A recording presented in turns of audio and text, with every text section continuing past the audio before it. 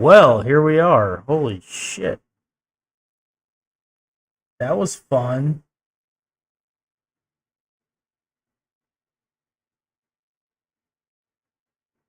That was real fun.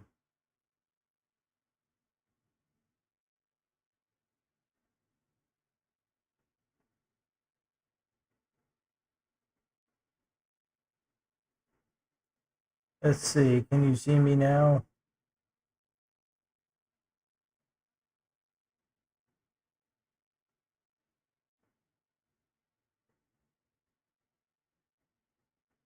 All right. That should have done it. I still have an echo.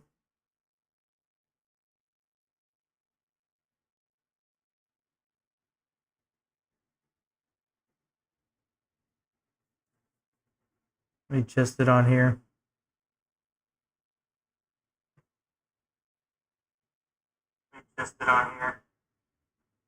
Nope, echo's fixed. Wow. Wow. Oh boy. That's what happened. I tried adding Nightbot or something. I don't know what the hell's going on. Anyway, let's try to get to the game. We're off to a rocky start tonight.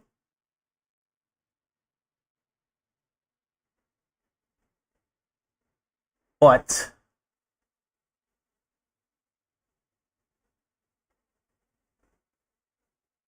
there we go.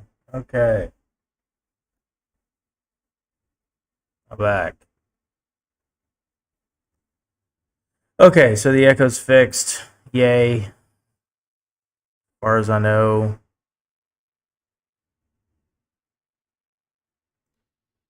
Maybe. Yeah. Echo fixed.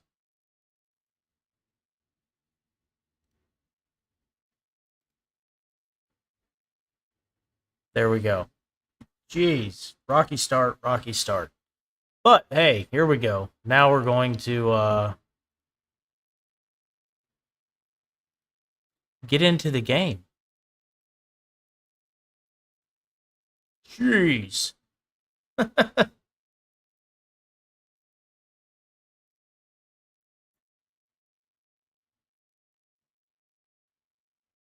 Whoa. Improvise, adapt, overcome. Here we are. Yay.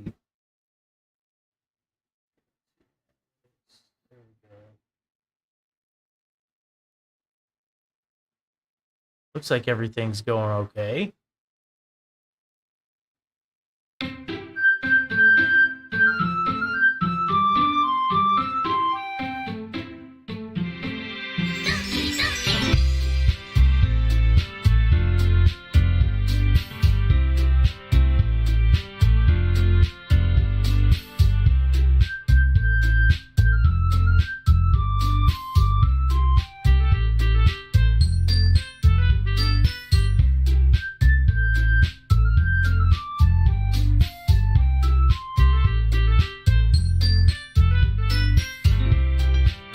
Alright, so everything going okay, I guess. How's it look? I'm very bright right now. Whoa, what is going on? Is it? Alright, let me turn it down. Actually, settings.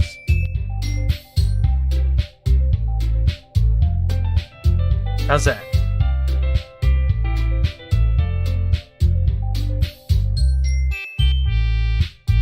Is that a little bit better?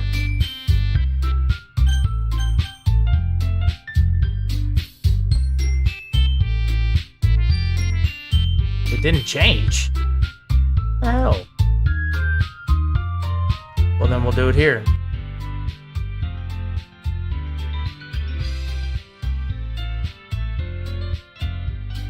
That changed a little bit.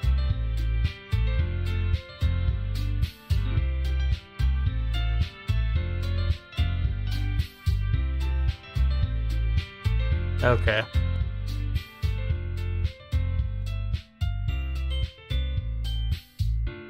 There we go. Alright. So into the game. I haven't played this in a while. Hey!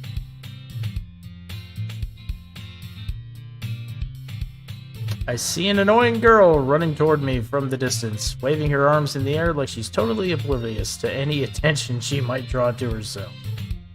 Ah, Sayori! My neighbor and good friend since we were children. You know, the kind of friend you'd never see yourself making today, but it just kind of works out because you've known each other for so. Does it? It's... Jesus. You know what? I'm not the only person that's had issues tonight.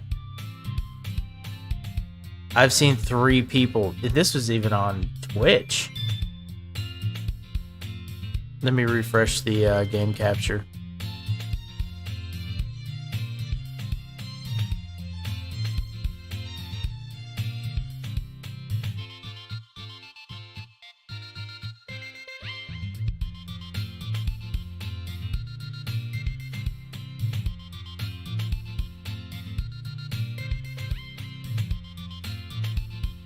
There we go. OBS just fucking up tonight.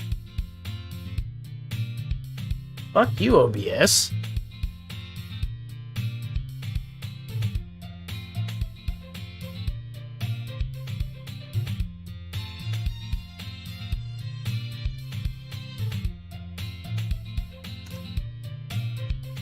Everything's...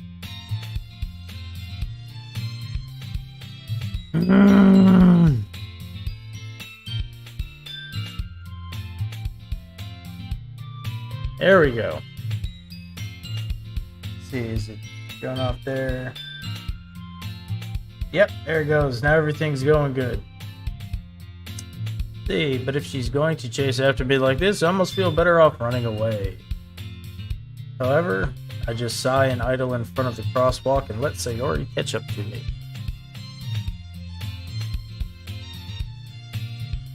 What? I overslept again. But I caught you this time. Maybe, but only because I decided to stop and wait for you. Say that like you were thinking about ignoring me. Maybe.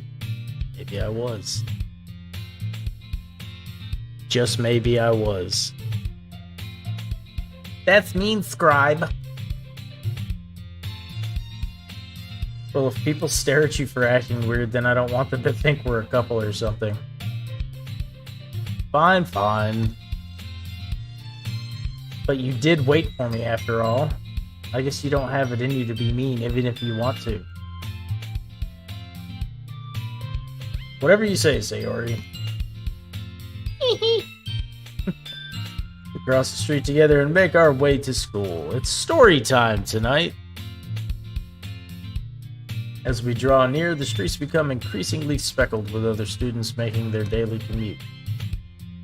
By the way, Scribe, have you decided on a club to join yet?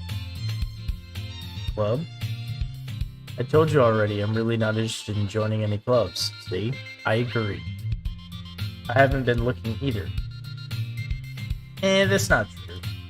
You told me you would join a club this year. Oh yeah? Oh, did I? I'm sure it's possible that I did. In one of our many conversations where I dismissively go along with whatever she's going on about. Sayori likes to worry a little too much about me when I'm perfectly content just getting by on the average while spending my free time on games and anime. And there is nothing wrong with that. Nothing at all. Uh-huh.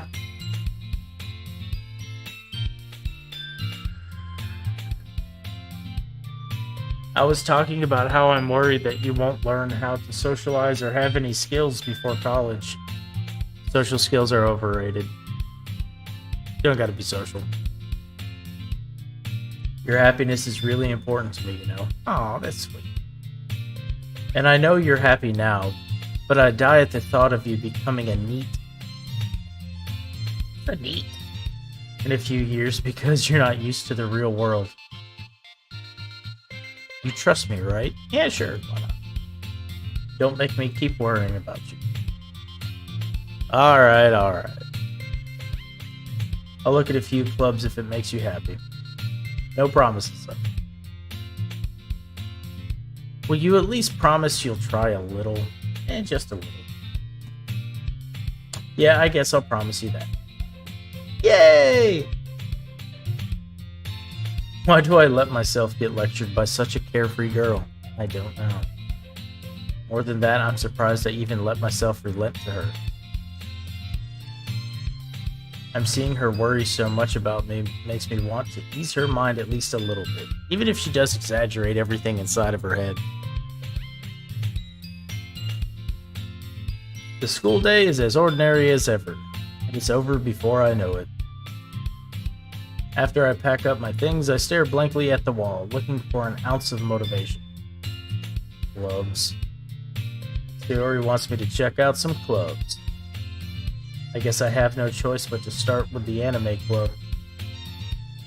Hello? Sayori! Sayori must have come into the classroom while I was spacing out. I look around and realize that I'm the only one left in the classroom. Man, you were spacing out hard. I thought I'd catch you coming out of the classroom, but I saw you just sitting here and spacing out, so I came in. Honestly, you're even worse than me sometimes. I'm impressed. You don't need to wait up for me, if it's gonna make you late to your own club. Well, I thought that you might need some encouragement, so I thought, know what? Well, you can come to my club. Say, alright? Yeah. There's no way I'm going to your club. Meanie. Sayori is vice president of the Literature Club. Not that I was ever aware that she had any interest in literature. In fact, I'm 99% sure that she only did it because she thought it would be fun to help start a club. And she was the first one to show interest after the one who proposed the club. She inherited the title vice president. That said, my interest in literature is guaranteed to be even less. Yeah, I'm going to the anime club. Come on, please. Why do you care so much anyway? Well, I think Sayori likes me. I kind of told the club yesterday I would bring in a new member. And Natsuki made cupcakes and everything. Don't make promises you can't keep. Words to live by. I can't tell if Sayori is really that much of an airhead, or if she's so cunning as to have planned all of this out. I let out a long sigh. Fine. I'll stop by for a cupcake, okay? I mean, cupcakes, man. Cupcakes. Yay, let's go. I mean, gotta love cupcakes. And thus today marks the day I sold my soul for a cupcake. I mean, I'm pretty sure there's some pretty good cupcakes. So, I dejectedly follow Sayori across the school and upstairs. A section of the school I rarely visit, being generally used for third-year classes and activities. Sayori, full of energy, swings open the classroom door. Everyone, the new member is here. I told you, don't call me new member. I glance around the room. Girl 1. Welcome to the Literature Club. It's a pleasure meeting you. Sayori's always says nice things about you. Oh, does she now? Seriously? Brought a boy. Way to kill the atmosphere. Well, bitch. Scribe, what a nice surprise. Welcome to the club. She's crazy. All words escape me in this situation. This club is full of incredibly cute girls. What are you looking at? Not a damn thing. Her new name is Konako. If you want to say something, say it. Sorry. Natsuki. The girl with a sour attitude, whose name is apparently Natsuki, is one I don't recognize. Her small figure makes me think she's probably a first year. She's also the one who made cupcakes, according to Sayori. You can just ignore her when she gets moody. Okay. I'll do that. Sayori says that quietly into my ear, then turns back toward the other girls. Anyway, this is Natsuki, always full of energy. Yeah, she seems really mean. And this is Yuri, the smartest in the club. Don't say things like that. Yuri, who appears comparably more mature and timid, seems to have a hard time keeping up with people like Sayori and Natsuki. Ah, well, it's nice to meet both of you. And it sounds like you already know Monica, is that right? Yep, Monica's a crazy bitch. That's right. Great to see you again, Scribe. Monica smiles sweetly. We do know each other. Well, we rarely talked, but we were in the same class last year. Monica was probably the most popular girl in class. Smart, beautiful, and athletic. Blah, blah. So how are we enjoying my reading so far? Basically, completely out of my league. So having her smile at me so genuinely feels a little... Yeah, you too, Monica. Yeah, come sit down, Scribe. We made room for you at the table, so you can sit next to me or Monica. I'll get the cupcakes. Yay, cupcakes. Hey, I made them. I'll get them. Sorry, get a little too excited. And how about I make some tea as well? The girls have a few desks arranged to form a table. As Sayori mentioned, it's been widened so that there's one space next to Monica and one space next to Sayori.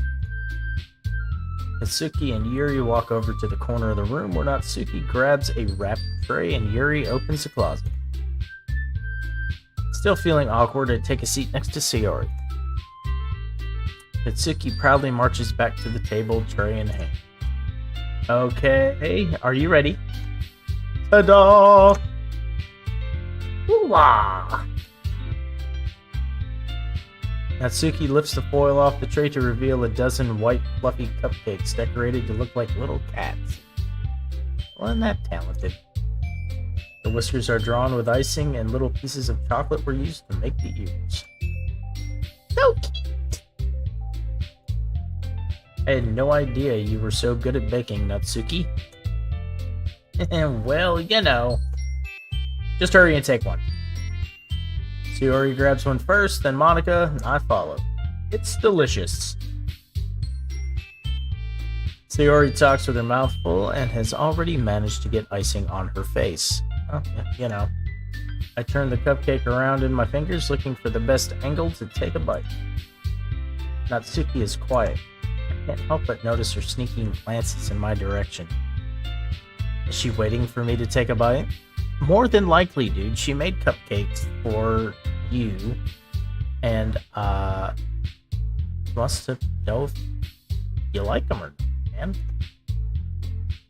I finally bite down. The icing is sweet and full of flavor. I wonder if she made it herself. This is really good. Thank you, Natsuki. God, she's so mean. Why are you thanking me? It's not like haven't I heard this somewhere before? Made them for you or anything. No, I thought you technically did, Sayori said. Well, maybe. But not for your... You know, you, dummy. Alright. I give up on Natsuki's weird logic and dismiss the conversation. Yuri returns to the table carrying a tea set. She carefully places a teacup in front of each of us before setting down the teapot next to the cupcake tray. The Keep a whole tea set in the classroom? Don't worry, the teachers gave us permission. After all, doesn't a hot cup of tea help you enjoy a good book? I don't know. I don't read. I guess. Don't let yourself get intimidated. Yuri's just trying to impress you. That's not it. Insulted, Yuri looks away. I mean that, I believe you. Cool. You're straight. Well, tea and reading might not be a pastime for me, but at least I enjoy tea.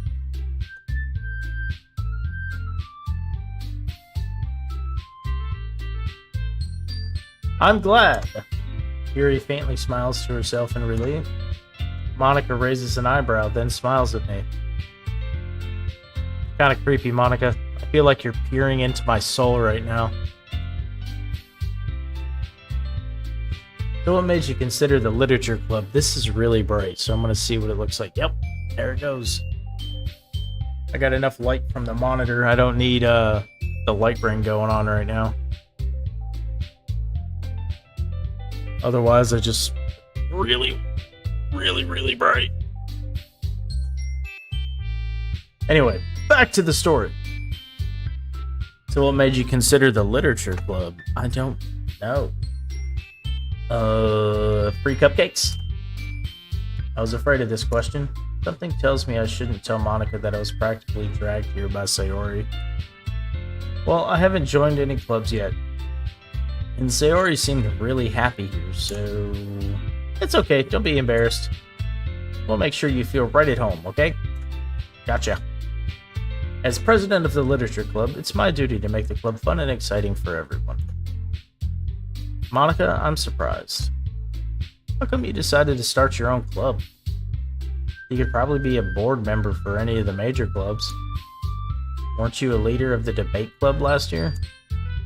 Well, to be honest, I can't stand all of the politics around the major clubs. I feel like nothing but arguing about the budget and publicity and how to prepare for events. I'd much rather take something I personally enjoy and make something special out of it. Makes sense.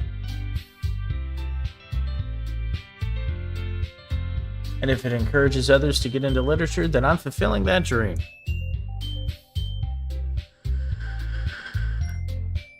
Monica really is a great leader. Yuri also nods in agreement. Then I'm surprised there aren't more people in the club yet. It must be hard to start a new club. You could put it that way. Not many people are very interested in putting out all the effort to start something brand new, especially when it's something that doesn't grab your attention like literature. You have to work hard to convince people that you're both fun and worthwhile. But it makes school events like the festival that much more important. I'm confident that we can all really grow this club before we graduate. Right, everyone? Yeah! We'll do our best. You know it. Everyone enthusiastically agrees. Such different girls, all interested in the same goal. Monica must have worked really hard just to find these three. Maybe that's why they're all so delighted by the idea of a new member joining. Though I don't really know if I can keep up with their level of enthusiasm about literature. So, Scribe, what kind of things do you like to read? Well, Playboy. Considering how little I've read these past few years, I don't really have a good way of answering that. Manga, see? See, I was close. I was close. I muttered quietly to myself. Yeah. Hentai is art too. I muttered quietly to myself, half joking. Atsuki's head suddenly perks up. Looks like she wants to say something, but keeps quiet. Not much of a reader, I guess. Well, that can change. What am I saying? I spoke without thinking after seeing Yuri's sad smile. Anyway, what about you, Yuri? Well, let's see. Yuri traces the rim of her teacup with her finger. Kind of like... Let's see.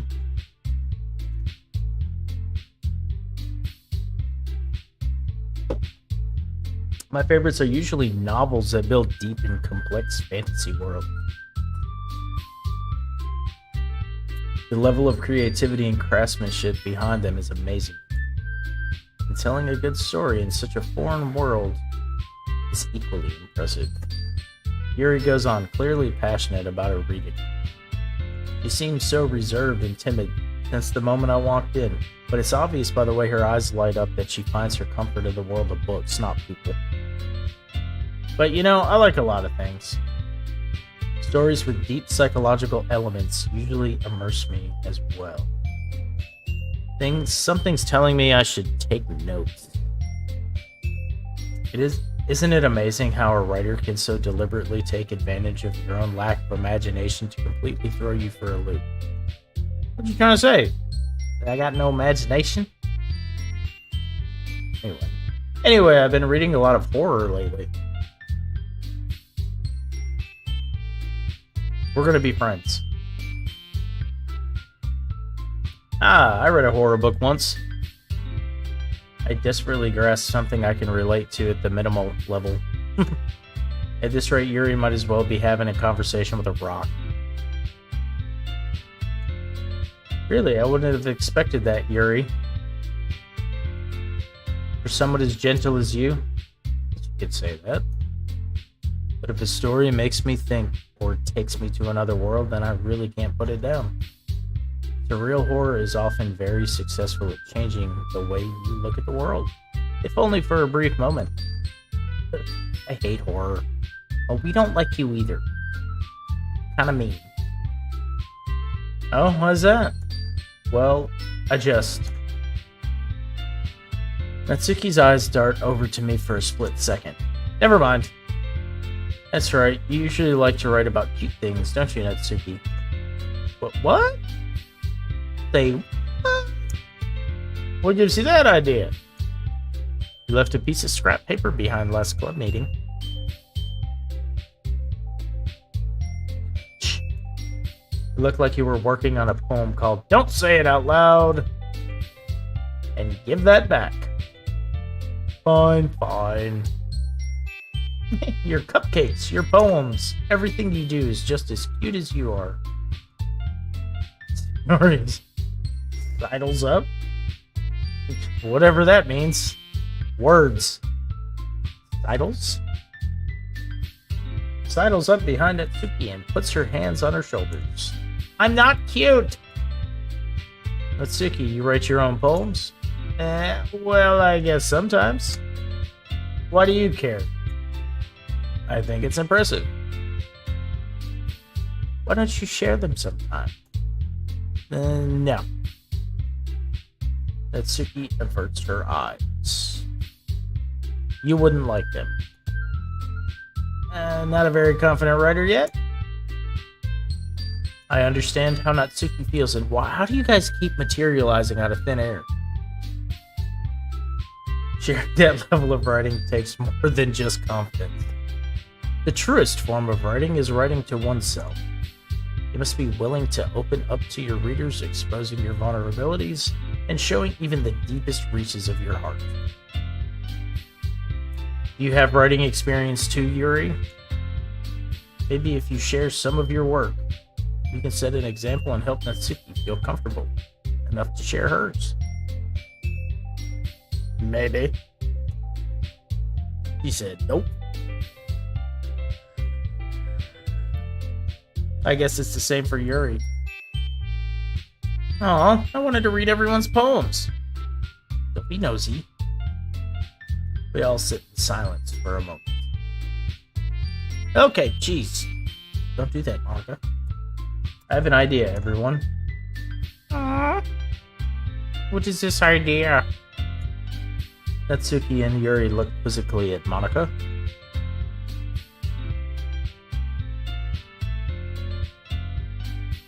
It was weird. Let's all go home and write a poem of our own. Then next time we meet, we'll all share them with each other. That way, everyone is even. Yeah, let's do it. Okay. Plus, now we have that Plus, now that we have a new member, I think it will help us all get a little more comfortable with each other and strengthen the bond of the club. Isn't that right, Scribe? Man, don't ask me that shit. Monica smiles warmly at me once again. Hold on, there's still one problem. Yeah, what's that? Now that we're back to the original topic of me joining the club, I bluntly come forth with what's been on my mind the entire time. I never said I would join this club. Theory may have convinced me to stop by, but I never made any decision. I still have other clubs to look at, and I lose my train of thought. Man, they all look sad and angry and worried. Gotta be put on the spot here. All four girls stare back at me with dejected eyes. But I'm sorry, I thought. You all. I'm defenseless against these girls. How am I supposed to make a clear-headed decision when it's like this? That is, if writing poems is the price I need to pay in order to spend every day with these beautiful girls, right? Okay, I've decided then. I'll join the literature club. One by one, the girls' eyes light up. Yes, I'm so happy. Theory wraps her arms around me, jumping up and down. Hey, back off. You really did scare me for a moment. Well, you like horrors, so there you go. I'm here to oblige. If you really just came for the cupcakes, I would be super pissed, and I have a feeling she would hunt me down in my sleep. That makes it official. Welcome to the Literature Club. Thanks, I guess. Alright, everyone. I think with that, we can officially end today's meeting on a good note. Everyone remember tonight's assignment. Write a poem to bring to the next meeting so we can all share. Monica looks over at me once more. Scribe, I look forward to seeing how you express yourself. Yeah. Can I really impress the class star Monica with my mediocre writing skills? I already feel the anxiety welling up inside me. Meanwhile, the girls continue to chit-chat as Yuri and Natsuki clean up their food. Hey, Scribe. Since we're already here, do you want to walk home together? That's right. Sarah and I never walk home together anymore because she's always stayed after school for clubs. Sure, might as well. Yay! With that, the two of us depart the club room and make our way home.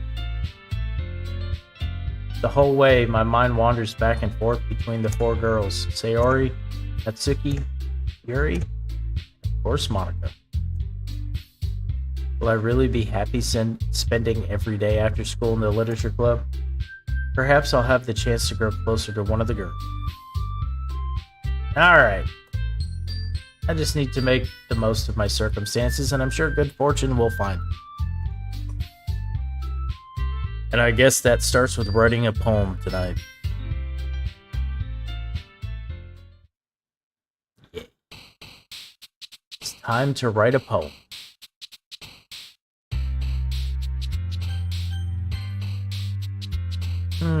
That's right, we gotta pick words. So who are we gonna go after?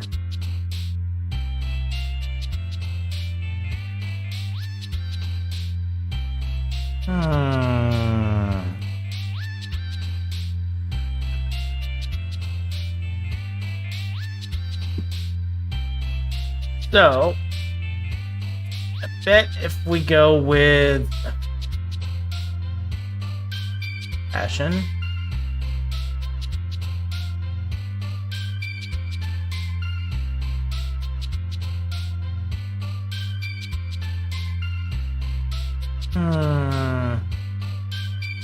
What's next? What's adventure? Oh, of course. We're all up in Sayori's business.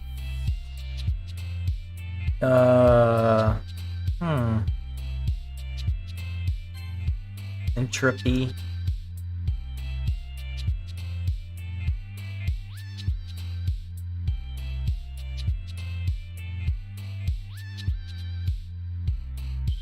depression.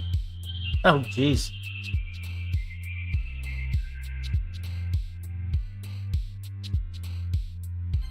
Agonizing. It's gonna be an interesting poem. Fester. Just because I'm bald and look like Uncle Fester.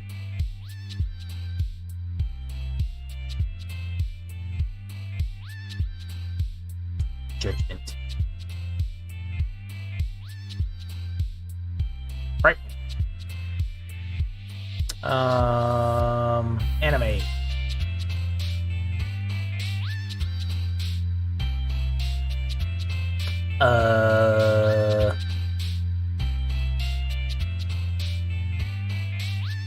Defeat.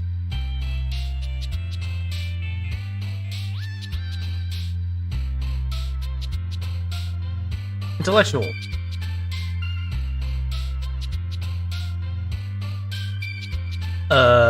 Oh jeez.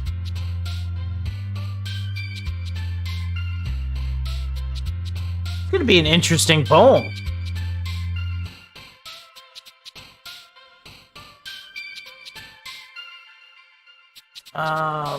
Imagination.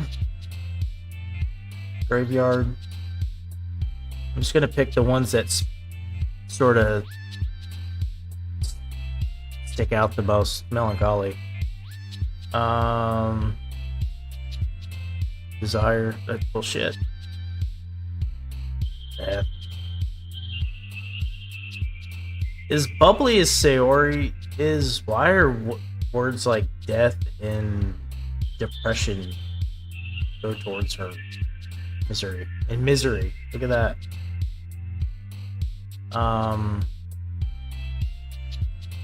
Destiny. Existence. Marshmallow. Out.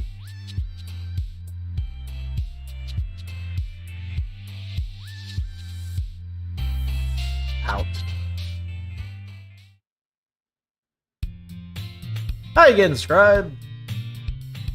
Glad to see you didn't run away on us. Nah, don't worry.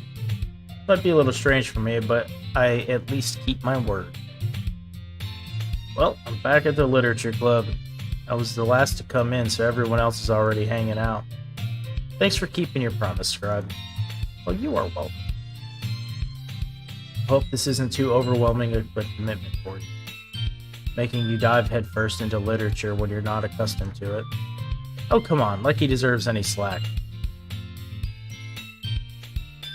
Sayori told me you didn't even want to join any clubs this year, and last year too. I don't know if you plan to just come here and hang out or what, but if you don't take it seriously, then you won't see the end of it. Natsuki, you certainly have a big mouth for someone who keeps her manga collection in the club room. Oh, someone got called out. How's that bus feel? Got run over by it.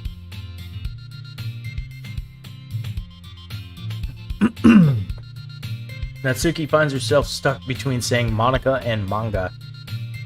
Manga is literature. Agreed. Swiftly defeated, Natsuki plops back into her seat. Plop. Don't worry, guys.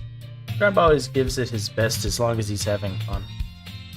He helps me with busy work without me even asking. Cooking, cleaning my room. How dependable. Yuri, that's because your room is so messy, it's distracting. You almost set your house on fire once. And that's so. You two are really good friends, aren't you? I might be a little jealous. Shit, it's only been one day. You're already gonna be jealous. How come? You and Scribe can become good friends too. Sayori? As usual, Sayori seems oblivious to the weird situation she just put me in. Oh, Yuri even brought you something today. You know. Wait, Sayori. Me? Not really. Be shy. It's really nothing. What is it? Never mind.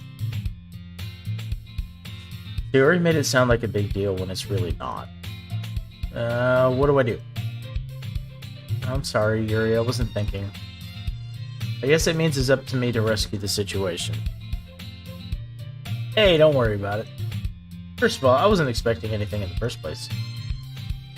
So any nice gesture from you is a pleasant surprise. It'll make me happy no matter what. Is that so? Yeah, I won't make it a big deal if you don't want it to be. Yeah, alright. Well, here. Yuri reaches into her bag and pulls out a book. I didn't want you to feel left out, so I picked out a book that I thought you might enjoy. It's a short read, so it should keep your attention, even if you don't usually read. And we could, discuss it if you wanted.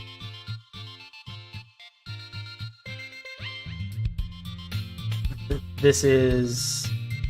How is this girl accidentally being so cute? She even picked out a book she thinks I'll like, despite me not reading so much.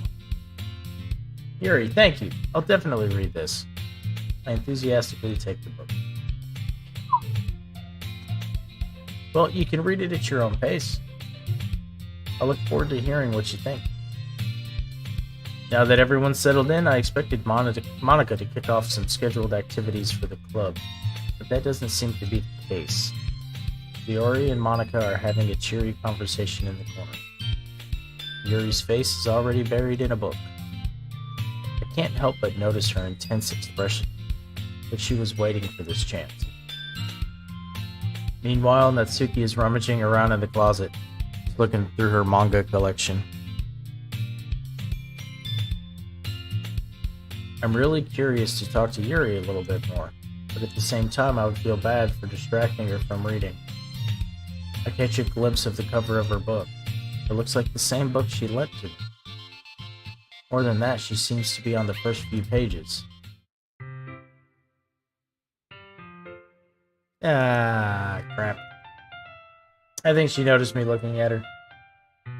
She sneaks another glance at me and our eyes meet for a split second. But that only makes her hide her face deeper in her book. Sorry. I was just spacing out. I mutter this, sensing I made her uncomfortable. Oh. It's fine. If I was focused, then I probably wouldn't have noticed in the first place. But I'm just rereading a bit of this, so... That's the book you gave me, right? Mm-hmm. I wanted to reread some of it. Not for any particular reason. Just curious. How come you have two copies of the same book?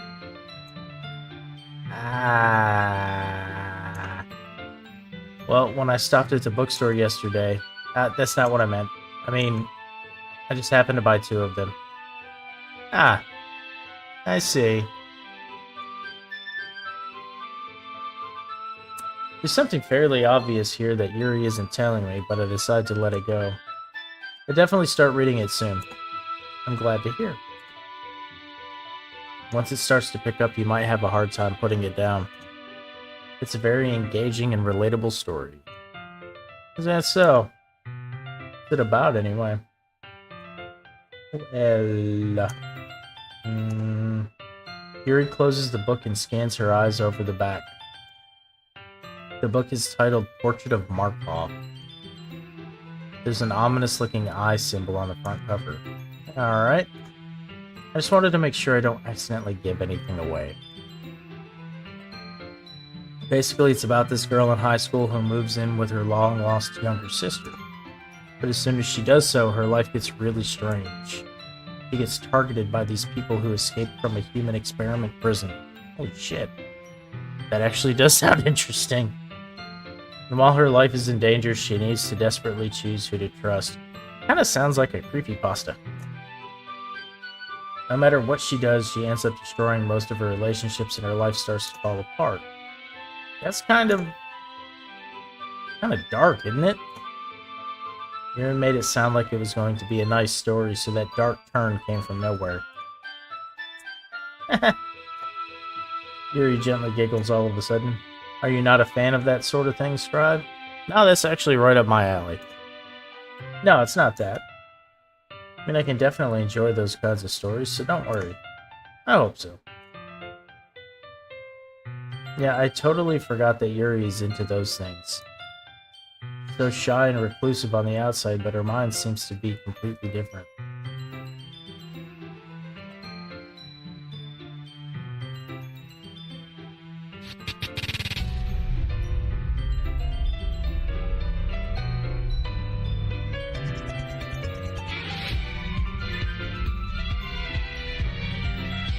What's up, Common? How are you? Welcome on in, sir. How is ya?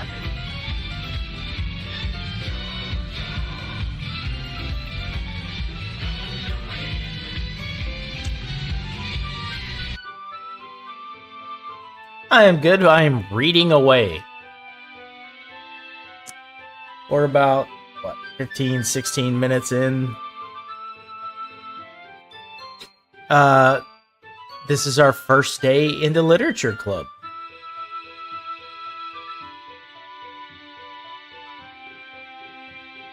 Well, I'm glad. Hopefully I can provide an escape to your, workday. Let me check something real quick, too.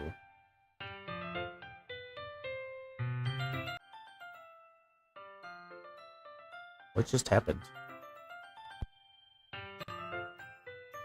Synapse. Damn you, Synapse. There we go. I will do my best to, provide a work escape. Everything's back to normal now. Let's see, Yuri. It's just that those kind of stories, they challenge you to look at life from a strange new perspective. When horrible things happen, not just because someone wants to be evil, but because they have their own goals and their own philosophy that they believe in. Then suddenly, when you thought you related to the protagonist, they're made out to be the naive one for letting their one-sided morals interfere with the villain's plans. I'm rambling, aren't I? Not again.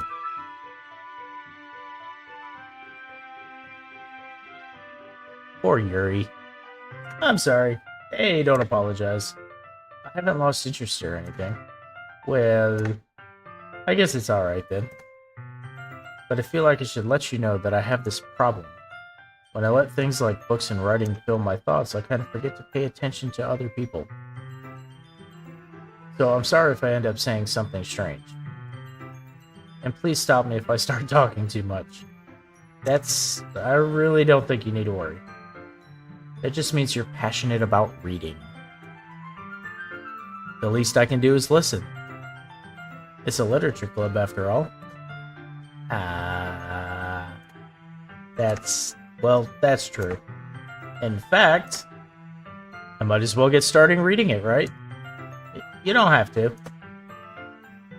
What are you saying? Just a moment ago you said you were looking forward to it. Just let me get the book. I quickly retrieved the book that I had put into my bag. Alright. It's fine if I sit here, right? I slip into the seat next to Yuri's. Yuri looks a little nervous. Just saying. Yeah. Are you sure? Seem a little apprehensive. I'm sorry. It's not that I don't want you to, it's just something I'm not very used to. Okay. That is, reading in company with someone. I see. Well, just tell me if I end up distracting you or anything. Alright. I open the book and start the prologue. I soon understand what Yuri means about reading in company. It's as if I can feel her presence over my shoulder as I read. It's not a particularly bad thing, maybe a little distracting, but the feeling is somewhat comforting.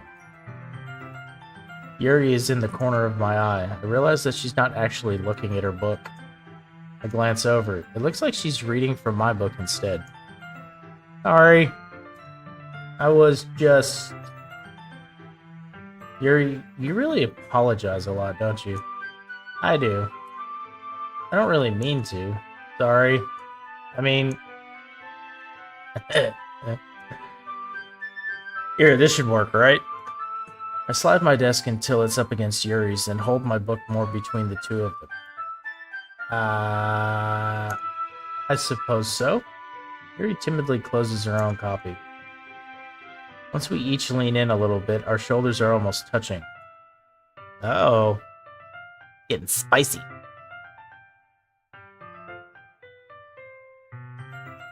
Feels like my left arm is in the way, so instead I use my right hand to hold the book open. I guess that makes it kind of difficult to turn the page. Here. Yuri takes her left arm and holds the left side of the book between her thumb and forefinger. Ah. I do the same with my right arm, on the right side of the book. That way I turn a page and Yuri slides it under her thumb after it flips to her side. But in holding it like this, we're huddled even closer together than before. It's actually kind of distracting me.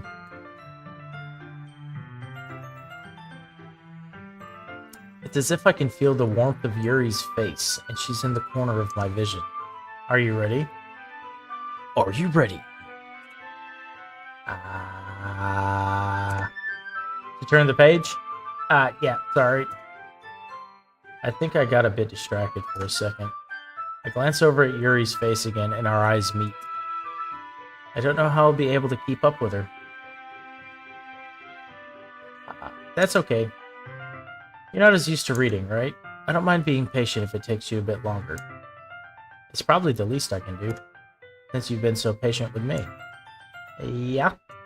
Thanks! We continue reading. Yuri no longer asks me if I'm ready to turn the page. Instead, I just assume that she finishes the page before me, so I turn it by my own volition. We continue the first chapter in silence. Even so, turning each page almost feels like an intimate exchange. Spicy. My thumb gently letting go of the page, letting it flutter over to her side as she catches it under her own thumb. Hey Yuri. Might be a silly thought, but the main character kind of reminds me of you a little bit. You think so? How does she? Well, I guess she's more blunt in a lot of ways, but she also second guesses all of the things that she says and does. Like she's afraid she'll do something wrong. It's not like I can see into your head or anything, but they're kind of reminiscent of some of your mannerisms. I see. Yuri remains silent for a moment, but Scribe, that's probably a terrible thing to have in common with her. Oh, that's so embarrassing you think that. Wait. Didn't mean that in a bad way or anything. Sorry, I really didn't know you were self-conscious about that sort of thing. I guess I more meant that it's kind of cute. Ah! What are you saying all of a sudden? I didn't say shit. Say a damn thing. Okay, everyone, now I'm gonna get to the rescue. I think it's about time we shared today's poems with each other. We may not have enough time if we wait too long. Ah. Yuri exhales, spared from finishing her thought. Is that alright, Yuri? You look kinda down. Sorry if you haven't been looking forward to this. It's fine. Yuri releases her hand from the book, causing it to close on top of my thumb. Alright. I guess I'll do some more reading tonight. Or would you prefer I only read it with you? I mean, I'm just saying. I guess I don't have too much of a preference either way. In that case, I'll read a little bit more tonight. It'll be more fun to read with you after it picks up a bit, you know? That's good reasoning. In that case, feel free to finish the first 2 chapters in your own time. Alright. I got you covered. I stand up. I make a mental note of where I left off in the book and slip it back into my bag. By the way, did you remember to write a poem last night? Yeah, I did. My relaxation ends. I can't believe I agreed to do something so embarrassing. Couldn't really find much inspiration since I've never really done this before. Well, now that everyone's ready, why don't you find someone to share with? I can't wait! Sayori and Monica enthusiastically pull out their poems. Sayori's is on a wrinkled sheet of loose leaf torn from a spiral notebook. On the other hand, Monica wrote hers in a composition notebook. I can already see Monica's pristine handwriting from where I sit. Natsuki and Yuri reluctantly comply as well, reaching into their bags. I do the same myself. Okay, so who do you want to listen to first? Got Sayori, Natsuki, Yuri, and Monica.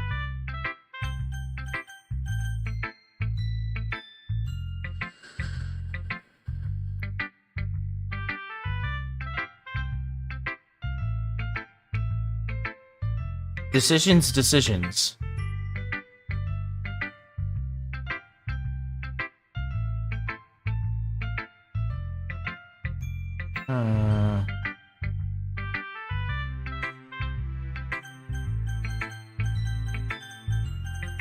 I mean, we can go with Yuri because we've just been reading books with her.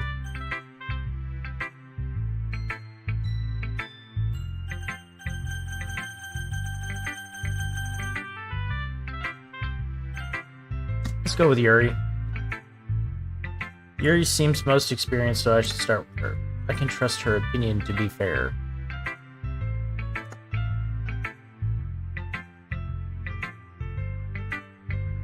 Alright, as Yuri reads the poem, I notice her eyes lighten.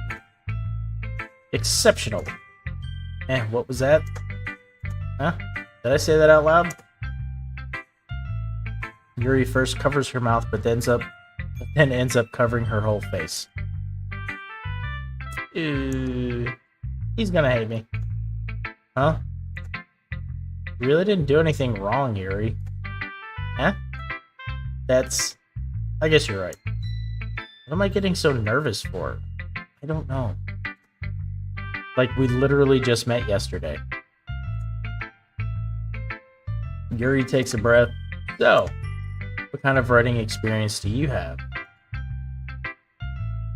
Your use of imagery and metaphors indicates you've written a lot of poetry before. Really? I literally just picked random words. Oh, that's a huge compliment coming from you. This is actually my first time, really. Huh? Yuri stares at me blankly, then looks at my poem again. Well, I know that. I just meant, Yuri trails off, unable to find an excuse. She traces her finger along the words in the poem as if breaking it down more thoroughly. Yeah. Okay. This is the reason I was able to tell. It's just that there are specific writing habits that are usually typical of new writers. And having been through that myself, I kind of learned to pick up on them. I think the most noticeable thing I recognize in new writers is that they try to make their style very deliberate. In other words, they tend to pick a writing style separate from the topic matter, and they fit the two together. The end result is that both the style and the expressiveness are weakened. Once Yuri finds her train of thought, as if her demeanor totally changes. Her stammering is completely gone and she sounds like an expert. Of course, that's not something you can be blamed for. Well, cool. There's so many different skills and techniques that go into writing even a simple poem. Not just finding them and building, but getting them to work together is probably the most challenging part. It may take you some time, but it all comes with practice and learning by example and trying new things. I also hope that everyone else in the club gives you valuable feedback. Natsuki can be a little biased, though. Biased how? Well, never mind. I shouldn't be talking about people like that. It's because she likes manga. Sorry. It's fine. I'm not sure if Yuri's apologizing to herself, to me, or to Natsuki. You mind if I read your poem now? Please do. I'd love to share my thought process behind it. Yuri smiles dreamily as if that's a rare opportunity for me. I know. Dun dun dun. So much drama. Which itself, it's kind of funny. After all, isn't this supposed to be a literature club? Oh, dude, the drama gets thick in here, man. I'm telling you. I'm like the only dude in a club full of girls, man. And yeah. Let's see. Ghost under the light. The tendrils of my hair illuminate beneath the amber glow. Bathing. It must be this one. The last remaining streetlight to have withstood the test of time. The last yet to be replaced by the sickening blue-green hue of the future. I bathe, calm, breathing air of the present but living in the past. The light flickers. I flicker back.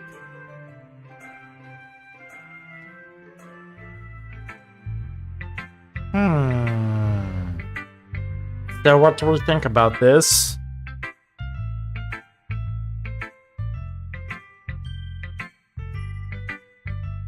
She said she had terrible handwriting. Okay. Then I'm sorry, I have such terrible handwriting. What? Wasn't thinking that at all. But it took you a long time to read. Are you seriously timing me? Well, I just don't read script very often. I actually think your handwriting is pretty. Huh? That's a relief. Also, I like the poem. Even though it's short, it was really descriptive. It wasn't too short. I usually write longer poems. Not at all. I'm really glad you like it. I'll be honest. Since it's our first time sharing, I wanted to write something a little more mild. Something easy to digest, I suppose. Are you into ghosts, Yuri? Hoo-hoo? Actually, the story isn't about a ghost at all. Right? Really? Must have totally missed the point. Well, I suppose you did only glance over it after all. But remember that poets often express their own thoughts, feelings, and experiences in their work. Okay. Are we all ready for English class? We usually do more than tell a simple story or paint a picture. In this case, perhaps the subject of the poem is only being symbolically compared to a ghost, lingering in her last remaining place of comfort, unable to let go of the past, and soon to be left with nothing. It's a lot more solemn putting it that way. I hadn't even thought of that. Me neither. Like, for reals. That's impressive. Eh? You know, hindsight is always 20/20, and I should have set up a voice changer yesterday and have 4 different buttons, one for each of the girls in the class, so I could sort of switch between and read in different voices, because I'm not good at voices.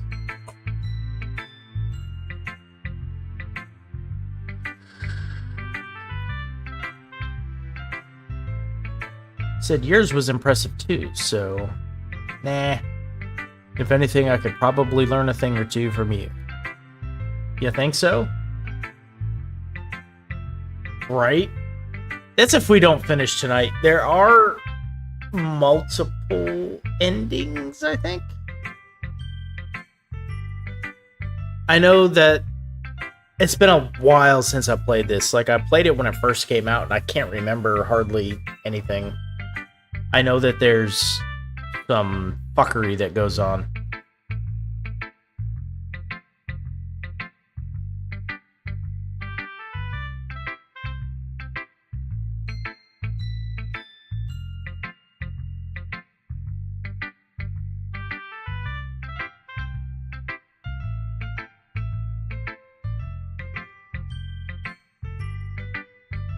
But yeah, I don't know. Yeah, it's been a minute since I've done the whole or played the game, so I know there's some stuff that goes on. Yeah, of course. But yeah, if we don't finish tonight, then Monday, I'll definitely try to set it up for Monday. 'Cause that would be fun to be able to swap voices.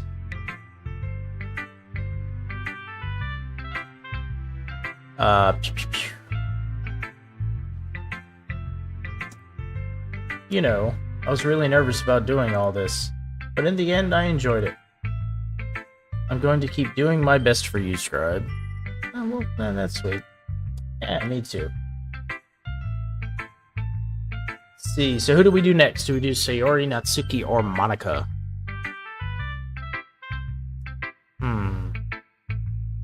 We haven't had a whole lot of interaction with Natsuki. Let's do Natsuki.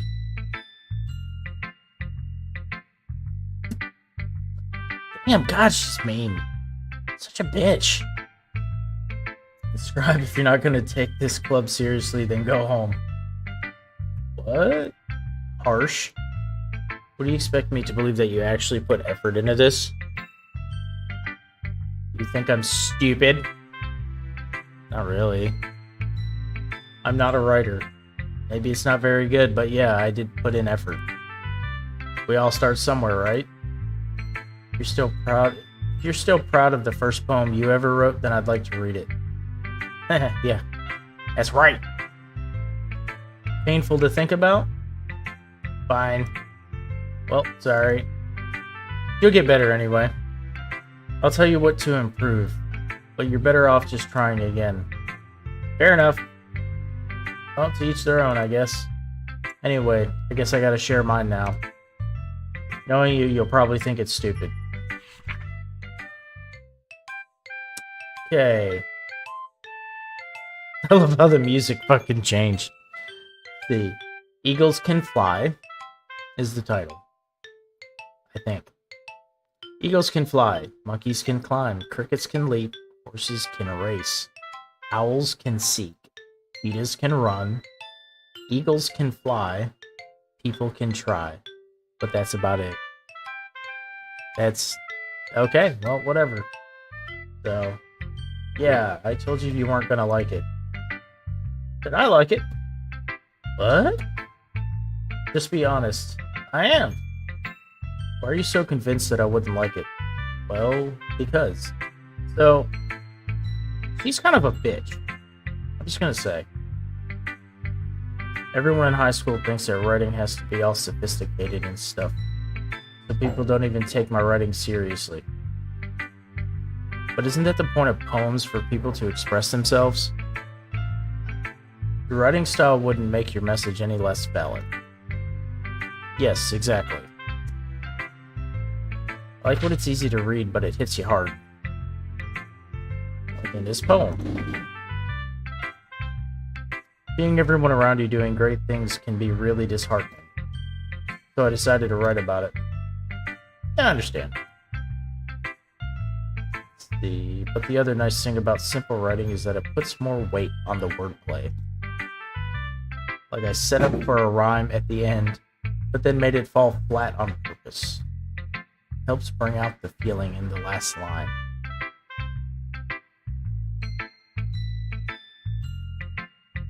Let's see, so you did. I guess more went into it than I realized.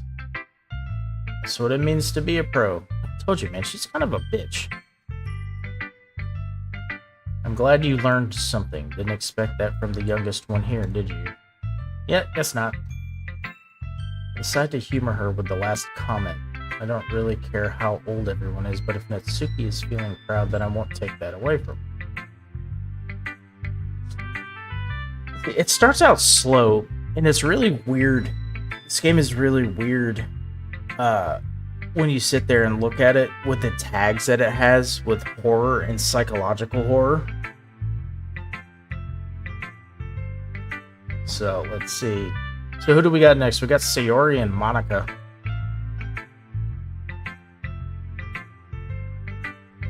I'll let you decide.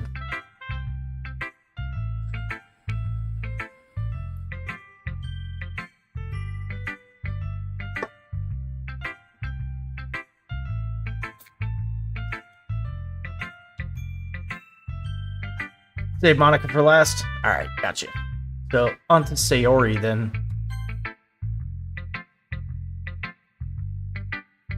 Monica's kind of a psycho.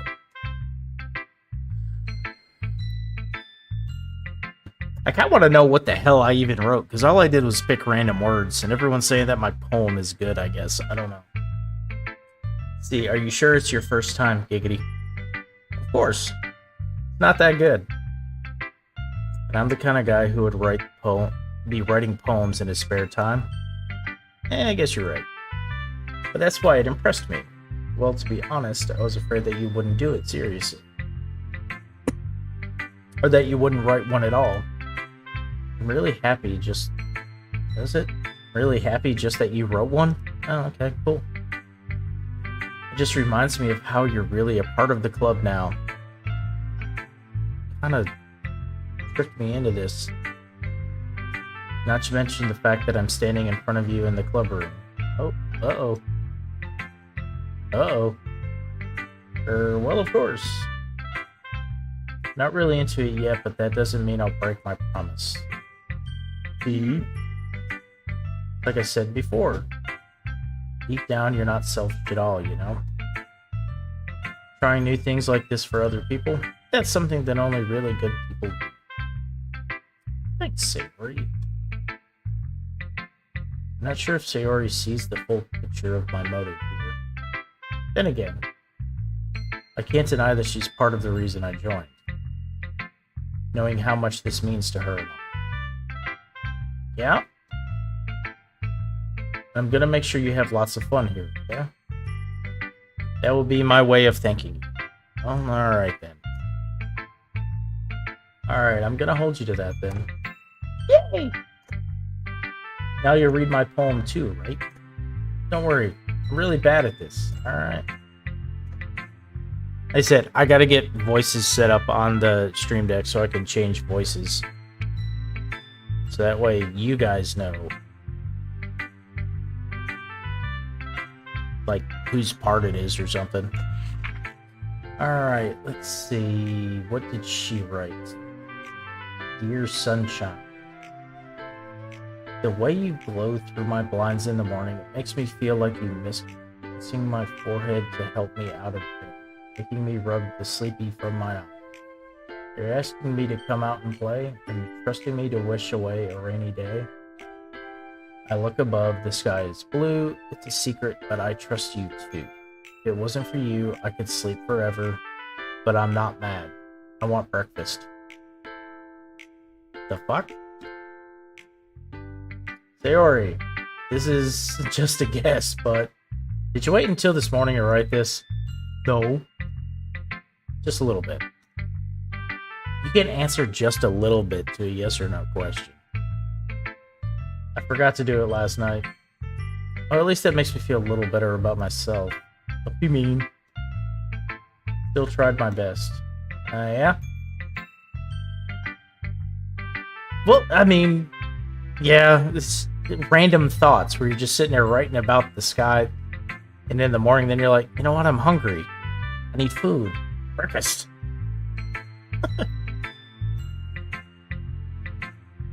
Didn't mean to say that it was a bad poem. It came out nice, or how should I put it? It sounds just like you. Really? Yeah. Especially that last line. I made eggs and toast. Christ. Even though you were late to school? It's bad to skip breakfast. You get all cranky. She gets hangry. Well, I guess there's no point in arguing. Anyway, thanks for showing me. This was so much fun. Monica's the best. Yeah? But next time I won't forget. I'm gonna write the best poem ever. Well, I guess I look forward to it. Alright, last but not least, Monica. Hi, Scribe. Having a good time so far? I don't know. We'll find out. Good, glad to hear it. By the way, since you're new and everything, if you ever have any suggestions for the club, like new activities or things we can do better, I'm always listening. That gets creepier later. Don't be afraid to bring things up, okay? Alright, I'll keep that in mind. Of course I'll be afraid to bring things up. I'm much better at just going with the flow until I'm more settled in.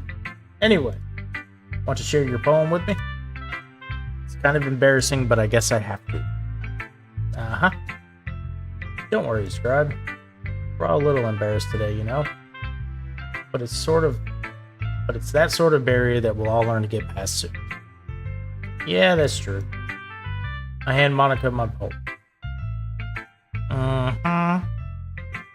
Great job. I was going, oh, in my head while reading it. It's really metaphorical. I don't even know what I wrote, so...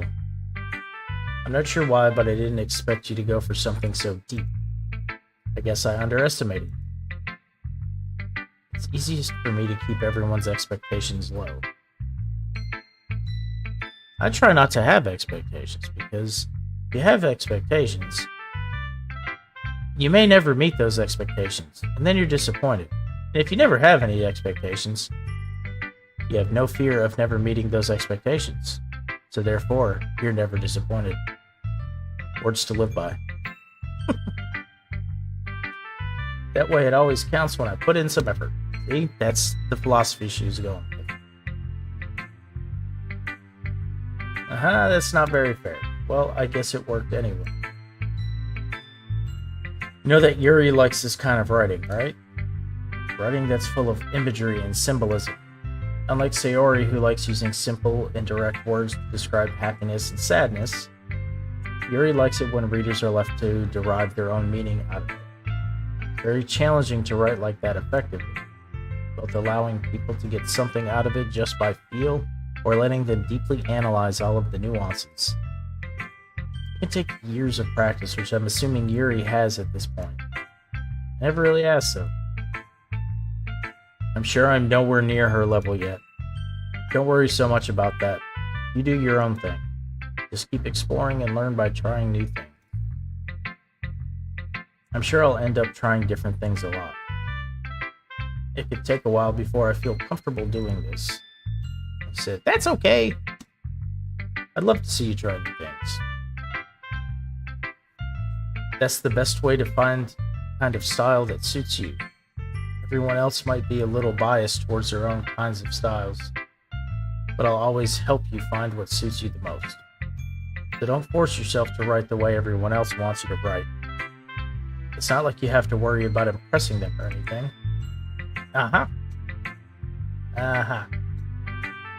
Anyway, do you want to read my poem now? Sure, why not? Don't worry, I'm not very good. You sound pretty confident for someone who claims to not be very good. Well, that's because I have to sound confident. That doesn't mean I always feel that way, you know? I see. Well, let's read it then. Alright, here we go. Oh lord, I gotta scroll for this one. Jesus, why? Alright. So this one's titled Hole in the Wall. It couldn't have been me. See, the direction the sparkle protrudes. The direction that spackle protrudes. Holy crap. A nosy neighbor, an angry boyfriend, I'll never know I wasn't home. I peer inside for a clue. No, I can't see. I reel, blind like a film left out in the sun. But it's too late. My retina's already scorched with a permanent copy of the meaningless image. It's just a little hole. It wasn't too bright. It was too deep. Stretching forever into everything. A hole of infinite choices. Hole. I realized now that I wasn't looking in. I was looking out. And he, on the other side, was looking in. Alright. So what do you think? Moist. It's very freeform, if that's what you call it. I'm not really the right person to ask for feedback. I know. I told you, dude, she's... something wrong with her.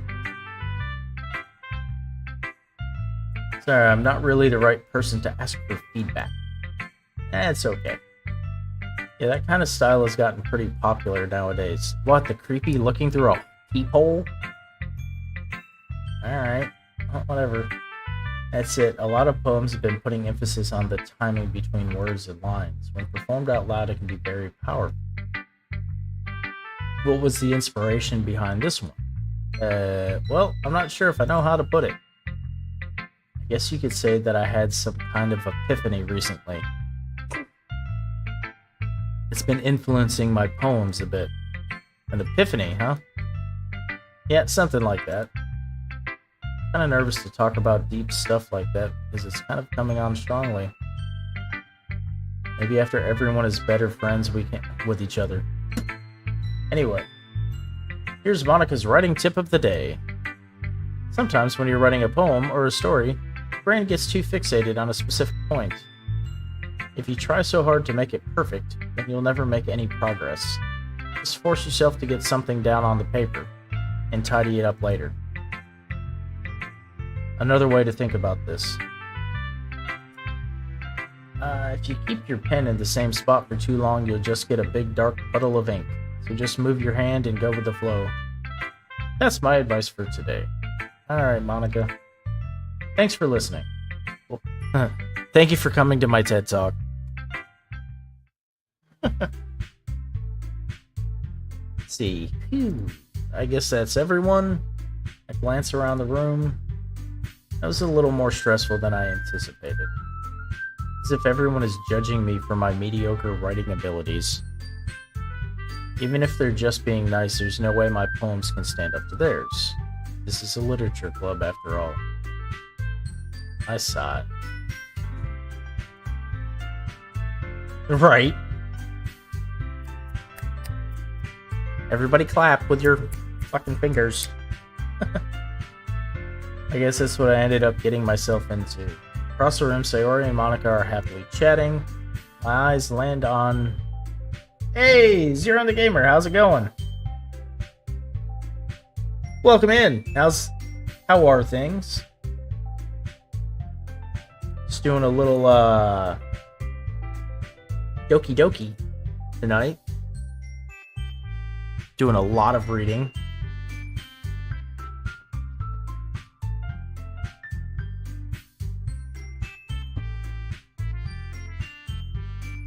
I mostly play horror games. I do a lot of variety, so coming up next, the next main game that I want to play is the Callisto Protocol. It'll be out on December 2nd, so I've got it in my library ready to go. I really enjoy, I play a lot of horror games. I do a lot of indie horror. Pretty much the scarier, the better. I like a lot of stuff from Emeka Games. A lot of independent horror, like Summer of 58 was definitely a good one. Big fan of Dead Space. I don't really do first-person shooters much because I tend to get more focused on the game itself than paying attention to chat or anything like that. And I don't really want to miss anything.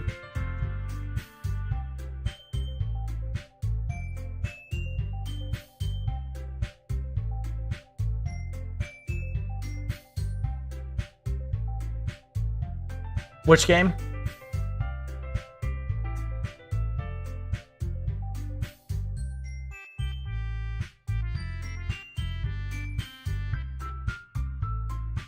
That would, yes, Borderlands and Destiny would be fun to play together. Oh, the Callisto Protocol? I don't know. I'm going based off the story. ESO? Not really sure what that one is. I do like a lot of Resident Evil too. I've been playing a lot of Resident Evil. I went through pretty much all of Elder Scrolls. No, I've actually never played that. Yeah, I want to look through the Black Friday stuff and see what they got.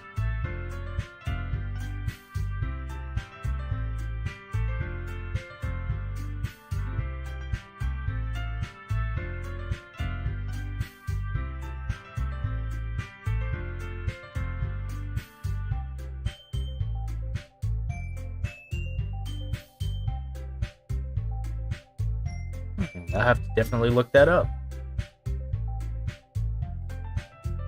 But yeah, I've mostly been on...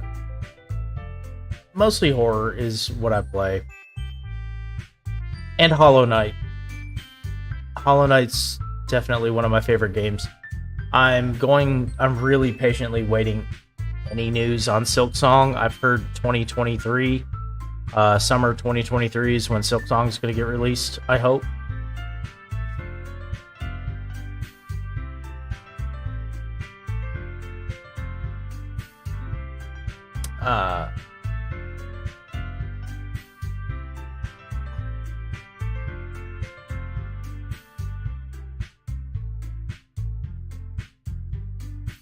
Are they? See, I was going to play it mostly for the story. I didn't even know that there was like a multiplayer or anything like that. I was looking for it mostly because of story base. That sucks.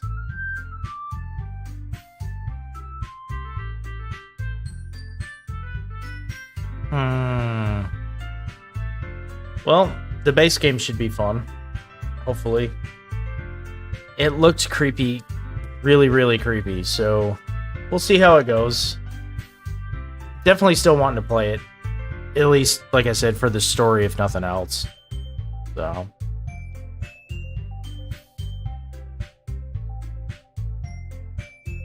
Because it looks... I'm scared... I might. I didn't know that there was going to be a Harry Potter RPG. I feel like I'm out of the loop.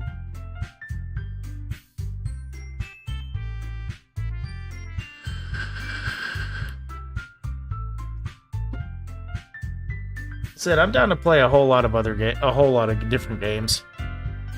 Huh. Let me put that on my list.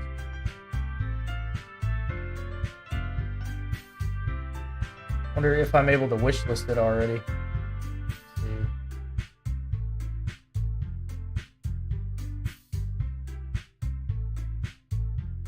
So I don't forget, because I will forget.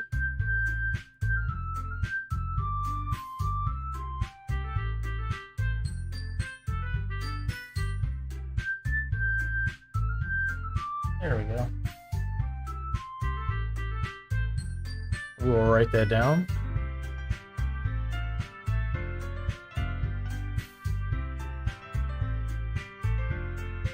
Okay. I'll have to write that one down too. Ideas are good.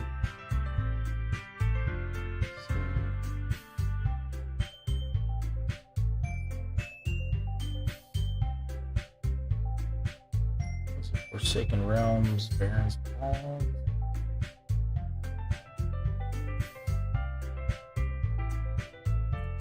There we go. Okay, cool. Yeah, I'll put those on my wish list in a little bit. I got them written down in my notes. So, there we go. Check this real quick.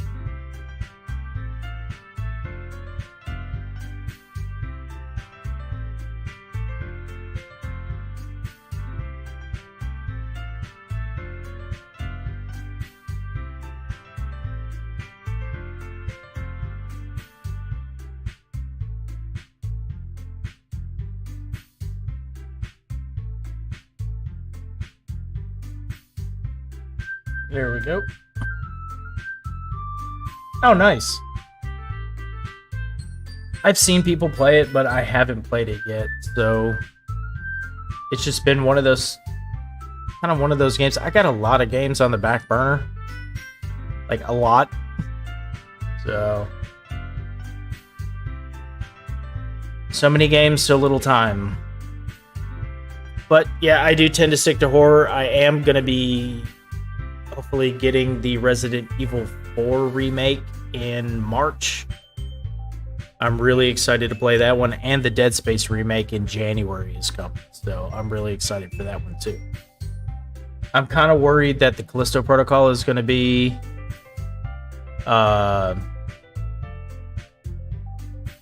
what is it?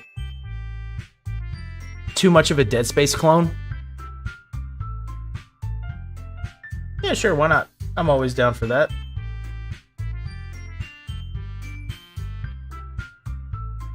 Let's see, here we go. As they read in tandem, I watch each of their expressions change. Natsuki's eyebrows furrow in frustration. Meanwhile, Yuri smiles sadly. What's with this language? What language? Did you say something? Oh, it's nothing.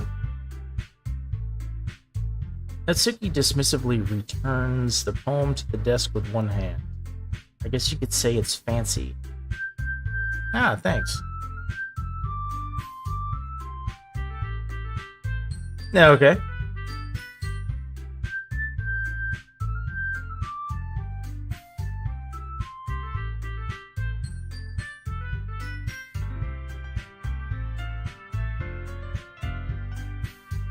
Yeah, I'd probably do that more for recorded videos.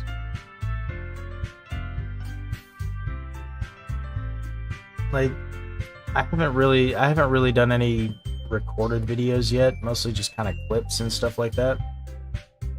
Like uploading to shorts. So it's pretty much the only thing I've got uploaded right now are just lives. But I still need to do. Okay, I've got some video editing software that I use. DaVinci Resolve is the video editing software because it's free and it is a lot like Adobe Premiere Pro.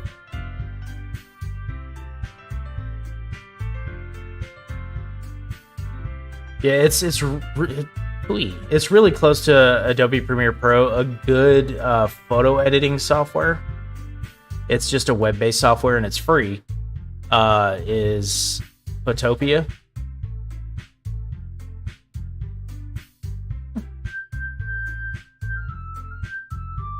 It wouldn't let you download DaVinci Resolve. Look for DaVinci Resolve 18. That's the latest version of it right now. It's I got Exodus to. I helped him download it the other day.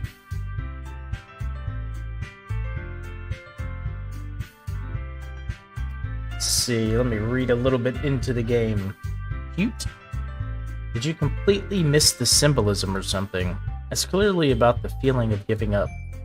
How can that be cute? I know that. I just meant the language, I guess. I was trying to say something nice. You mean you have to try that hard to come up with something nice? I've never really played any of those.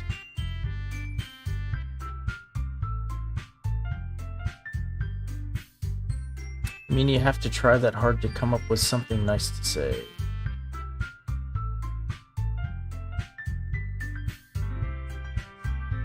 Well, I do have a couple of suggestions. If I was looking for suggestions, I would have asked someone who actually liked it.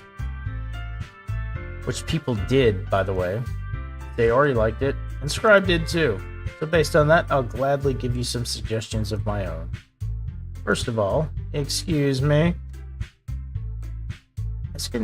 The claws are coming out here. Look at these two. I appreciate the offer, but I spent a long time establishing my writing style. I don't expect it to change anytime soon. Unless, of course, I come across something particularly inspiring. Which I haven't yet. And Scribe liked my poem too, you know? He even told me he was impressed by it. I did. Natsuki suddenly stands up. Now? I didn't realize you were so invested in trying to impress our new member, Yuri. It's fucking ridiculous. That's not what you're just... Yuri stands up as well. Dude, they're gonna fight! They're gonna fight! Maybe you're just jealous that Scribe appreciates my advice more than he appreciated yours. And how do you know he didn't appreciate my advice more? Are you that full of yourself? No. If I was full of myself... I know, catfight, claws are coming out! I would deliberately go out of my way to make everything I do overly easy. Is everyone okay? You know what? I wasn't the one whose boobs magically grew a size bigger. As soon as Scribe started showing up. Natsuki! Natsuki, that's a little... This doesn't involve you. I don't like fighting, guys. Suddenly, both girls turned towards me as if they just noticed I was standing there. He's just trying to make me look bad. I know!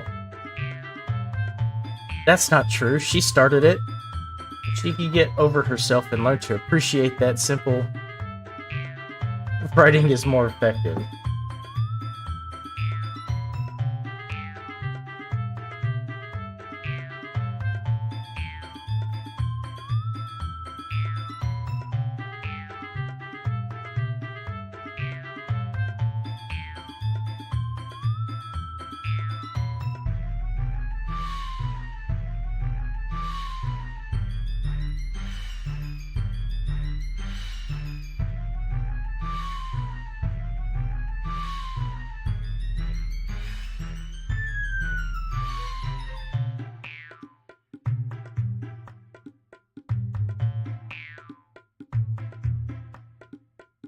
See, if she could get over herself and appreciate that simple writing is more effective, then this wouldn't have happened in the first place. What's the point in making your poems all convoluted for no reason? The meaning should jump out at the reader, not force them to have to figure it out. Help me explain it to her. There's a reason we have so many deep and expressive words in our language. It's the only way to convey complex feelings and meaning the most effectively. Avoiding them is not only unnecessarily limiting yourself, it's also a waste.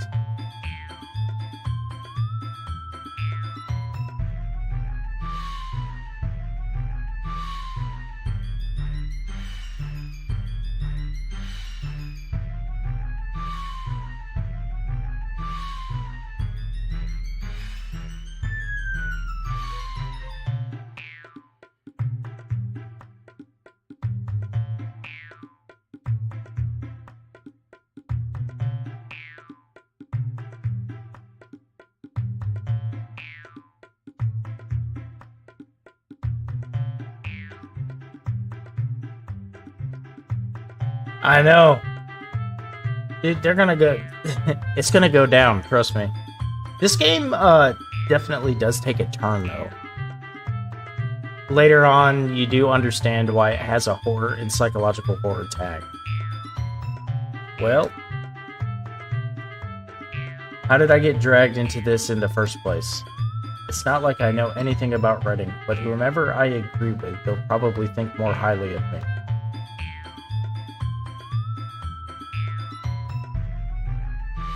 Okay. So we're at a decision. Do we choose Natsuki or Yuri or just call Sayori for help? I shall let you guys choose the course of action or the direction we take the story.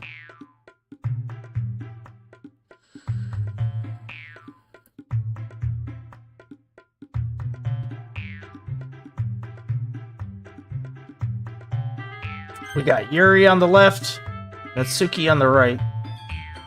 That's Yuri. Yuri's the one with the purple hair. And Natsuki's the one with the pink hair. Yuri. Alright, I got one for Yuri. And then, alright. Natsuki.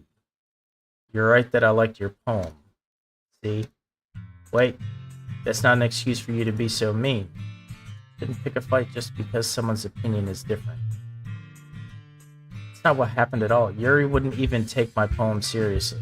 I understand. Yuri. Yuri's seriously talented writer. It's no secret that I was impressed. Well, but here's the thing. No matter how simple or refined someone's writing style is, you're still putting feelings into it and it becomes something really personal. That's why Natsuki felt threatened when you said her poem was cute.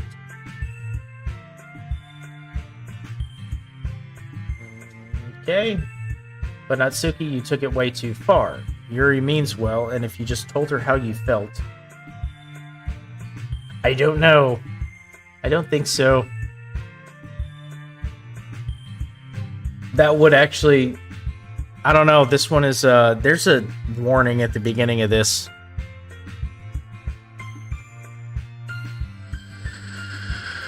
Said, are you kidding? That's exactly what I did. It was her that... Natsuki, I think that's enough. You both said some things that you didn't mean. Yuri apologized, don't you think you should too? Nee. Natsuki clenches her fists. In the end, nobody has taken her side. She's trapped. I know, Corpse Party was awesome. I love Corpse Party. I actually did play that. She's trapped, at this point being defiant only because she can't handle the pressure. But Corpse Party, I can't find the anime anymore, though. I can't find it at all. Like, streaming anywhere, anyway. I end up feeling bad for her. Sometimes when I'm hurt, it helps to take a walk and clear my head. Sayori, she doesn't need to... You know what? I'm gonna do that. It'll spare me from having to look at all your faces right now. Without warning, Natsuki snatches up her poem from the desk and storms out. What is the solution? I'm thinking celebrity deathmatch. On her way out, she crumples up the poem with her hands and throws it in the trash. Natsuki, you really didn't need to do that. I look across the room. Yuri has her chin buried in her hands while she stares down at her desk. I gingerly approach her and sit in an adjacent chair. Everything alright? I'm so embarrassed. I can't believe I acted like that. Probably hate me now. No, Yuri. How could anyone have gotten frustrated after being treated like that? What? You handled it as well as anyone could. I don't think any less of you. Well, alright, I believe you. Thanks, Scribe. You're too kind. Aw, look at that. I'm thankful to have you a part of this club. I think they meant to say as a part of this club now. Yeah, it's enough. One more thing. That one thing that Natsuki said about, I would never do anything so shameful. So, what thing did Natsuki say? Yep, never mind. I'm gonna make some tea. Good idea. Make enough for more than one person, okay? Okay, everyone, it's just about time for us to leave. How did y'all feel about sharing poems? It was a lot of fun. Well, I'd say it was worth it. It was alright. Well, mostly. How about me? Yeah, I'd say the same. It was a neat thing to talk about with everyone. Awesome! In that case, we'll do the same thing tomorrow. And maybe you learn something from your friends, too. So your poems will turn out even better. I think to myself, I did learn a little more about the kinds of poems everyone likes. With any luck, that means I can at least do a better job impressing those I want to impress. I nod to myself with newfound determination. Stride! Hey! God dang, why do you pop out of fucking nowhere? Ready to walk home? Sure, let's go. Sayori beams it. It truly has been a while since Sayori and I have spent this much time together. I really can't say I'm not enjoying it either. Okay. Sayori, about what happened earlier. What do you mean? Between Yuri and Natsuki. Does that kind of thing happen often? Nope. No. It's really the first time I've seen them fight like that. I promise they're both wonderful people. You don't hate them, do you? No, I don't hate them. I just wanted your opinion, that's all. I can see why they'd make good friends with you. You know, it's nice that I get to spend time with you in the club, but I think seeing you get along with everyone is what makes me the happiest. I think everyone really likes you too. I'm telling you, man, cat fights, dude. Every day is going to be so much fun. It looks like Sayori still hasn't caught onto the kind of situation I'm in. For me, I really like corn. What do you like about corn? It's cold. J-Bo! What's up, my man? How's it going? Welcome in. It has a juice. And a more beautiful thing. It's corn. I can tell you All about it. I mean, look at this thing. When it's finally done, amazing thing. What's going on? Welcome into whatever this is. Me reading poems and catfights and shit.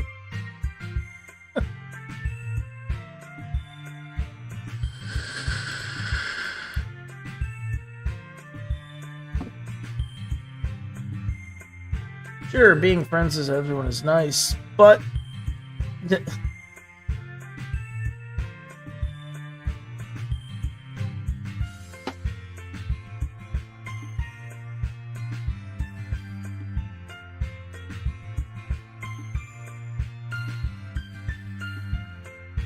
I have no idea, because I don't know what that word is.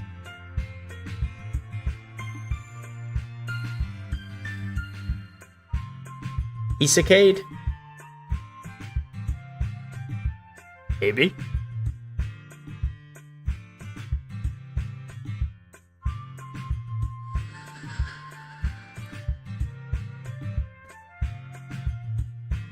Is that like spit roasted? Let's see. We'll just have to see what the future holds, Sayori.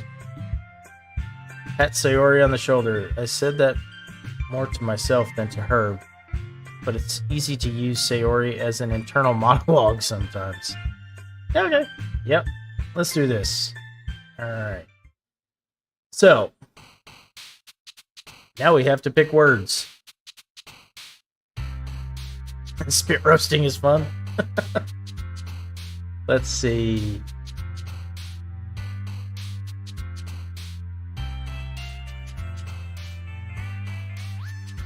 That would depend on the world. Like, if I'm in the world of Doom Eternal, unless I'm the Doomslayer, I'm screwed.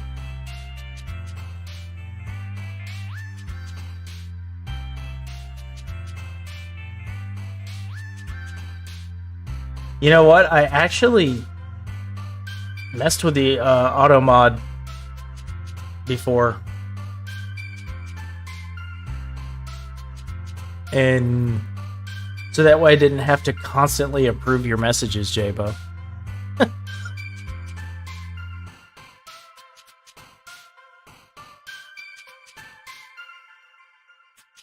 Oh, I've only seen a couple episodes of that.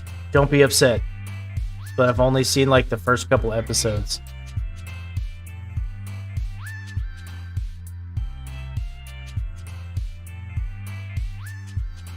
Let's see.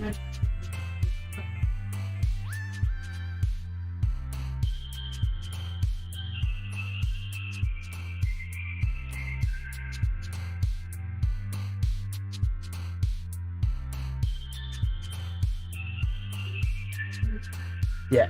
The first couple of episodes I saw were great. They were awesome. And I've been meaning to pick it back up. But hold on, give me a second.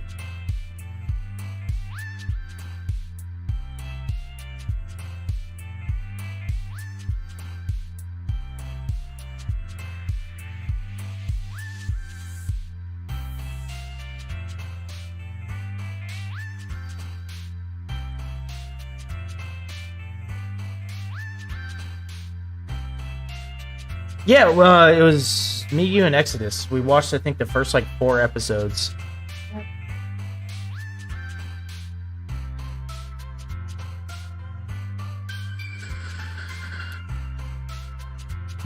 But I don't know. I think let me see if I can get a link real quick. Were we in yours, Jack, or were we in mine? I can't remember.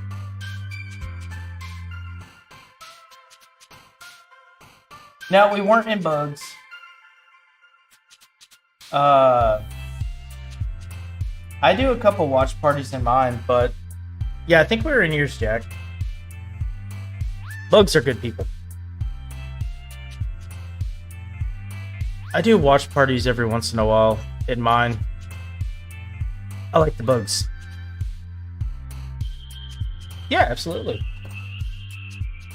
Let me see if I can get a...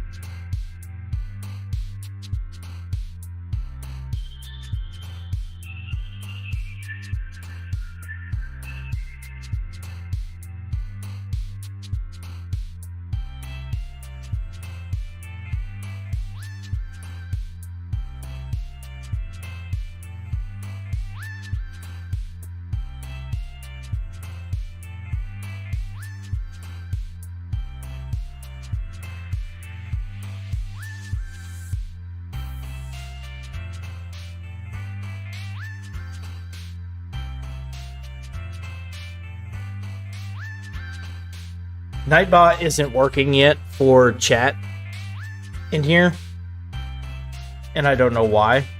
But yeah, that one's mine, and I think I can create one for you.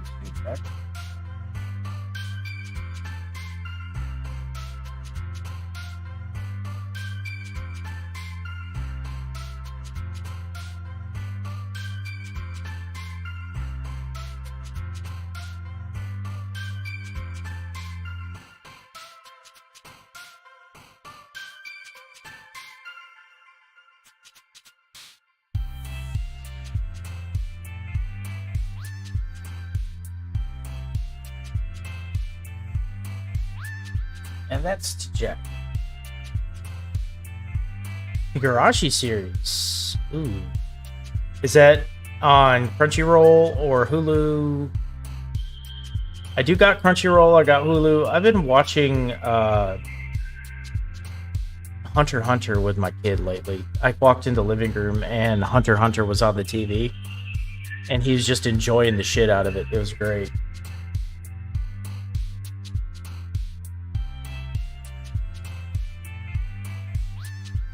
But I did do 2 watch parties not too long ago. I did one for Halloween Kills, or not Halloween Kills, Halloween Ends, and I did one for the new Hellraiser that came out back in October.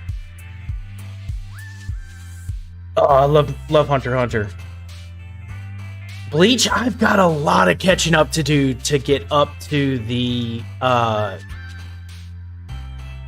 final. I need to figure out which episodes I can watch, or if I could just read a synopsis of what happened up to that point, so that way I can go ahead and watch the new final arc of Bleach.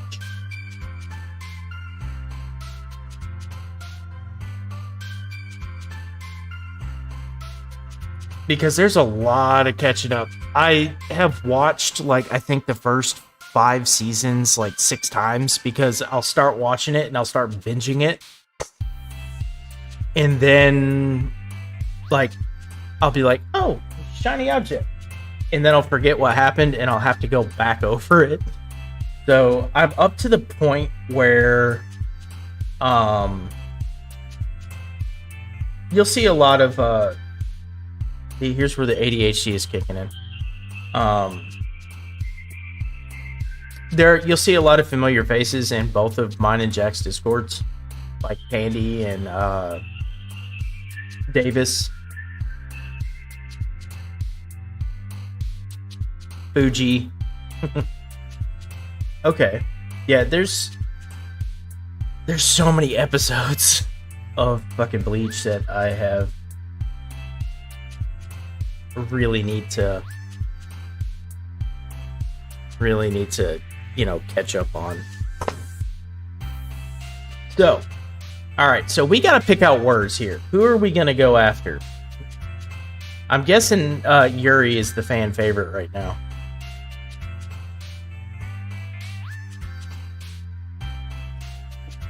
Yuri with the purple hair. So we need to pick words that will impress Yuri, if that's who we're going to go for.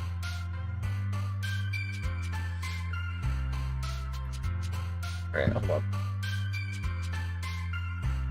Okay. While my wife is out of here, this is fucking hilarious, and I'm gonna share this with you guys. She'll get mad if I share it while she's in here. Okay, so she thought that the people in the game were actual real people, and they were writing poems to me.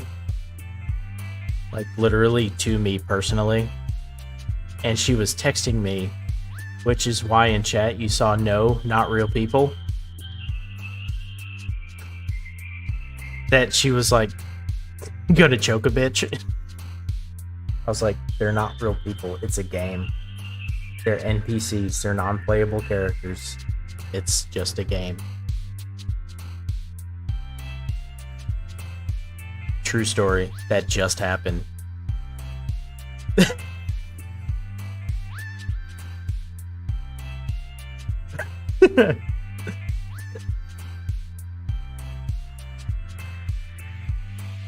I don't want to die in my sleep. She'll smother me with a pillow. Not cool. Alright, so let's see. Fan favorite. I think we got Yuri going on. So we gotta pick out words that are gonna resonate with Yuri. Right? Let's see. So something with her is either going to be sensation, melancholy, maybe. I think hopeless will be with Sayori. So let's go with melancholy. Yep, there we go. So we got wrath. Anime is going to go with Natsuki. So if we go with, I think, philosophy. Yep, there we go. Horror is definitely going to be Yuri. Let's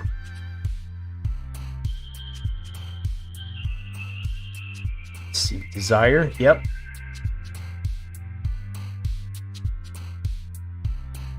Take it easy, Zaron. I appreciate you stopping by. I enjoyed the conversation. Hopefully you enjoyed it as well.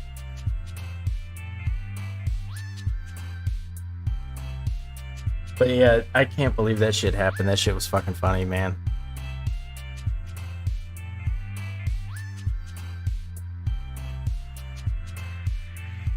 Let's see. So, what else do we got with Yuri?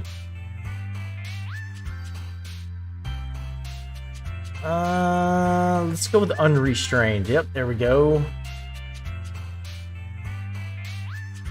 Let's go with disarray. No, that would probably be Natsuki. Let's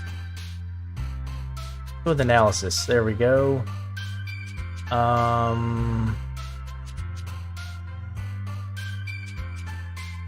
Starscape.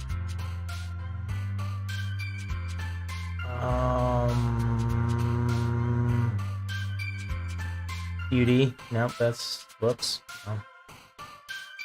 Let's go with... Dream. Clouds. Nope.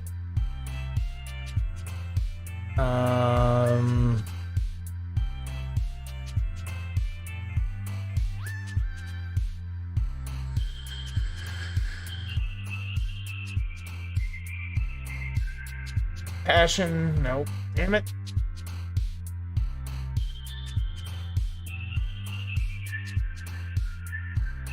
Massacre. Intellectual.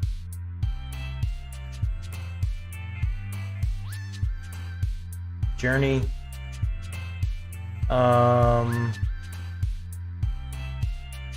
Sticky love. Jumpy sticky love.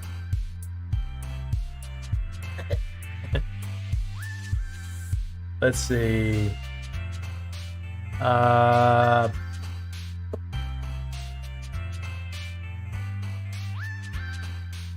The death would be Sayori. The graveyard. There we go.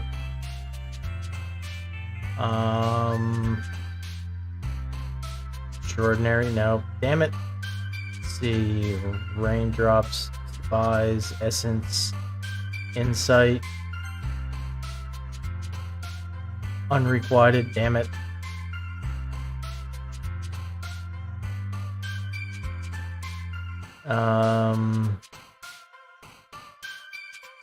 Adventure? No. Damn it.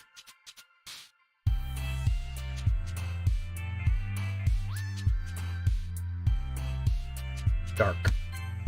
Shit! Alright, well, whatever. Back to the club.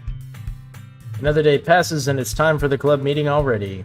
Gotten a little more comfortable here over the past couple days. Entering the club room, the usual scene greets me. Hi, Scribe! Yo, Sayori. Looks like you're in a good mood today. Uh-huh. I'm just still not used to you being in the club, that's all. I see. Pretty simple thing to get you in a good mood. But I guess it's always the simple things with you anyway. Speaking of which, I'm kinda hungry. Will you come with me to buy a snack? No thanks. Not like you at all. I have my reasons. Why don't we take a look at your purse, Sayori? Why that all of a sudden? No reason really. See, you're broke and you want me to buy you something. I just wanted to look at it. Sayori nervously retrieves her coin purse. She fumbles with the latch and gets it open. Then she turns it upside down and lets its contents spill onto the desk. Only 2 small coins fall out. See? I knew it. I can see right through you, Sayori. Not fair. How did you even know? It's simple. If you had enough money in the first place, you would have bought a snack before coming into the club room. So either you're not hungry and wanted an excuse to take a walk, or you plan to conveniently forget that you spent all your money so that I would lend you some. But there's one more thing. You're always hungry. And so, that only leaves the one option. I give up. Don't make me feel guilty. If you feel guilty, that means you deserve to feel guilty. Damn. Yuri suddenly giggles. I didn't notice that she was listening in. Her face is in a book. Her face is in her book as always. Aha! I wasn't listening or anything. Yes, you were. It was just something in my book. Right? Yuri! Tell Scribe to let me borrow some money. Don't get me involved like that, Sayori. Besides, you should only buy what you can responsibly afford. And frankly, after pulling a mischievous little stunt like that, your suffering is fair enough retribution. Damn. I didn't mean that. I get too absorbed into my book. Uh-huh. Really like when you speak your mind, Yuri. It doesn't happen much, but it's a fun side of you. There's no way you could think that. You were right, though. I did something bad and now I have to accept the revolution. Revolution! Retribution. That. Still, coming from you, Sayori, I guess there's a little devil inside all of us, isn't there? Don't let her fool you. Sayori knows exactly what she's doing. After all, she told you guys she was bringing me to the club before she even told me. But... You wouldn't have come if it weren't for the cupcakes. So I had to trick Natsuki into making them. Come on, give me more credit than that, Sayori. Oh! Whoa, whoa! Whoa! Someone got just slapped! Yeah! Out of nowhere, something smacks Sayori in the face and tumbles onto the desk. What the What was... A cookie. Sure enough, it's a giant cookie wrapped in plastic. She got smacked with a cookie! Answer, is this a miracle? Because I paid my restitution. Retribution. Actually, that one almost worked. I was just gonna give it to you, but then I heard you blab about the cupcakes. I got bitch slapped with a cookie! It was totally worth seeing your reaction, though. So, Natsuki just bitch slapped Sayori with a damn chocolate chip cookie or something. Jesus. Sayori rapidly tears open the wrapper and takes a big bite. So good. Sayori suddenly clasps her hands over her mouth. I bit my tongue. Going through a lot over just one cookie. Natsuki takes a bite of her own cookie. Ah, yours looks really good too, Natsuki. Can I try it? Jeez, beggars can't be choosers. But yours is chocolate. Jesus Christ. Yeah, why do you think I gave you that one? Fine. I'm so really happy that you shared this one with me. Sayori gets out of her seat and goes behind Natsuki, then wraps her arms around her. Oh, jeez. I get it. Cookie still in hand, Natsuki reaches up to nudge Sayori off of her. Sayori suddenly leans down and takes a bite out of Natsuki's cookie. Jesus. Seriously do that? Mouthfuls, Sayori trots away to safety. Jesus. Monica, can you tell Sayori Natsuki glances around. Monica isn't in the club room. The plot thickens. So where's Monica anyway? Good question. Have any of you heard anything about her being late today? Me? Yeah, I haven't either. It's a bit unusual. I hope she's okay. Of course she's okay. Probably just had something to do today. She's pretty popular after all. You don't think she has a... I wouldn't be surprised. She's probably more desirable than all of us combined. Excuse me? Suddenly the door swings open. Sorry, I'm super sorry. Ah, there you are. I didn't mean to be late. I hope you guys weren't worried or anything. Monica chose the club over her boyfriend after all. You're so strong-willed. Boyfriend? Uh-oh. What on earth are you talking about? Monica quizzically glances. Never mind that. What held you up anyway? Well, my last period today was study hall. To be honest, I kinda just lost track of time. That makes no sense though.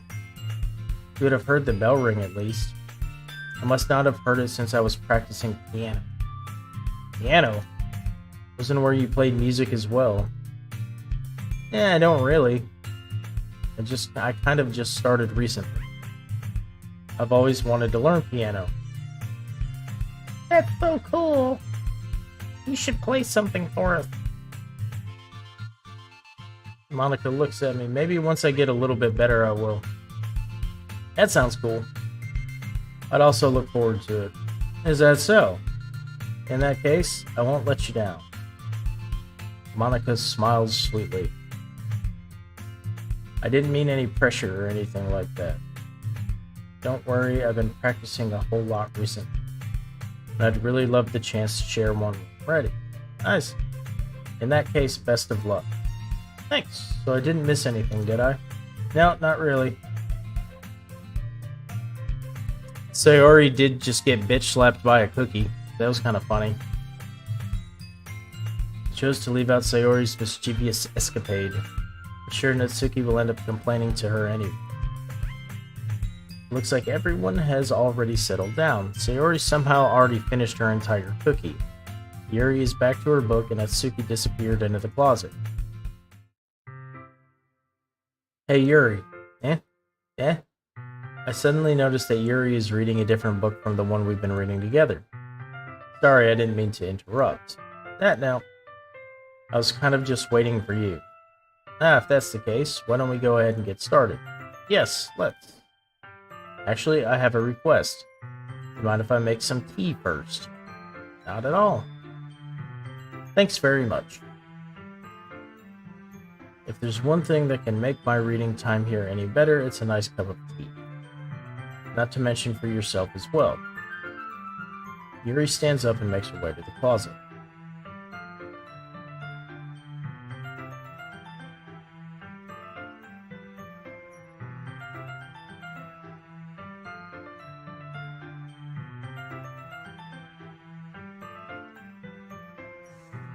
I follow and watch as she retrieves a small water pitcher from the shelf, the kind with a filter inside. Can you hold this for a second? Sure. Yeah, but what kind of tea? Is it like green tea? Or iced tea? Or like, are we talking sweet tea, unsweet tea?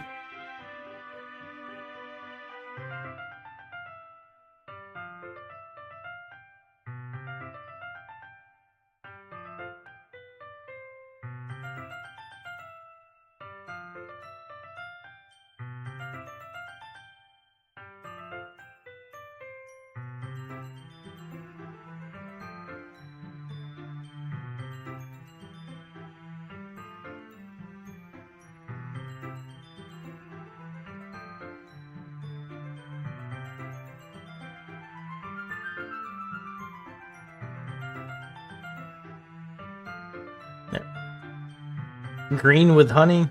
That could work. But is it local honey or is it that store-bought stuff? See, these things, man. See, Yuri hands me the water pitcher and also fetches an electric kettle. Going to plug this in at the teacher's desk and then we'll go get some water. She walks past me and sets the kettle down on the teacher's desk. Simply watch her movements. To my surprise, the way she moves really contrasts her speaking mannerisms. Especially because of her long legs. Yuri appears elegant and methodical. Well, there you go. Okay, I have the water pitcher. Thanks, I'll be right back. I might as well walk with you. Yeah, why not? Shall we go then? Yeah. Where are you two off to? Yeah, of course, there's Monica. Yuri was going to make some tea, so I suddenly realized how weird it sounds to explain this to Monica. We're just filling the water pitcher. Ah, okay. Sorry, I was just a bit curious. It's kind of a one-person job, isn't it? Monica, please mind your business for once. Or do you want to tell me there's something wrong with helping involve scribe and club activities? Okay. My mouth gapes. Suppose there's nothing wrong with that. Then let's go. Yuri quickly exits the room and I follow. Off we go. Once in the hallway, she suddenly puts her forehead against the wall. I spoke without thinking. How could I say something like that? The music went away. Yuri, something about the way she said that made me feel irritated. What's wrong with me? No, Yuri, I think you did the right thing. I wasn't expecting it, but it's also not right for Monica to judge people like that. How come even when I do something bad, you're being nice? Because nothing that you do is as bad as you make it seem in your head. Nobody's perfect. Emotions, and we can't always hide them away. But you always amplify things in your head. Your mind turns a light rain shower into a hurricane. What the fuck? Hey, you've been spending way too much time in this dang literature club. No, wouldn't you hate me for something as terrible as that? Why would I hate you? You can't hate someone for having emotions. What kind of friend would do that? Friend, you say? Yuri lifts her head. Really like being friends with you. Thanks, Yuri. I like being friends with you too. I feel kind of awkward saying something like that, but I'm doing my best to help Yuri feel better. Anyway. Yep. Shall we go? Yep. Here and I walk to the nearest water fountain. Once we fill up the water pitcher, we return to the classroom. You're like, what the hell is oolong tea?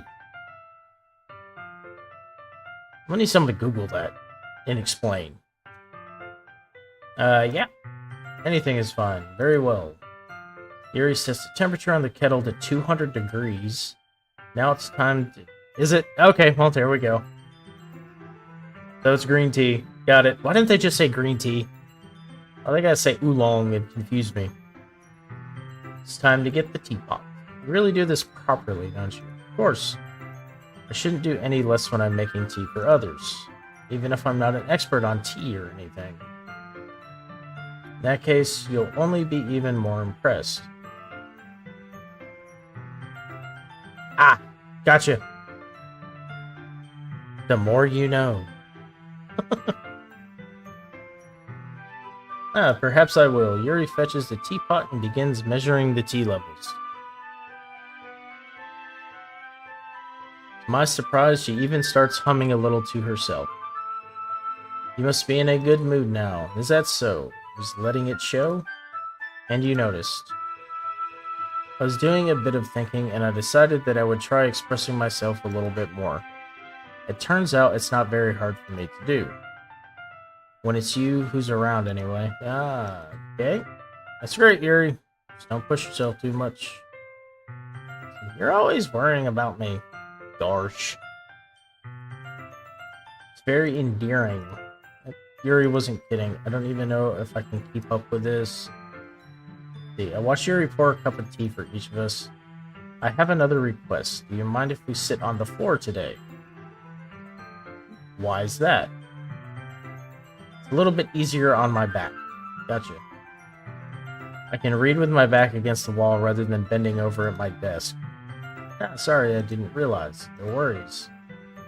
I just have back pain fairly regularly, so I do my best to manage it. Is that so? I wonder why that is.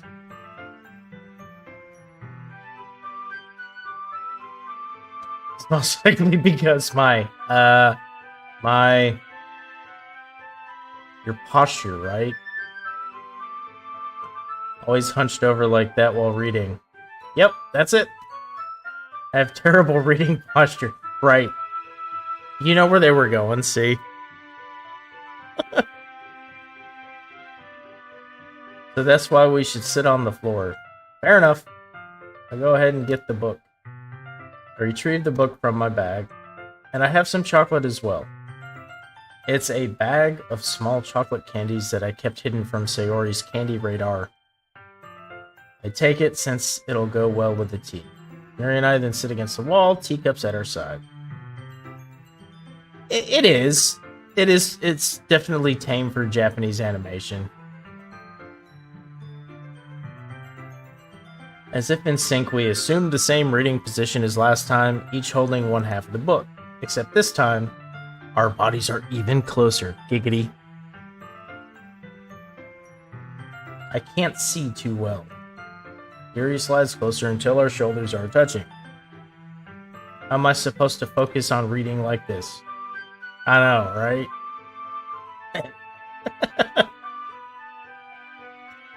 See. Yuri was always cute. When she's being less apprehensive, it's almost more than I can handle. Who was it that requested it? Common? Common requested this game. Your teacup. Yuri hands me my teacup. Holding it with my hand that's not holding the book, I end up in a position that makes it even harder to focus. Because now I need to worry about making sure I don't accidentally touch your chest. Boobs. Meanwhile, Yuri hasn't noticed a single thing. Yeah, Common, you did. Common has poor posture as well. Does he? See, she wears her intense reading expression, and I can only presume the world around her has faded away. I use all of my willpower to focus on reading. After a few minutes, I finally managed to relax a little. I don't know, that's what Jabo said.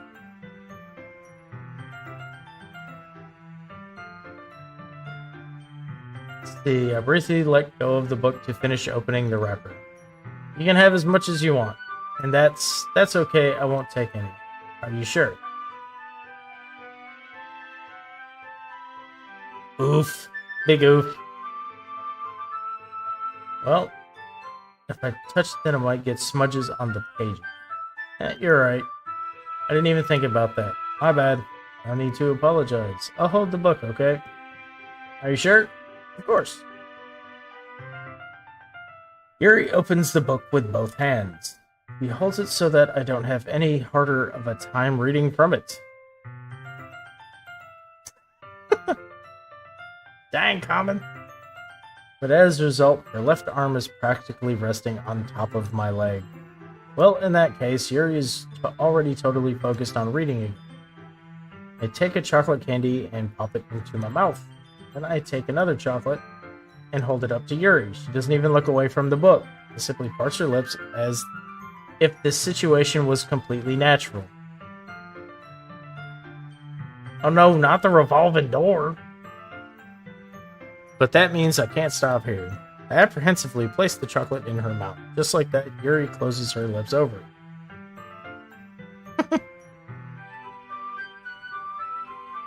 He said, did I just... Yuri looks at me like she needs to confirm what just happened. Sorry. I guess I shouldn't have done that. Well, you were just helping. That's something that friends do, right?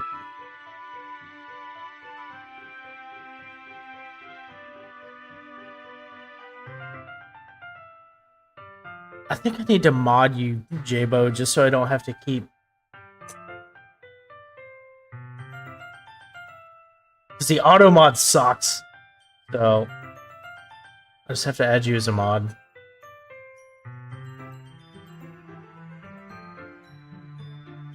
Not really in this kind of context, but...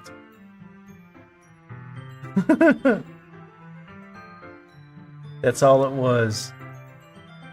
Yeah, the auto mod does not like Jabo at all. You don't need to stop. I see. The situation has gotten really tense. Yuri tries to return to the book, but I can tell by her expression that even she can't focus. My heart is pounding. I nervously take another chocolate, but this time Yuri's eyes meet mine. How did it even come to this? Yuri doesn't avert her gaze. I notice her chest rising and falling to the rhythm of her breaths.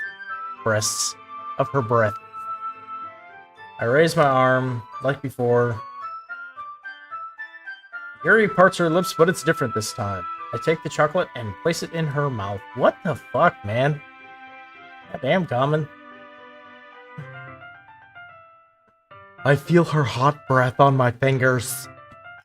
Okay, and there's Monica. Yuri jolts back. It's time to share poems. You can help Yuri put away the tea stuff, right? Yeah, of course I can. Why not? Okay, thanks. The spell is abruptly broken. I'll take care of the cups. Yep. Yuri picks up the teacups from the floor. I pick up the bag of chocolate. In the end, we hastily clean up without so much as a word between us. I get the feeling this is something neither of us will have the courage to bring up. Probably not. Alright, whose poem do you want to hear first? We're gonna keep going with Yuri? What do you guys think?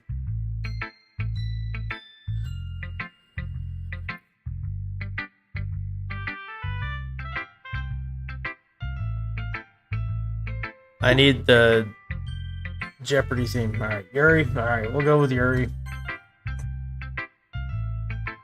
Let's see what you've written for today. Yuri stares at the poem with a surprised expression on her face. Do you like it? This one might be even better than yesterday's. I thought it was a couple days had passed. Anyway, how did you even pick up on this so quickly? Just yesterday I was telling you the kind of techniques worth practicing. Maybe that's why. You did a good job explaining. I really wanted to try giving it more imagery. Yuri visibly swallows. Even her hands appear sweaty. I'm not used to this. Used to what? I don't know. Fine, take your time. Yuri breathes and collects her thoughts. I know that Yuri likes to think before she speaks, so I offer that patience to her. Just being appreciated like this, I guess. It probably sounds really stupid. Seeing someone motivated by my writing, it just makes me really happy. You're saying you never shared your writing before? Yuri nods. Really? I don't believe it. I really only write for myself. And besides, people would just laugh at me. Do you really think that? Again, Yuri nods. Huh? Even your close friends? Yuri doesn't respond to that. I wonder why. Anyway, you want to share the poem you wrote today? Yeah, I do. If it's with you. Alright, here it is. God dang, they're getting longer. Jesus Christ, man. Alright, the raccoon. It happened in the dead of night while I was slicing bread for a guilty snack. My attention was caught by the scuttering of a raccoon outside my window. That was, I believe, the first time I noticed my strange tendencies as an ordinary human, or unordinary human. I gave the raccoon a piece of bread, my subconscious well aware of the consequences, well aware that a raccoon that is fed will always come back for more. The enticing beauty of my cutting knife was the symptom. The bread, my hungry curiosity, the raccoon, an urge. The moon increments its phase and reflects that much more light off of my cutting knife. The very same light that glistens in the eyes of my raccoon friend. I slice the bread, fresh and soft. The raccoon becomes excited. Or perhaps I'm merely projecting my emotions onto the newly satisfied animal. The raccoon has taken to following me. You could say that we've gotten quite used to each other. The raccoon becomes hungry more and more frequently, so my bread is always handy. Every time I brandish my cutting knife, the raccoon shows me its excitement, a rush of blood. Classic Pavlovian conditioning. I slice the bread and I feed myself again.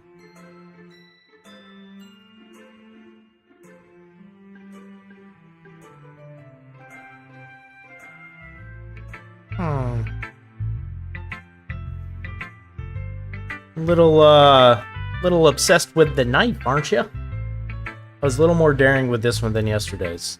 I can see that. It's a lot more metaphorical. I don't know if it's my fault, but I can't begin to imagine what this poem's about. That's right. It's a bit closer to my preferred writing style, using the poem as a canvas to express vivid imagery and conveying emotions through them. Yeah, if I take it at face value, then I can't even figure out what it's supposed to mean. Well, I think it's something that different people can relate to in their own way. I wanted to express the way it feels for me to indulge in my more unusual hobbies. It's those sorts of things I'm usually forced to keep to myself. So I sometimes enjoy writing about them. Why do you keep them to yourself? Because they're embarrassing, and people would make fun of me. Don't you have anything like that? Well, yeah, I guess so. I feel like everyone has a little something like that. The best we can do is respect each other and our individualities. Even if it's difficult sometimes, and some things make us uncomfortable. After all, if I hadn't learned to embrace my own weirdness, I would probably hate myself. I might be ranting a little bit now, but I'm glad that you are always a good listener. You're good at a lot of things. Writing, listening. There really aren't many people like you, Scribe. Aw, shucks. That's exaggerating a little bit. It's just how I feel. Okay, well. I never thought I would feel so comfortable sharing my writing. But now I almost feel like I look forward to it. It's just a really nice feeling. And you're to thank for that. It's nothing really. Yuri smiles sincerely at me. For just a moment, her timidness seems to disappear. Don't know where this is going.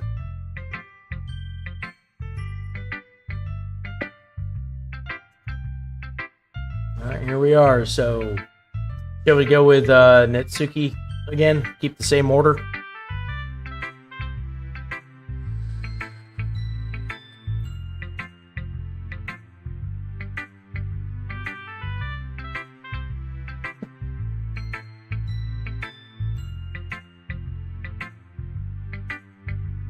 Alright, so it'll be Natsuki next. So we'll do Natsuki's, and then we'll do Sayori, and then Monica.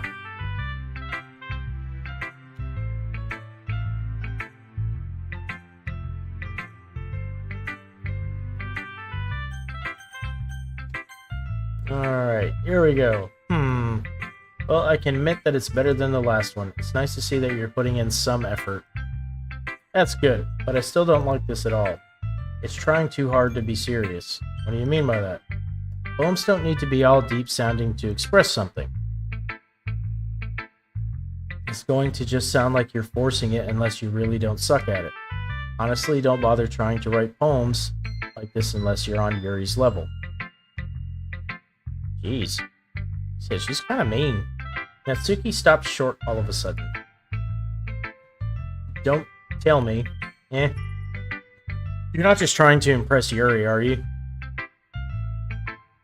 You caught me. You caught the tater. What are you talking about? Keep your voice down. You know Yuri would love this angsty...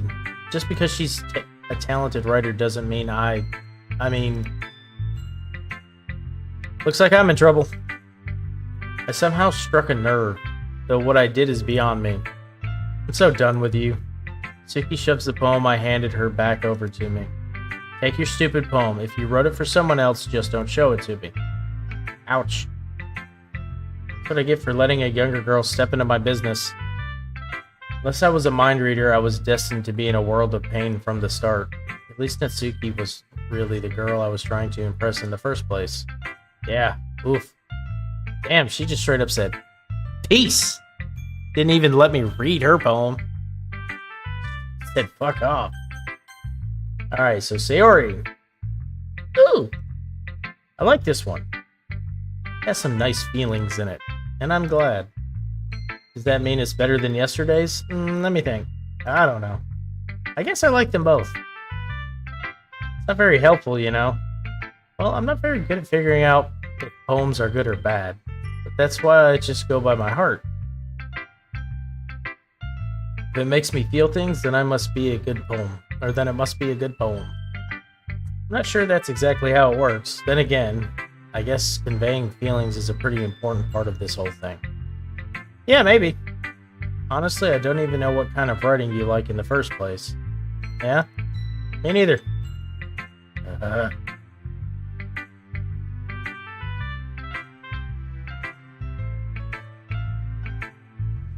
You know, it gets worse.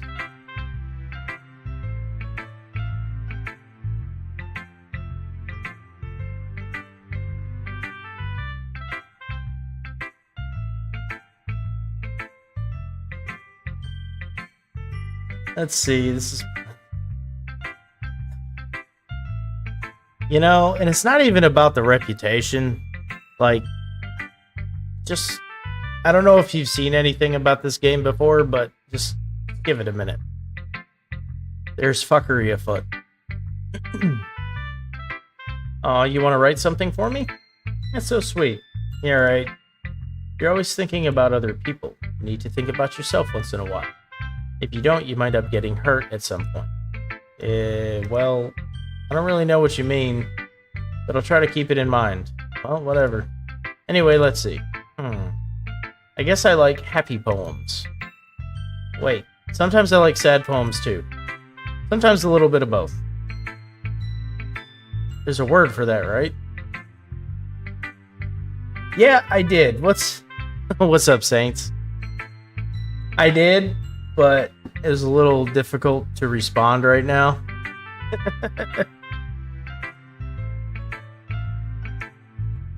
Yeah, there are dragons in God of War.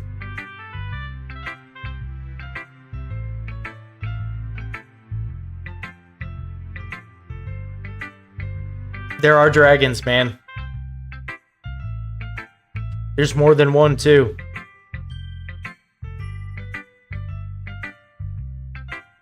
Oh, it is.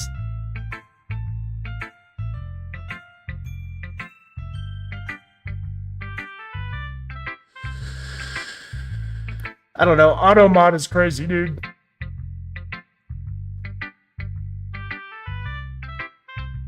see, what's the word I'm looking for? Bittersweet. Yeah, that's it. I like things that are happy and things that are sad. Oh, dude, it's a gorgeous game. I love God of War. Happy and sad. I can't see you liking something sad, Sayori. Well, I like happy the most. But sometimes when you have a little rain cloud in your head, a sad poem can help give the rain cloud a little hug and make a nice happy rainbow. Sayori, that's unexpectedly poetic. Hell yeah, man! You can blow stuff up with those electric arrows. Maybe I'm getting better at expressing my feelings after all. Oh yeah. You should be able to blow up the sap now and go into different areas.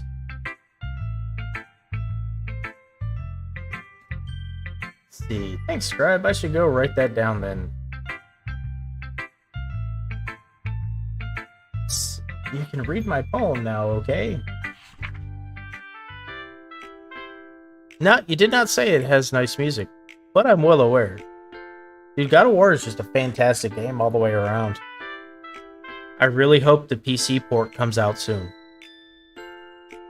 Let's see. Bottles. I pop off my scalp like the lid of a cookie jar. It's the secret place where I keep all my dreams. Little balls of sunshine, all rubbing together like a bundle of kittens. I reach inside with my thumb and forefinger and pluck one out. It's warm and tingly, but there's no time to waste. I put it in a bottle to keep it safe. And I put the bottle on the shelf with all the other bottles. Happy thoughts, happy thoughts, happy thoughts, and bottles all on a row. Oh, I agree. It needs to happen sooner rather than later. See, my collection makes me a lot of friends. Each bottle a starlight to make amends. Sometimes my friend feels a certain way. Down comes a bottle to save the day. Night after night, more dreams. Friend after friend, more bottles. Deeper and deeper my fingers go, like exploring a dark cave, discovering the secrets hiding in the nooks and crannies. Digging and digging, scraping and scraping. I blow dust off my bottle caps. It doesn't feel like time elapsed. My empty shelf could use some more. My friends look through my locked front door. Finally all done, I open up, and in come my friends. In they come in such a hurry. Do they want my bottles that much? I frantically pull them from my shelf, one after the other, holding them out to each and every friend. Each and every bottle, but every time I let one go, it shatters against the tile between my feet. Happy thoughts, happy thoughts, happy thoughts, and shards all over the floor. They were supposed to be for my friends who aren't smiling. They're all shouting, pleading, something, but all I hear is echo, echo, echo, echo, echo inside my head. Holy crap. Yeah. Theory, did you really write this? Of course I did. Didn't I tell you yesterday I was going to write the best poem ever? Yeah, but, I mean, I didn't expect something like this coming from you. Monica taught me a whole lot. And you need to steer clear of Monica. Just saying.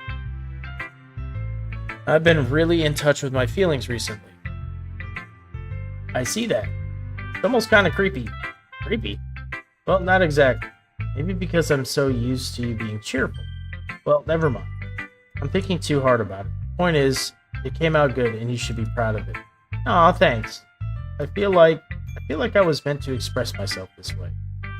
It even helps me understand my own feelings a little bit better. Writing is like magic. You've gotten pretty passionate about this, huh? I hope you keep it up. Yeah! Writing's the best!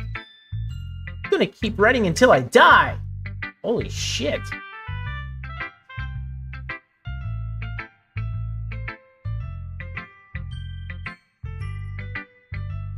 Don't get ahead of yourself. Yours always had a habit of getting obsessed with something before dropping it no more than a week later. Yeah, you show them giants who's boss, man. Or which giants we talking about? Are you talking about the big old ogres and shit? Wonder if this is one of those times. But seeing the passion in her eyes makes it hard for me to be pessimistic. Alright. Here comes Monica. Hi again, Scribe. How's the writing going? Alright, I guess. I'll take that. As long as it's not going bad. I'm happy that you're applying yourself. Oh yeah. Those things with the big stone pillars? Yeah, those things suck. Let's see. Maybe soon you'll come up with a masterpiece. I wouldn't count on that. You never know. Want to share what you wrote for today? Sure, here you go. I give my poem to Monica. Alright.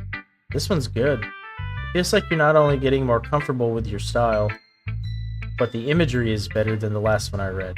Just wondering, but have you been finding inspiration in Yuri's writing style? I guess so. You can't deny that she's talented. Yeah, totally. She's totes talented. I think her poems are the most romantic.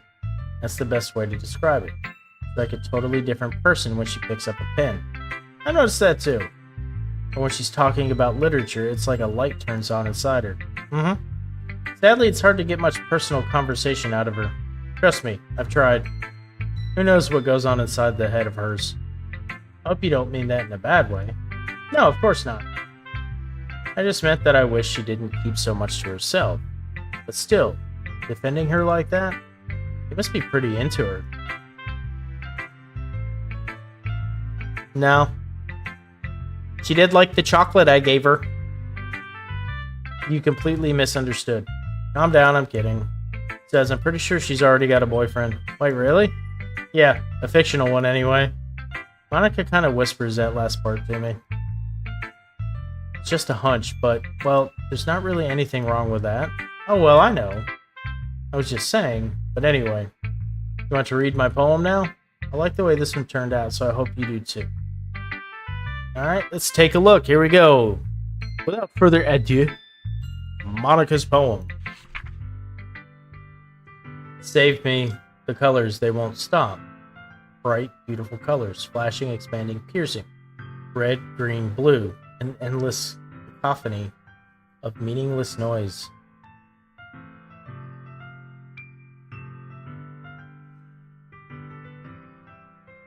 See, the noise, it won't stop. Violent, grating waveforms, squeaking, screeching, piercing, sine, cosine, tangent. Like playing a chalkboard on a turntable. Like playing a vinyl on a pizza crust. An endless poem of meaningless. Load me.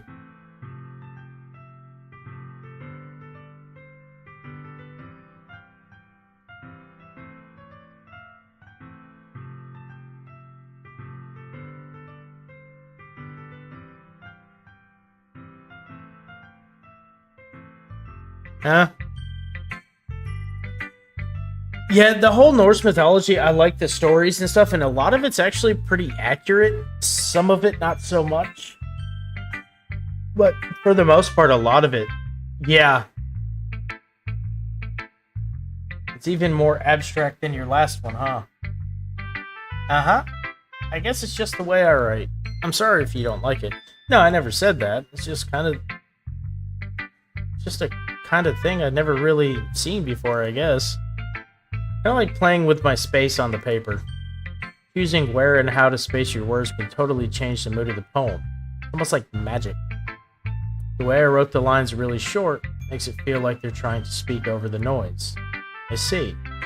Still hard for me to tell what it's about, though. Uh-huh. Sometimes asking what a poem is about isn't the right question. A poem can be as abstract as a physical expression of feeling, or a conversation with the reader. So putting it that way, not every poem is about something. Anyway, here's Monica's writing tip of the day. Sometimes you'll find yourself facing a difficult situation. Yeah, I'm not making that bet because that's a losing bet. I'm definitely going to buy it when it comes out. Sometimes you'll find yourself facing a difficult decision. If that happens, don't forget to save your game.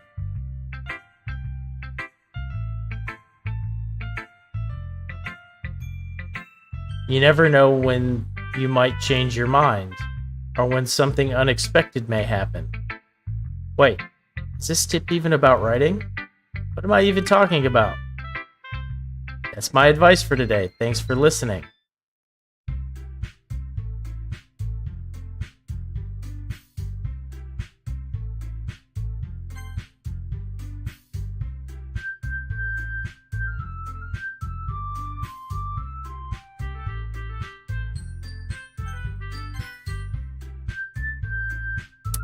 Gonna do that now. Yes. We're all done reading each other's poems, right? I have something extra planned for today, so if everyone could come sit at the front of the room. Is this about the festival? Well, sort of. Do we really have to do something for the festival? It's not like we can put together anything good in just a few days. Well, we'll just end up embarrassing ourselves instead of getting any new members. That's a concern of mine as well. I don't really do well with last-minute preparations. Don't worry so much. We're gonna keep it simple, okay? We don't need much more than a few decorations. Sayori has been working on posters, and I've designed some pamphlets we can give out during the event. Okay, that's great and all, but that doesn't tell us what we're actually going to be doing for the event. Yeah, sorry, I thought you heard about it already. We're going to be performing. Monica. Yeah, we're going to be having a poetry performance. Each of us are going to choose a poem to recite during the event. But the cool part is we're also going to let anyone else come up and recite poems too.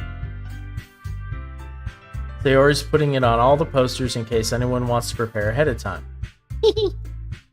Sayori, who's been coloring a poster, holds it up for us to see. Are you kidding me, Monica? You didn't already start putting those posters up, did you? Yeah, well, I did. You really think it's a bad idea? It's that bad of an idea? Well, no, not a bad idea, but I didn't sign up for this, you know. There's no way I'm going to be performing in front of a group of people like that. I agree with Natsuki. I could never in my life do something that... Imagining it, Yuri shakes her head in fear. Guys, no, Sayori. I understand where they're coming from. Remember that Natsuki and Yuri have never shared their poems with anyone until just a couple days ago. It's a lot to ask for them to recite their poems out loud to a whole room full of people. I guess I kind of overlooked that. I'm sorry. But I still think we should give it our best. We're the only ones responsible for the fate of this club. If we start the event and each put on a good performance, then it will inspire others to do the same. And the more people who perform, the better we'll be able to show everyone what literature is all about. Yeah? It's about expressing your feelings, being intimate with yourself, giggity, finding new horizons, giggity goo, and having fun. That's right. And it's those reasons that we're all in this club today. Don't you want to share that with others to inspire them to find the same feelings that brought you here in the first place? I know you do. No, we all do. And if all it takes is standing in front of the room for 2 minutes and reciting a poem, then I know you can do it. Natsuki and Yuri remain silent. Sayori looks worried. I guess that leaves me no choice. I agree. I don't think it's too much to ask. I think Sayori and Monica have been trying really hard to get new members. The least we can do is help them out a little bit. Well, maybe, but... Looks like Natsuki doesn't have any arguments left. Okay, fine. I guess I'll just have to get it over with. Thanks, Natsuki. What about you, Yuri? Yuri dejectedly glances around at everyone else's expectant faces. I guess I don't really have a choice. Ah, that's everyone. You're the best, Yuri. The club is seriously going to be the death of me. Oh gosh. You'll be fine, Yuri. But anyway, let's move on to the main event. I want each of you to choose a poem of yours. We're going to practice reciting them in front of each other. No way. Monica, this is too sudden. Well, if you can't recite your poem in front of the club, how do you expect to do it in front of strangers? Oh no, don't worry. I'll start off to help everyone feel a little more comfortable.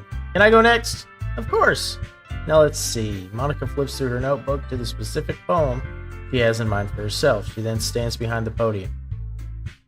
The title of this poem is The Way They Fly. Hairball. Monica begins reciting her poem. Her clear, confident voice fills the room. More than that, her inflection is pristine. She knows exactly how to apply emotion behind each line she recites, bringing the words to life. Is this something she's done before, or is she simply a natural? I glance around me. Everyone has their eyes on Monica. Sayori looks amazed. Yuri has an intense expression on her face that I don't understand. Finally, Monica finishes the recitation. The four of us applaud. Monica takes a breath and smiles. That was so good, Monica. Thank you very much. We're just hoping to set a good example. Are you ready to go next, Sayori? I'll go next. Yuri's fired up all of a sudden. Yuri clutches a sheet of paper between her hands and stands up. Keeping her head down, she walks quickly over to the podium. This poem is called, Yuri anxiously glances at each of us. You can do it, Yuri. It's called After Image of a Crimson Eye. Okay. Yuri's voice shakes as she starts reading the poem. Just a moment ago, she practically refused to do this. Why is she suddenly putting in so much effort? Yuri gets past the first couple of lines, her voice changes. It's almost like what happens when Yuri gets absorbed into her books. Her quivering words transform into the sharp syllables of a fierce and confident woman. The poem is full of twists and turns, and its structure that she enunciates with perfect timing. This must be a rare glimpse into the whirling fire Yuri keeps concealed inside her head. Suddenly, she's finished. Everyone is stunned. Yuri snaps back into reality and glances around her as if she's bewildered even herself. It's up to me to save the situation. I'm the first to start applauding. Everyone joins me afterward, and we give Yuri the recognition she deserves. It's not that we didn't want to applaud her, but we were caught so off guard that we must have forgotten. As we applaud, Yuri holds the poem to her chest and rushes back into her seat. Yuri, that was really good. Thank you for sharing. Looks like Yuri is down for the count. Okay, I guess I'm next then. So Yuri hops out of her chair and cheerfully walks to the podium. This one's called My Meadow. Aha. Sorry, I giggled. Sayori, it's a lot harder than I thought. How did you guys do it so easily? Try not to think of it like you're reciting to other people. Imagine you're reciting it to yourself, like in front of a mirror or in your own head. It's your poem, so it'll come out the best that way. I see. Okay then. Sayori begins her poem. Somehow it feels like her soft voice was made as a perfect match. The poem isn't aimlessly cheery like Sayori is. It's serene and bittersweet. If I were to read this on paper, I probably wouldn't think much of it, but hearing it come from Sayori's voice almost gives it a whole new meaning. Maybe this is what Sayori meant when she said she likes my poems. It's like I get to reach more deeply into someone I thought I knew through and through. Sayori finishes and we applaud. I did it! Good job, Sayori. Even Scribe liked it. I guess that's a good sign. What does that mean? Came out nicely, Sayori. The atmosphere of the poem fits you really nicely, but it might be that other poems wouldn't work quite as well with that kind of delivery. Yeah, I really don't understand. In other words, I've seen poems of yours where that sort of gentle delivery wouldn't work as well. They might need a little more force behind them depending on what you're reading. Oh, I know what you mean. I've been practicing that kind of thing. Yeah, dude, COD is just like... It's just rage-inducing. Like 50% of the time, maybe 60% of the time. And then the other time, yeah, it's fun. Let's see. It's just embarrassing to do it in front of everyone. Uh-huh. The next time I'm going to make you pick a poem that challenges you a little more. Alright. We don't have much time before the festival, you know. Okay. Now, who's next? Natsuki. Don't make me go before Scribe. Not like I can compare to you guys anyway. Might as well let Scribe lower everyone's standards a little before I have to do it. Screw you, Natsuki!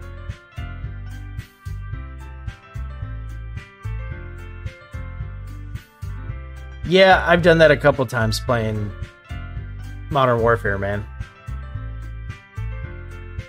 It's usually if I start off and the first couple of games are crap. I know, man. She's, Natsuki's... I don't know what her deal is.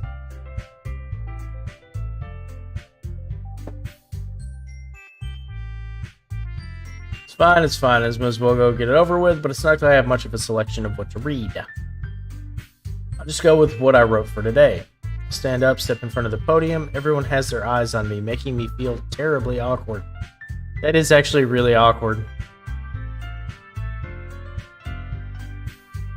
I recite my poem.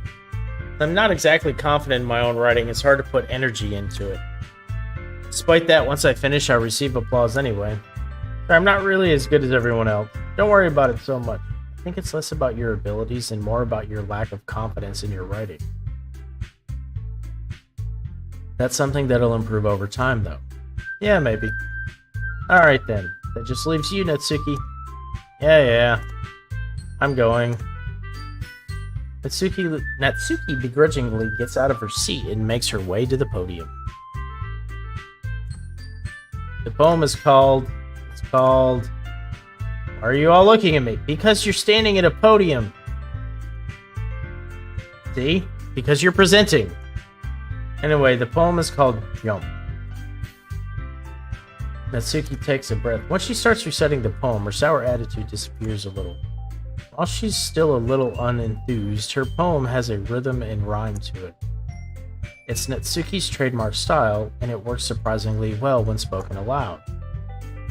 The words feel like they bounce up and down as if giving life to the poem. Natsuki finishes and everyone applauds. She huffs back to her seat. That wasn't so bad, was it? Easy for you to say. You better not make me do that again. You're gonna have to, for the festival. You at least feel prepared enough to recite a poem in front of other people. I mean, doing it in front of other people will be way easier. I can put on whatever face I want for other people, but when it's just my friends, it's just embarrassing. That's a surprise, Natsuki. I think it would be the other way around for me. Well, that's just how it is, so... Well, I guess in that case, you won't have much to worry about for the festival. That said, I want to thank everyone for coming through. It might be hard, but I hope that you all have an idea of what it's like. Make sure you pick a poem and get enough practice before the festival, okay? I'll be making pamphlets, so let me know ahead of time what you'll be reciting. Jeez. I should probably find some other poem to recite instead. That's fine too. It doesn't have to be your own. I'm already pleasantly surprised that you're putting in all this effort for the club. It makes me really happy. Yeah, no problem. Okay, everyone.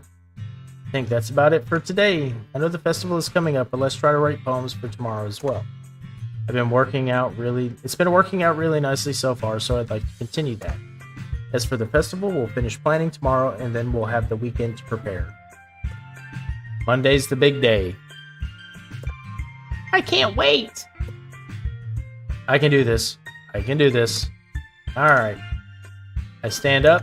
There's no way I'll be able to find the same enthusiasm as Sayori and Monica, but I'll do my best to get through it. It's for the sake of the club, and impressing Monica. Then I'll have to do my best. Ready to go, Sayori? Yep. Look at you two, always going home together like that. Kind of adorable, isn't it? Oh, geez. Geez, guys. Don't make such a big deal out of it. Must be a little nice, though. Well, am I supposed to respond to that? Okay, Scribe, you don't have to say it. Well, whatever, let's go already.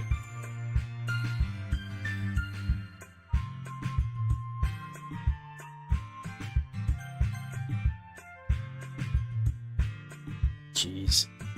Even though it's only been a few days, a lot of things have already changed. Today, Sayori is being a little quieter than usual on the way home. Hey, Sayori? Sorry, I was spacing out. Ah, no wonder. I was thinking about something from earlier. I like how we get to, Sayori fumbles her words, so let's just say that one day, Yuri asked to walk home with you. Huh? What would you do? What kind of question is that? You're kind of putting me on the spot there. I'm glad I saved.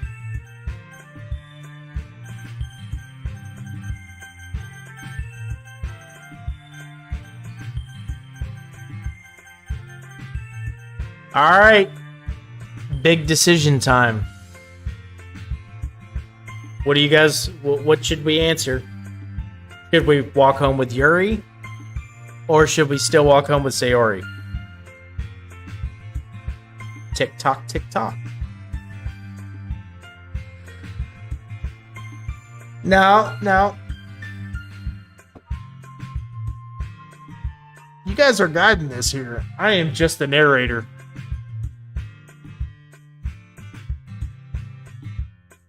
And I saved, so if I wanted to come back to it, I can change the answer later.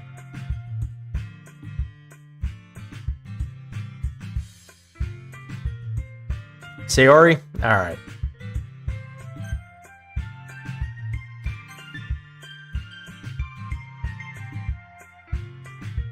Do you think I would ditch you for Yuri? But she's so beautiful and smart. Jeez, I already see her in the club every day. Besides, you always seem to really like going home together. I wouldn't just ruin that for you. You're so silly, Scribe. Yeah, I'm such a silly bitch. You think about me too much sometimes. Yuri would deserve it if she wanted to. So, here, I've already made up my mind. I really can't figure you out sometimes. They're all kind of jealous of each other. I think Natsuki just said fuck it and rolled out. I really can't figure you out sometimes. Sorry. Besides, what's the point in speculating something that's never gonna happen? Huh? The conversation trails off. It's kind of a weird thing for Sayori to care so much about, but I want to respect her and keep her happy too. Then again, the festival is only a few days away. Who knows what will happen in that time?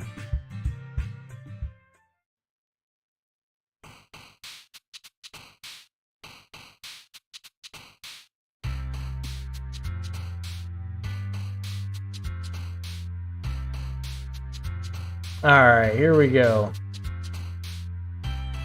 Yet.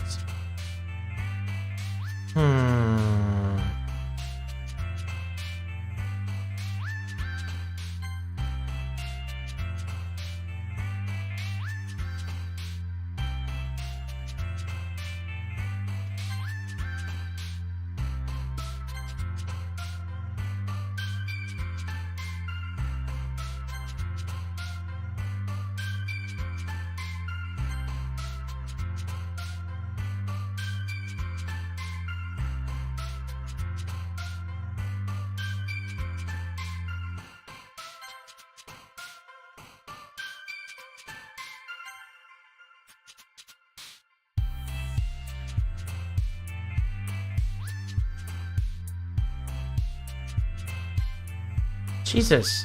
Seems like everything I hit is going towards Sayori.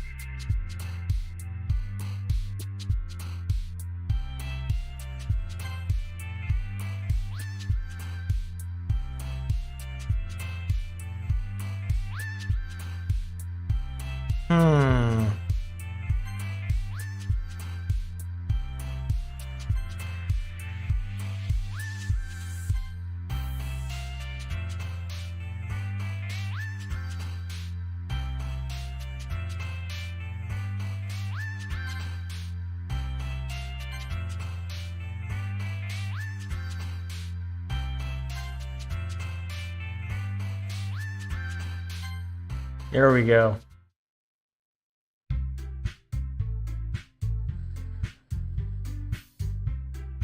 Oh man, I'm the last one here again. Don't worry, I just walked into. Are you practicing piano again? Yep. You must have a lot of determination.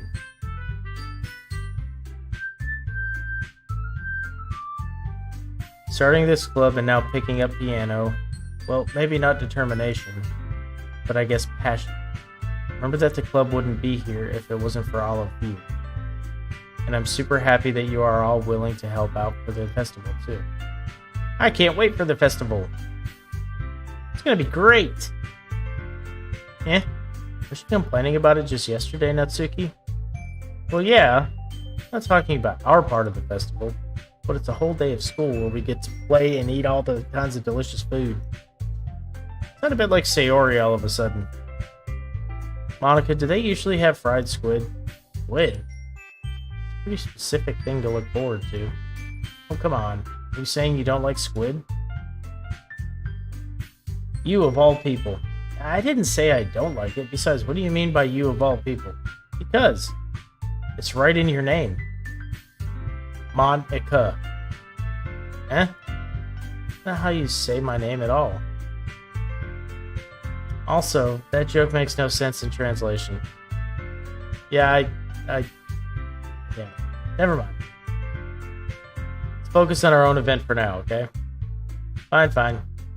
Your reactions aren't as fun as Yuri's or Sayori's anyway. Excuse me? Where is Sayori anyway? Oh, there you are. Sayori's sitting at a desk in the corner of the room looking down at nothing.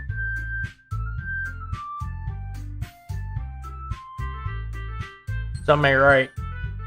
I walk over to her. Hey, Sayori. I put my hand in front of her face. You're spacing out again. Sorry. Don't mind me. You can go talk to everyone else. Huh? Is everything alright? Of course. Why wouldn't it be? It feels like you're a little off. Sorry for assuming things. You worry too much about me. You're fine, see? Sayori shows me a big smile. Don't let me distract you from having fun with everything.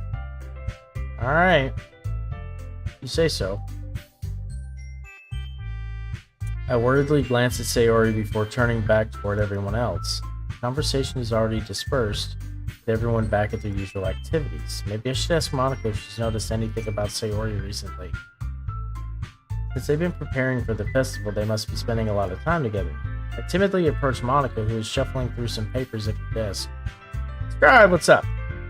It may sound a little strange, but have you noticed anything up with Sayori recently? Anything up with her? In what way do you mean? Maybe I'm reading into it a little too much, but she seems a bit downcast today. Oh, you think so?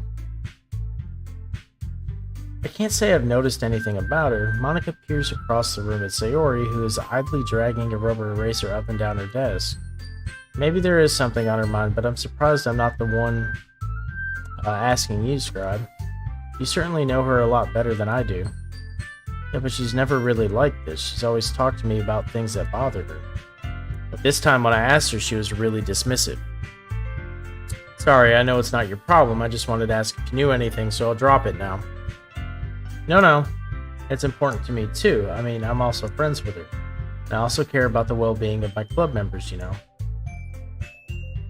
Maybe I'll try talking to her myself. You sure about that? Seemed like she wanted to be left alone. You sure? Maybe she just has a hard time bringing it up with the person of interest. Person of interest? What do you mean by that? I'm saying that maybe the thing on her mind is you, Scribe. Oh. How on earth would you come to that conclusion? Well, I probably shouldn't say too much, but Sayori talks about you more than anything else, you know. She's been so much happier ever since you joined the club. It's like an extra light was turned on inside of her. What? No way. Sayori is always like that. She's always been full of sunshine. It's not any different now than it always has been. You're so funny, Scribe. Have you thought that maybe you've always seen her as so cheerful? because that's just how she is when she's around you? He said too much. I'm sorry, what do I know anyway? I don't mean to jump to conclusions, so you should just forget about what I said. I'll try to talk to her, so try not to think about it for now. Alright. Monica smiles meaningfully. I know she said to forget about it, but I already know that I won't be able to get her words out of my head. Monica stands up. Monica stands up from her desk and walks across the room to where Sayori is sitting. I watch her kneel down next to Sayori and gently talk to her. But she keeps her voice so quiet that I can't hear her from here.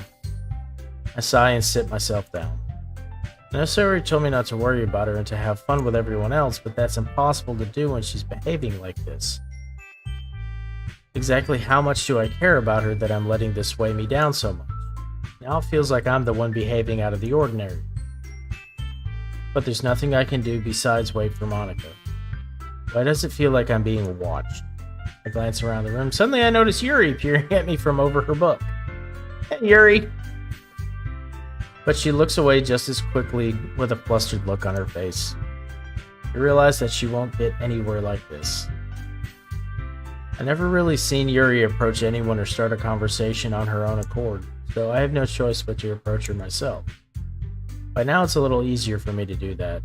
I stand up from my desk and sit in one next to her own.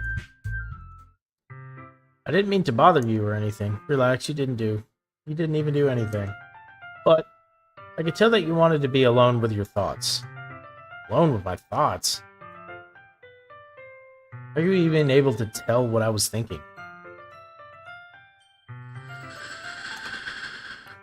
Well, it's something I do a lot. So it wasn't hard for me to spot based on your posture and expression. And not that I was staring or anything. Didn't do anything creepy like that. In any case, I guess you were right. I'm sorry if I caused you any concern. Don't apologize. Your troubles are only the concern of those who willingly share in that concern. Okay. Of course, there are certainly those who find the most comfort in keeping to themselves. But if you would prefer to share what's on your mind, then I would be glad to listen. That's really not that big of a deal. I was just feeling a bit uneasy about Sayori. She seems a little off today, but when I asked her about it, she didn't want to admit it to me. So I can't help but wonder if something happened to her. Oh, it's quite romantic. Sorry. I didn't mean to say something stupid. Not that, I just didn't want you to misunderstand. Sarah and I have just been friends for a long time, that's all. Ah, I see. Itchy leg.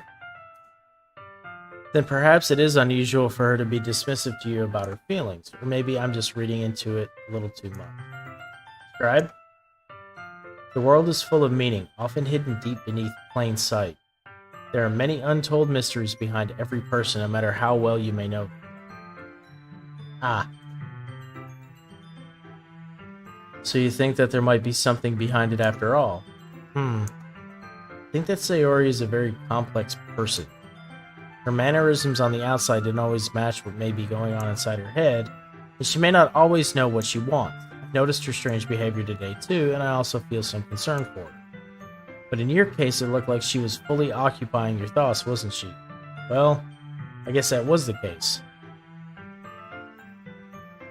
Sayori, she really means a lot to you, doesn't she? I guess. But you don't need to put it that way. We're just good friends, that's all. Yuri suddenly looks deeply into my eyes. Her expression is gentle and curious, as if she was searching for something. Embarrassed, I avert my gaze. Sometimes a person's mysteries are untold even to themselves. And you, as someone honest and caring, may uncover feelings you weren't aware were in you. That's it. That is... I think that she would be a very fortunate person to have you feel that way about her. Yuri, you're giving me too much credit. I'm a pretty simple guy, so I think I'm pretty good at understanding my own feelings. I'm not nearly as sophisticated as you. That's not a compliment, is it?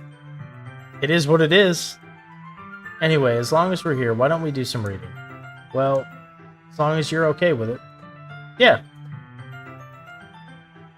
I should be taking my mind off this whole thing anyway.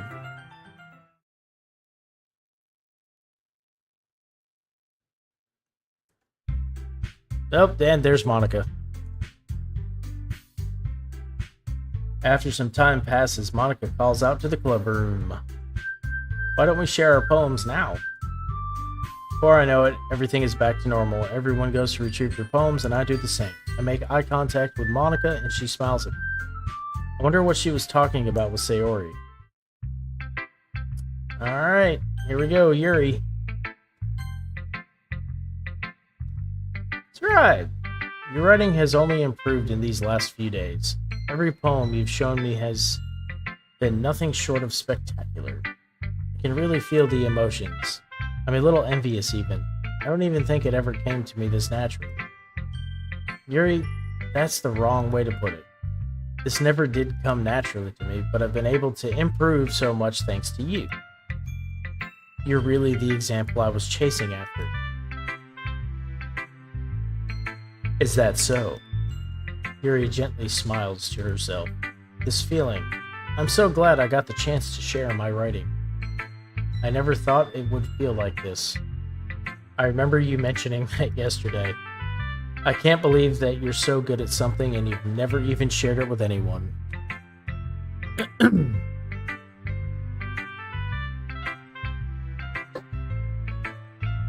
kind of a shame. Maybe, but it's not like I really had a choice. What do you mean? Well, Yuri smiles sadly. Scribe, during lunchtime, I eat by myself. Did you know that? It's a great time to find a quiet spot and do some reading. In fact, I always have some books with me. You could say I really enjoy reading. Well, that's one way to put it anyway. But books are so full of amazing and inspiring people. People you want to fall in love with. Or people you just know would make a really good friend. Cheerful people who always put a smile on your face, or deep thinkers and problem solvers who discover the mysteries of life. So when you look at it that way, I'm surrounded by friends every day, you know? And those friends don't laugh at me. They don't tease me for spacing out all the time. They don't make fun of my body type. And they don't hate me for acting like a know-it-all.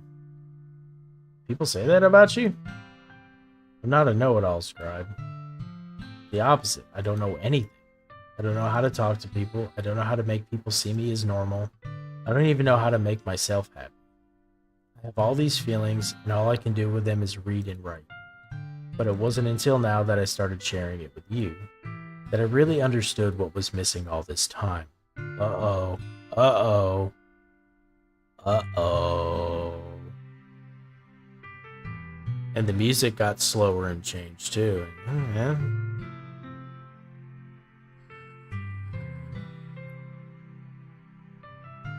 But I haven't really done anything. No, that's wrong. Just being patient and respectful. That's really important. I know I'm a difficult person, Scribe, right? I'm in danger. I speak too slowly. I second guess myself all the time. I read too deeply into things, but every time, you've always treated me just like anyone else. It's so rare that I feel comfortable with myself when I talk to others, but that's why every time I talk to you, I just feel really happy.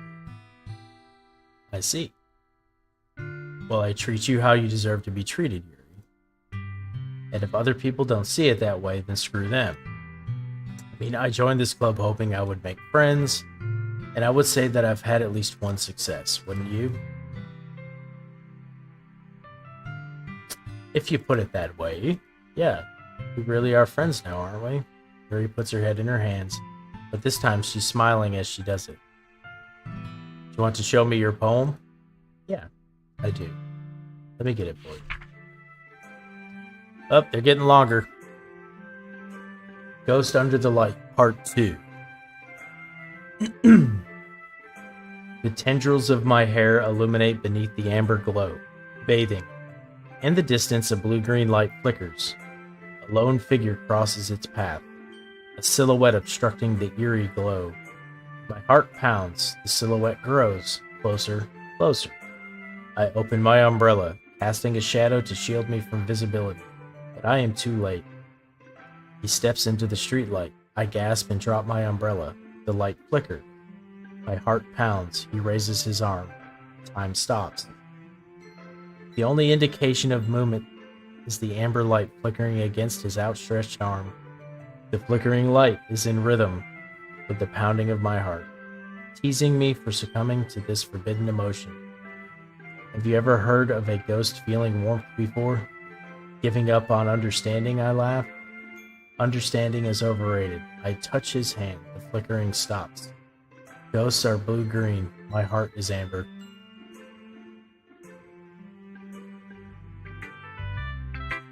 Finishing the poem, I start to hand it back to Yuri, but instead of taking it from me, she looks away. Do you dislike it? No, of course not. I just really don't know how I should respond.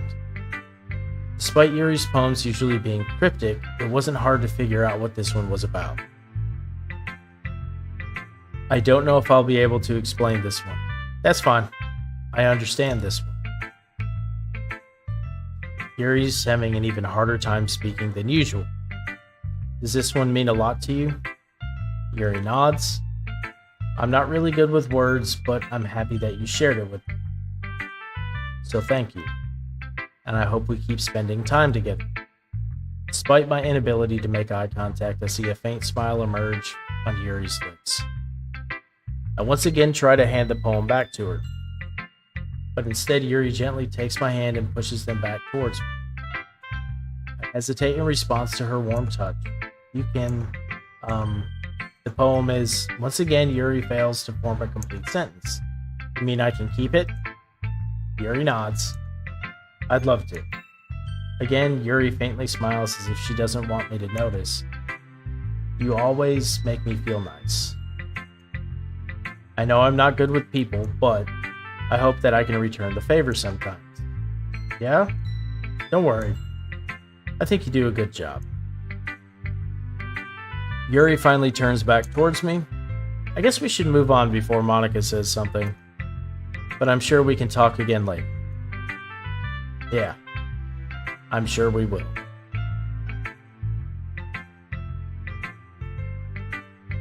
With that, Yuri timidly smiles at me, and I return to my seat so I can put her poem away. Alright, next is Natsuki. Let's see how this goes. She's overly cheery today. Yeah, no thanks. You didn't even... Next. Damn, what a bitch. On to Sayori. It's nice, I guess. Come on. I can already tell that you don't like it. Well, you don't need to worry about what I think. After all, you wrote this for someone else, didn't you? Probably Yuri. I didn't write this for anyone specifically. Maybe. It's not really what I meant though, but it's okay. You're making new friends just like I was hoping. That makes me really happy.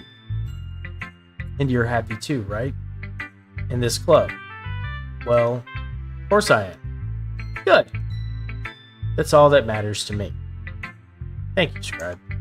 Sayori, is there something wrong? Huh? No, nothing. I'm just a little tired today. Alright. Just tell me if you need anything. I will. Don't worry about me, okay? You can go play with everyone else now. If you insist. Yay! I'm gonna be home a little bit early today. Or I'm gonna go home a little bit early today. Sayori, tell Monica I wasn't feeling well, okay? I'll see you tomorrow. Before I can say anything else, Sayori cheerfully walks out of the classroom, coming to herself.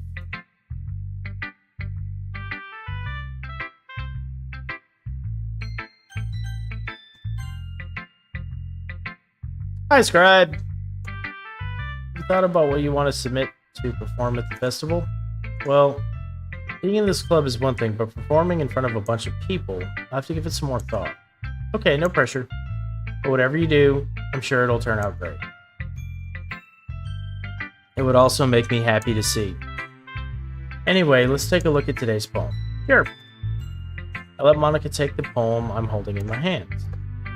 Your style's gotten so refined, Scribe. Just a stylish bitch. Yuri's been teaching you a lot of things, hasn't she? Well, I guess so. I've been noticing how much time you spend with her. I think I've heard her say more words these past couple days than she's talked in the whole year. Not sure how you did it, but that's pretty impressive. Well, she just needs some patience and a way to talk about all the things in her head, I guess. Still getting the hang of it myself. You're certainly putting in a lot of effort. You must really like her. And I'm awfully suspicious, you know.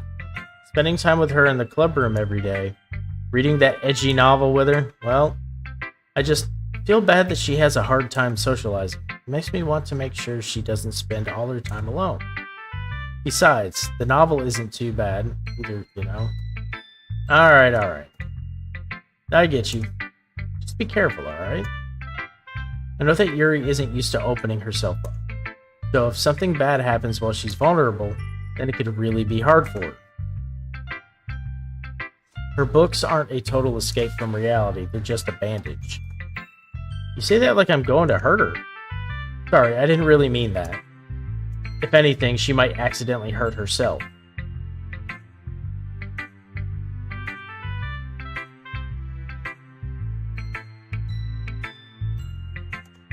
Anyway, moving on.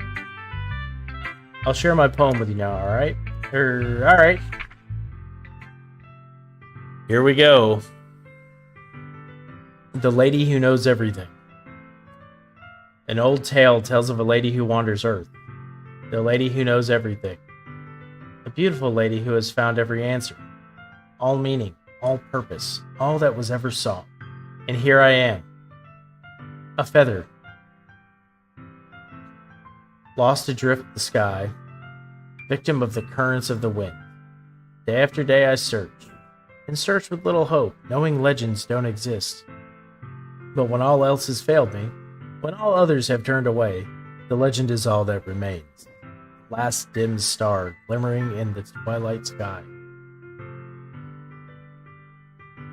Until one day the wind ceases to blow. I fall, and I fall, and fall, and fall even more. Gentle as a feather, a dry quill, expressionless. But a hand catches me between the thumb and forefinger, the hand of a beautiful lady. Yeah, it is weird and suspicious, you think? I look at her eyes and find no end to her gaze. The lady who knows everything knows what I'm thinking.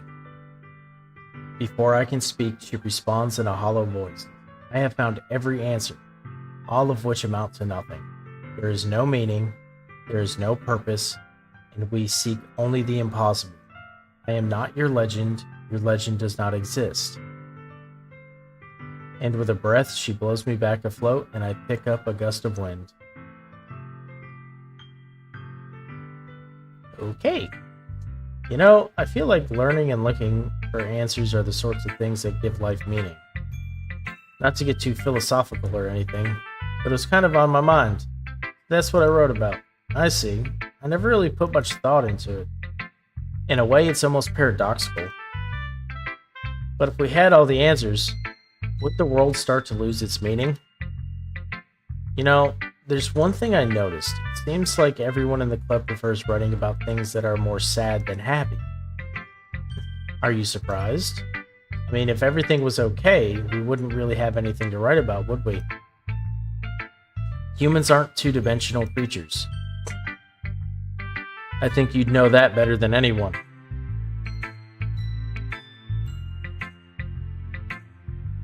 Did we just get a fourth wall break?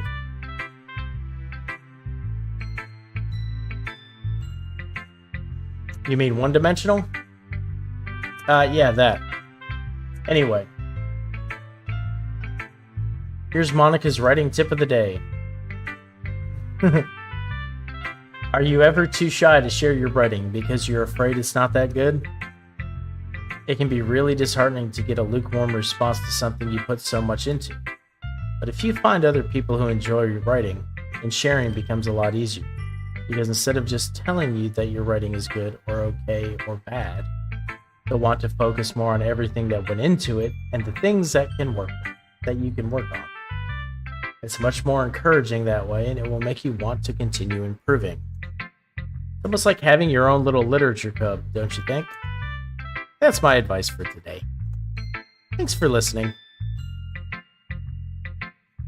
This has been my TED Talk. Okay, you three. We're all done sharing poems, right? Why don't we start figuring out? Hold on a second. Is it just me, or did you say something strange just now? Yeah? Something did sound a bit unusual. That's right. You deviated from your usual catchphrase when addressing the club. Catchphrase? I don't have a catchphrase. Jeez. Why is the mood so weird today? Look, even Yuri isn't immune to it. Stagnating air is common foreshadowing that something terrible is about to happen.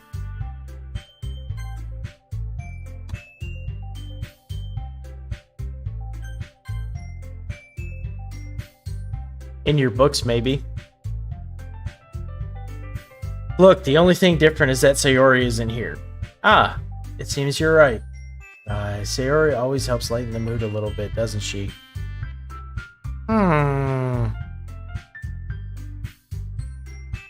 It's almost like everyone's balance is thrown off a little when she's not around. Where the heck did she run off to, anyway? I thought she just went to pee.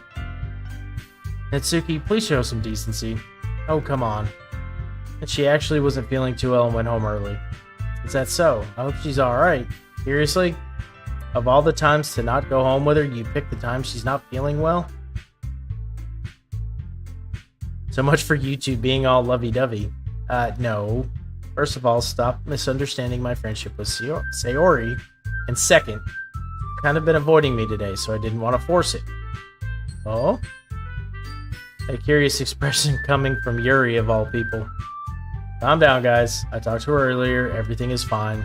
What did she say? Anyway, we need to figure out the rest of the festival preparations. So, hey, answer my question. Come on. What's the matter for you? Let's decide what everyone will be doing this weekend. I already know what I'm doing. That's right. Natsuki will be making cupcakes. But we might need a lot of them, in different flavors. Can you handle that all by yourself, Natsuki? Challenge accepted. And as for myself, I'm going to be printing and assembling all the poetry pamphlets. Sayori will be helping me design them. And as for Yuri, you can, guys, can you help me come up with something for Yuri? Ain't that some shit? Bam! I'm useless. No, not it at all. Most talented person here, you know. Now Natsuki's pouting too. Even I can tell. I guess I never gave Sayori enough credit, but I can tell things are even harder on you when she's not around. That may be the case. But if I can't also be a leader on my own, then I won't grow as a person. So Yuri, you have beautiful handwriting, you know, so you should make some banners and decorations to help set the atmosphere. About that. I love atmosphere. Jesus. Yuri's expression suddenly changes as she stares at her desk and focused and starts nodding to herself. Your mind is already racing, I see. Great. You'll be a wonderful help, Yuri. But anyway, that just leaves you. The one who is truly useless. I don't say that. In fact, both Natsuki and Yuri have some pretty heavy tasks to handle. It would probably go a long way to give one of them a hand. You could always help me out as well. I would be really appreciative of it. That's... Is Monica suggesting I spend the weekend with one of my club members? How on earth are they going to respond to a suggestion like that? I suppose I wouldn't mind a bit of help. Well, even if you don't know how to bake, there's always some dirty work I could give to you. It's not like Monika's gonna give me a choice, and you shouldn't be sitting on your butt anyway. Natsuki tries to mumble a bunch of excuses like that. If I recall, Natsuki, you mentioned that you would like to handle the baking on your own? Scribe might not like to be around if you only make him out to be a nuisance. So therefore, he may be more suited to assisting with the decorations. Come on, I never said that. How hard could it be to make a few decorations anyway? Sounds more like you're just making excuses for Scribe to... What are you saying? It will be extremely meticulous work. And baking isn't? Just what do you think? Come on, guys. Settle down for a moment. In the end, I think it's up to Scribe to decide how he'd like to contribute. Besides, he hasn't really gotten the chance to spend any time with me yet, you know? So I'm sure he's interested in... You literally just said, I'm surprised as well. Sorry. I was just saying, though. Jeez. Can we all just settle this already? Yep. Scribe, you're okay with this, right? In the end, it's up to you. Of course. Very well. In that case, everyone look straight at me. And watch me save the game.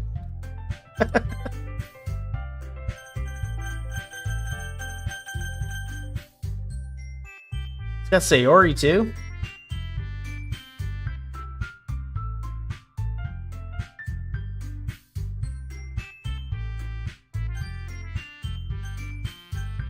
I mean, we've been chasing after Yuri, so we might as well just stick with Yuri. What do you think about that?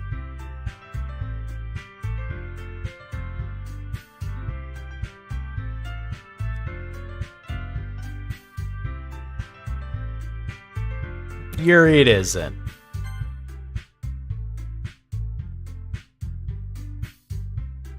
Well, I'll probably be most useful helping out Yuri. Me? Are you serious? Why would you... Natsuki, I already tell you're about to say something mean. No. Just saying. Should be helping Yuri then, Scribe. Yep. That's what I'm gonna do.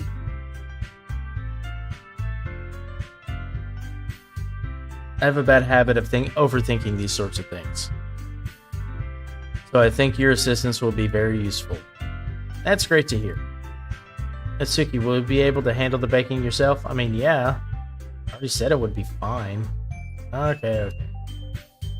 Everyone can tell that Natsuki is feeling a little sour. So is that everything we needed to go over? Yep, that should be about it. Are you guys excited? I'm excited. Let's see. Oh, well, excited might not be the right word. But I suppose I'm looking forward to it a little bit. Do you feel the same way, Scribe? Me? I guess you could say I'm interested to see how it'll turn out. That's good enough for me. What about you, Natsuki? Natsuki. What? Why is everyone yelling at me? I didn't even do anything. Oh, not what I meant at all. Yuri anxiously glances between everyone in the room. I'm sorry for this. I don't really know why Scribe picked me. And also, your cupcakes are the best cupcakes I ever had. Don't put that shit on me! They really go well with my tea. Nothing that I do for the event will compare to that. So, I get it. I'm kind of surprised though. Why? Well, I'm the one acting immature. I already know that. But you're trying to cheer me up all of a sudden. I know I'm not very good at it. I'm sorry if I said something bad. Natsuki isn't the only one surprised. Monika and I are also taken aback by Yuri's words. When she already has trouble with words, trying to cheer someone up must be far out of her own comfort zone. But I begin to understand. Yuri was trying to sound like Sayori. Even if it didn't work perfectly, I can tell that she tried to say something Sayori would say at a time like this. Because Sayori always helps everyone smile and feel good about themselves. No, I kind of appreciate it. I'm sorry for making a big deal out of nothing. But I'm gonna say this. You better bet that my cupcakes are gonna be the best part of the whole event. I believe you. Yeah, I hope to see everyone do their best. But with that, there's nothing more for today. So I guess it's time for us to head out. Alright, let's get out of here then. Everyone packs up their things. I start to follow Monica and Natsuki out the door as they chat between each other. I turn around. Sorry. I realize that I don't have any way of contacting you this weekend. Oh, you're right. I can't believe that slipped my mind. Should I give you my phone number? I think that would be the best way, yes. Alright then. Yuri and I exchange phone numbers.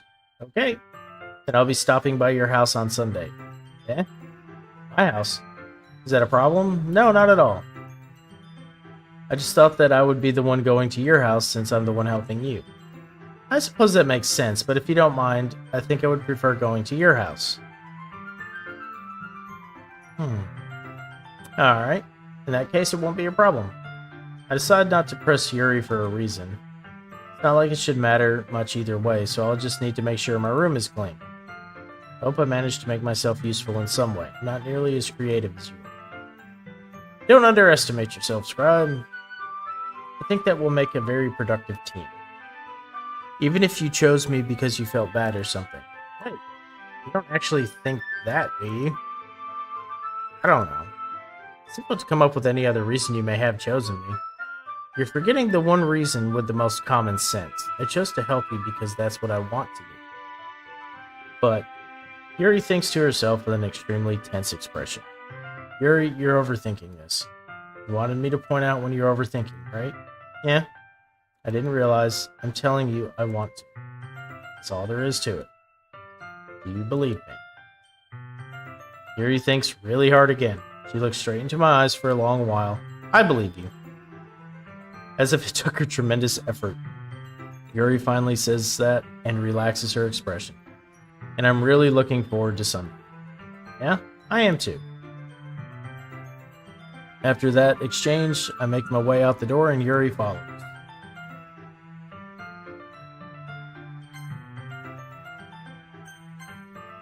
I can't believe this. Yep. Yuri is going to be coming to my house on Sunday. My anxiety shoots through the roof. Even though I've gotten pretty used to handling her at this point, there's no telling what might end up happening when we're outside of school. More than that, she told me she was looking forward to it. Is this the chance I have to make something happen between us? Whoa, it's getting spicy. Or is it too early for that? Only time will tell. But until then, I won't be able to take my mind off it. I seriously can't wait.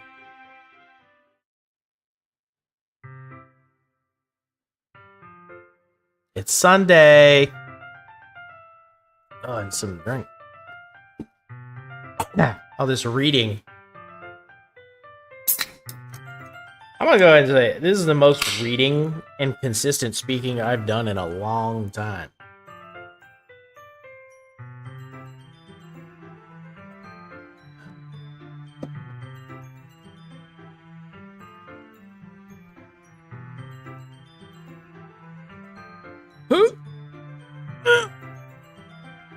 Yep.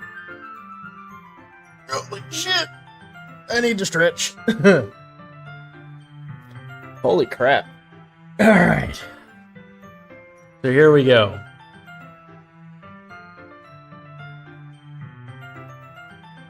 I've been getting increasingly anxious about Yuri's upcoming visit. See. I keep telling myself there's no reason to be nervous, but it doesn't help much. Yuri is clearly an introvert, and also an intimate person in general. There's no doubt that she'll open up a little bit when it's just the two of us. Meanwhile, we've even been texting occasionally. She was extremely apprehensive at first, but it was long before I was already learning more about her. But putting Yuri aside, I haven't heard a thing from Sayori since she left club early the other day. It's not like we text each other all the time or anything, but I've been worried about her in the back of my mind. Between what Sayori said and what Monica said, is it really okay for me to put Sayori's feelings aside when she might need me? I decided to visit Sayori before Yuri comes over. Rather than asking, I simply tell her I'm coming over, much like we've done in the past. Once I reach Sayori's house, I knock on the door before entering it myself. Again, we used to play so often that we've made it a habit of simply entering each other's houses like we're family. The house is quiet. Sayori isn't anywhere on the first floor, so I assume she's up in her room. It's already strange of her not to run down and greet me. I head up to her bedroom where I finally find her. Sayori? Hi, Scribe. I sit down in her room. Sayori forces a smile, but it's easy to tell that she's different. There's a minute of silence between us. You haven't come over like this in a long time, have you? I guess you're right. It has been a long time. Not much has really changed, has it? Sayori's room is as messy as it always has been. I also recognize the same stuffed animals and wall decorations that she's had for years now. If you came over more often, it wouldn't be such a mess. That's because I end up cleaning it for you. How come you suddenly wanted to come over today? Aren't you supposed to see Yuri today? Yeah, but... Wait, how did you know that? Yeah. Sayori had already left by the time we decided that last meeting. Monica told me. I was a little apprehensive. I was like, wait a minute. It's only natural for her to keep me informed about the festival preparations, right? That's true. But what about you? Aren't you going to be helping Monica today? Of course. But I'm just helping her online. I didn't plan to meet up or anything. So it's just me and Yuri then. Yep. There's more silence between us. Sayori stares in a random direction. Everything about her behavior is really uncharacteristic. I finally get to the point. To save my game.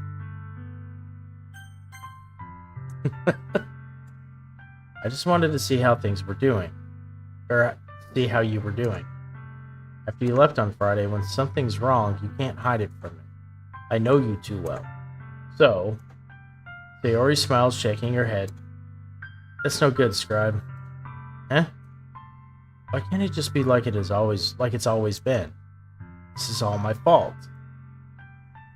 If I didn't get so weak and accidentally express my feelings, if I didn't make that stupid mistake, then you wouldn't have been worried about me at all. You wouldn't have come here. You wouldn't have been thinking about me right now. But this is just my punishment, isn't it? I'm getting punished for being so selfish. I think that's why the world decided to have you come over today. It just wants to torture me.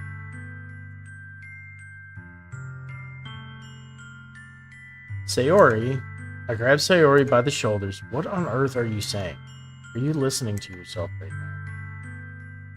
I know something happened to you. There's no other explanation for you to be like this. So tell me already. Until I know, I won't be able to stop thinking about it.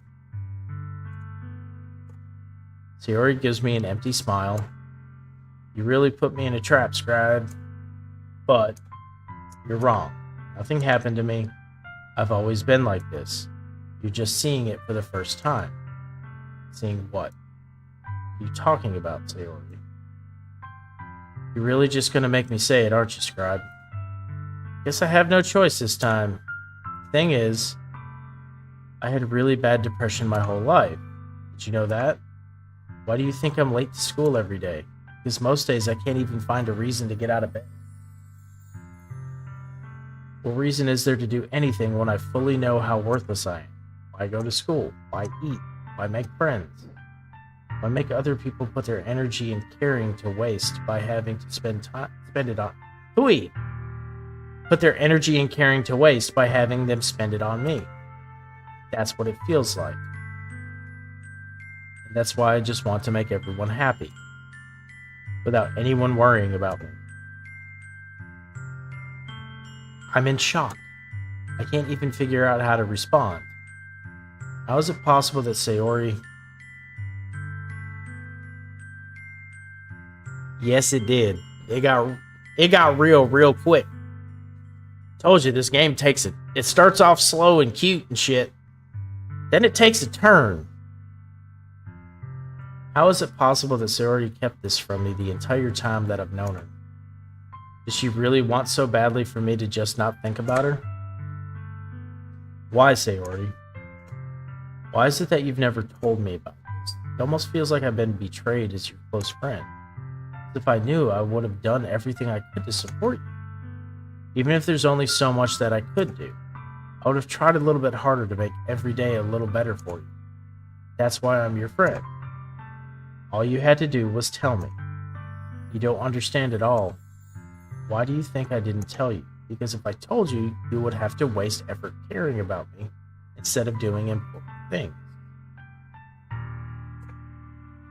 I don't want to be cared about. It's bittersweet when people try to care about me. It feels nice sometimes, but it also feels like a bat being swung against my head. Damn!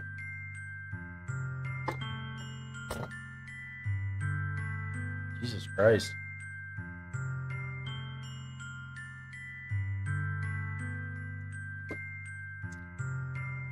That is why I wanted so badly for you to make friends with everyone else. Yeah. We've all been there. Like, we get it. We understand. Helping everyone be happy together is the best thing for me. But then I discovered something else too. Seeing you make friends and get closer with everyone in the club, it feels like a spear going through my heart. So that's why I decided the world just wants to torture you. Every path leads to nothing but hurt. You're right. That I don't understand. I don't understand your feelings at all, Sayori. But I don't need to understand. Whatever it takes for me to help you stop hurting, that's what I'll do. No, Scribe. There's nothing. Nothing at all. The only thing that could have helped is if everything could be like it always was. But I was selfish. I finally showed you what a horrible person I am. Tears streaked down Sayori's face. I made you join the literature club because I was selfish, and I was punished by my heart hurting in a way that I couldn't understand. And now you came here and I made you hurt too. I'm just weak and selfish. That's all I am. And that's why I'm going to accept these punishments, because I deserve every last one. Without thinking, I once again grab Sayori's shoulders. This time I pull her into a tight embrace. Right. Sayori. I don't care if you feel selfish. I'm really happy that you convinced me to join the club. Seeing you every day makes it worthwhile enough. If I make friends with everyone else, that's just a bonus. But please never underestimate how much I care about you. I wouldn't have it any other way. Sayori isn't hugging me back. Despite my arms being wrapped around her, Sayori's arms remain at her sides. And tell that bastard to stop cutting them onions. I'm telling you. It'll hit you in the feels, my dude. She starts sobbing next to my ear. No, don't do this to me. Please don't do this. Sayori barely manages to speak between her sobs. I don't know if I'm doing the right thing, but all I want is for her to know that I care. If you have it in you to call yourself selfish, then you have to let me be selfish too. No matter what it takes, I'll figure out what needs to change. I'll make these feelings go away. And if there's anything that you need me to do, then you'd better tell me. I'll get mad if you don't. I don't know. Gently, Sayori finally puts her arms around me in return. I don't know anything. It's all really scary. I don't understand any of my feelings, Scribe. The only time I'm not feeling nothing is when I'm feeling pain. Your hugs are so warm, and that's really scary too. Sayori lets me go. As she does so, I let her go as well. The festival is tomorrow. Yeah? It's going to be fun, right? Yeah. How would you like for me to spend it all with you? It's what I want. I promise. I think that would be nice then. Yeah? Sayori wipes her eyes. If I could spend the whole day here, I would. Of all days, this has to be the one where I have other plans. Maybe I should cancel. No, don't. Please don't. If you did that, then I really wouldn't forgive you. But it's almost time for Yuri to meet me at my house. At the very least, do you want to come along and help out? It would be fun. To my surprise, Sayori shakes her head. I'm sorry. I don't know if that would be very good for me today. You understand, right? Ah. It's kind of hard for me to fully understand. But I'm trying my hardest. It's okay. Don't worry too much about it. I'll see you tomorrow, okay? Alright. I look forward to it. I say goodbye to Sayori and exit her house. And then say,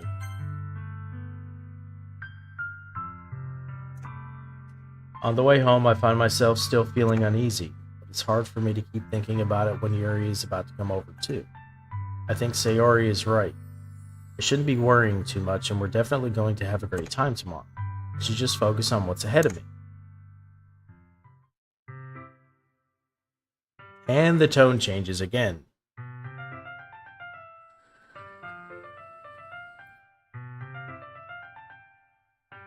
As I approach my house, I see something that makes me feel a moment of panic.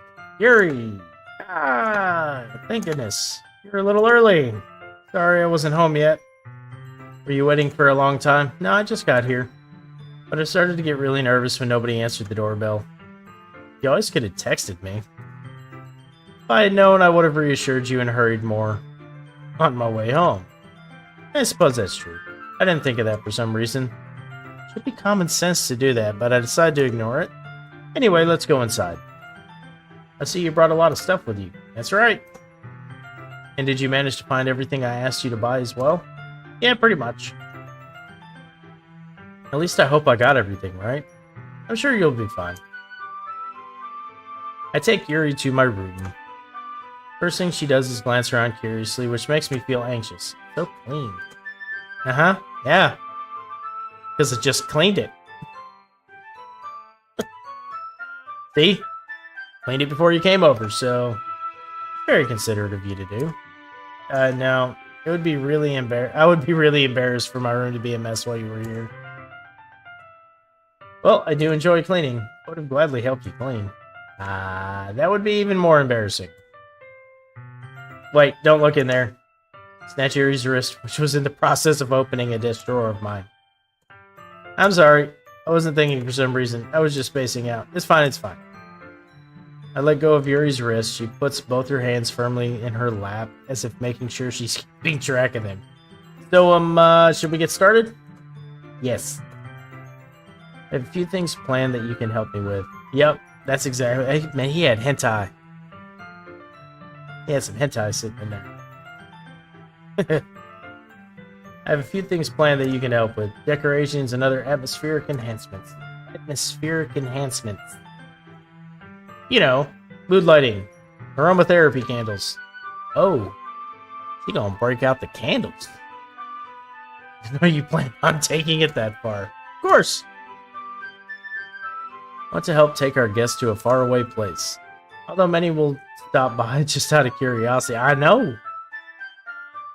Bow chicka wow wow. And for cupcakes, I guess. I'm determined to provide an experience that will leave them wanting more. That's great. It's easy to forget that you're a pretty intense person. Intense? I guess that's the best way to put it. Is that a bad thing? No, not at all. It's something that I like about you, actually. Is that so? Makes me feel relieved. I'm kind of happy. Yeah, no need to be so anxious. You can relax a little. Relax. Which is this word, relax, you keep saying. Oh, she brought some things for relaxation, huh? I was going to use them during the poetry event. Oh yeah, like what? Let's see. Yuri rummages through her bag. She pulls out a few candles and a wooden cylinder-shaped object.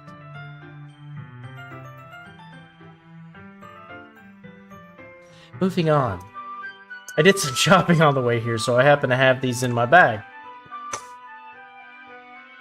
I plan to cover the windows in black paper and use the candles to light the room.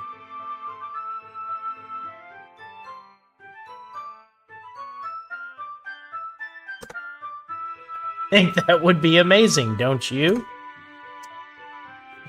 Yeah, that would be really neat. Fucking neat, man. Jesus. What's that wooden thing, though? Oh, this. Yeah, please explain yourself. It's a diffuser for essential oils. You're not helping your case. How familiar are you with aromatherapy? Not familiar at all. Ah, is that so? My favorite contributors to a positive atmosphere. Depending on the oils or herbs you choose, you can change the mood of the air itself.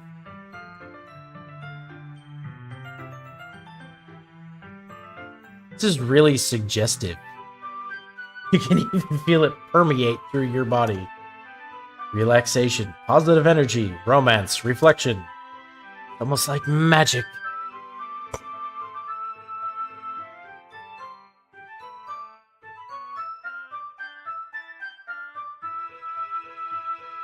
Yuri takes the cylinder and pushes a switch on the bottom. And it goes bzzz. In just a moment, a thin ray of vapor begins to spout through a small hole in the top. She done wore it out. It got smoke coming from it. Wow, that smells wonderful. What kind of mood is that one for? This is a jasmine essential oil. Smells a little sweet and flowery, right? Yeah, that's a good way to describe it. I choose jasmine for the event because it provides more than relaxation. Oh, does it? Now, please explain. Go on. Jasmine enhances your emotions and helps you feel them flow through your body. You feel warmer and your heart pounds more heavily. Do you think that will be perfect for sharing our poems? It sounds suitable. Jesus Christ, this innuendo is killing me.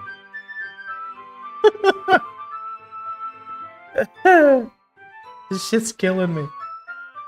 But you seem to know a lot about this, so I'll trust your opinion with anything. Okay, yeah.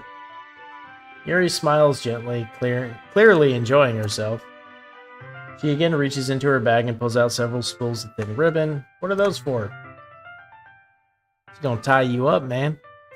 Well, did you purchase the origami paper I asked you to get? Yep, have it over here. You won't be using the paper for folding origami. What I'd like to do is write a different word on each paper. We'll need about 100 of them. Oh yeah? What will those be used for? Right? Well, I'm going to cut pieces of ribbon to hang from the doorway of the classroom. Then we can fasten the paper onto the ribbons to create a doorway curtain. Wouldn't that be beautiful? It would also catch the eye of those passing by the room. May attract someone to peek inside. That's really creative. I had no idea you'd be so good at this, Yuri. Is that so? Well, I suppose I do get a little intense, as you put it. Yuri giggles with red cheeks. Is it just me, or is she more relaxed when it's just the two of us? Or maybe it's the excitement she feels from sharing something that she enjoys. Here's a marker, Scribe. You can write any characters you want. I'll help you once I finish cutting the ribbons. Alright. Sitting on the floor together, the two of us get to work. I carefully draw a different character on each paper, doing my best to manage my bad handwriting. Yuri unravels a long strand of red ribbon to her desired length. Then she reaches into her bag once more and pulls out a pocket knife. Yeah? The knife is strangely beautiful. The silver handle has an intricate pattern of waves etched into it. The blade itself is gently tinted blue. It's no ordinary pocket knife. It looks really fancy. Well, embarrassed, Yuri looks away. What is it? I'm going to think it's weird. Yuri, whatever it is, I have no reason to judge.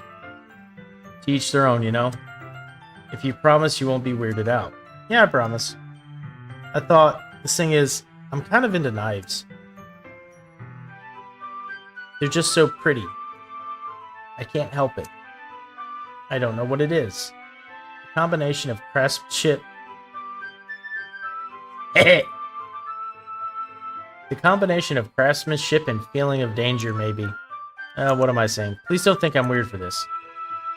You're laughing at me. No, I'm not laughing at you. It's just funny how nervous you got about sharing. Well, it's an interesting thing to be into, I guess. But I think it kind of suits you. Suits me? Yeah, it's kind of intense.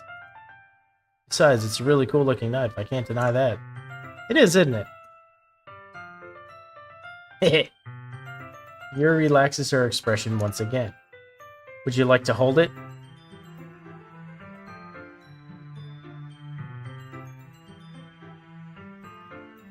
Jesus Christ. Sure, I'll check it out. Yuri carefully hands me the knife with the handle facing me. Take it and turn it around in my hands. It feels heavy and extremely solid. Where do you even get a knife like this? The shampoo mohawk. Everybody loves the shampoo mohawk, man. Curious of its sharpness, I feel the point of the knife with my index finger. Ow. Scribe, why did you do that? I didn't expect it to be that sharp. Barely touched it. It's my fault. Should have warned you. This knife is extremely sharp. It can cut through skin like it's paper. Shit. A small drop of blood trickles down the side of my finger. Yuri takes my hand and gives the wound a closer look. She stares at it and noticeably fidgets. If you're squeamish, I'll go wash it off now.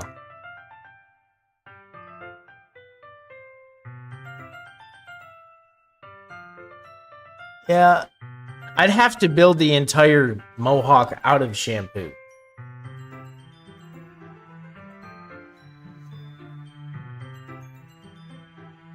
Oh shit, I missed this. Without warning, Yuri puts my finger in her mouth and licks the wound. I feel her tongue curl around my finger. Startled, I instinctively pull my hand back. Oh, please forgive me. I wasn't thinking. Yuri lowers her head, her face burning up. Yuri, that's the most embarrassing thing I've ever done. How could I do something like that?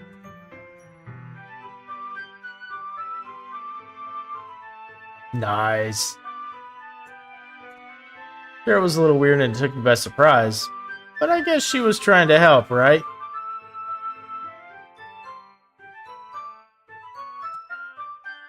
Yuri, I think you're overreacting a little. She doesn't lift her head. What if she doesn't recover from this for the rest of the afternoon? Alright, you know what? This might be a stupid thing to do, but I do it anyway. I take Yuri's hand and lick her index finger in return. Whoa. It's getting spicy. Did you really just do that? Now we're even. Yuri just looks at me like I did something wrong. I knew that would be a bad idea. If not for the sweet aroma of jasmine oil, the air would be extremely heavy right now. So weird, Scribe. Yuri giggles. Yuri calling me weird? Alright, no response. Where do you keep your bandages? I don't think I need one, actually. It was a tiny cut. Look, it already stopped bleeding. I see. That's relieving. The tension is quickly lifted. We each resume our respective activities. I watch Yuri's knife cut through the ribbon like it's nothing but air. Meanwhile, I continue to make progress on the paper. After we finish attaching the paper to the ribbons, we lay them all out side by side. It looks better than I expected. It will be very effective as a door curtain. It looks great. Good thinking coming up with this, Yuri. Oh, thanks. Just something I saw online, really.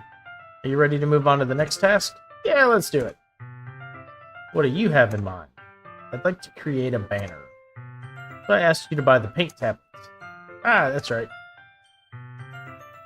One of the items Yuri had asked me to buy was a kit of watercolor paint tablets. We'll need about 6 cups of water to put each of the tablets in. Do you mind fetching those for us? Of course not. 6 cups of water. I'll be right back in a minute. Thank you very much. Oh, and just a little bit of water is okay. Fill the cups too much, it will be too diluted. Taking Yuri's advice, I decided to use small plastic bathroom cups rather than full-size glasses. Put them on a plate, catch any paint that drips, then bring it back into my room. Yuri? Yes? And she was snooping. I bet she was snooping.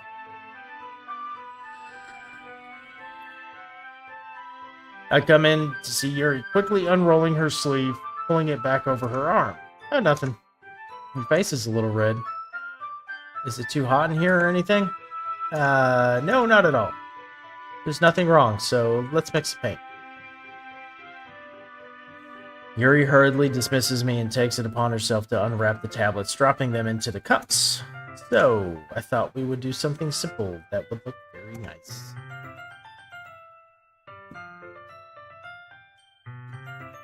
Oh, mouse on the chart. I like to paint a gradient across the banner, starting with the colors for a sunrise, then daytime, then sunset, and nighttime. Once it dries, I'll write an inspirational quote across the banner.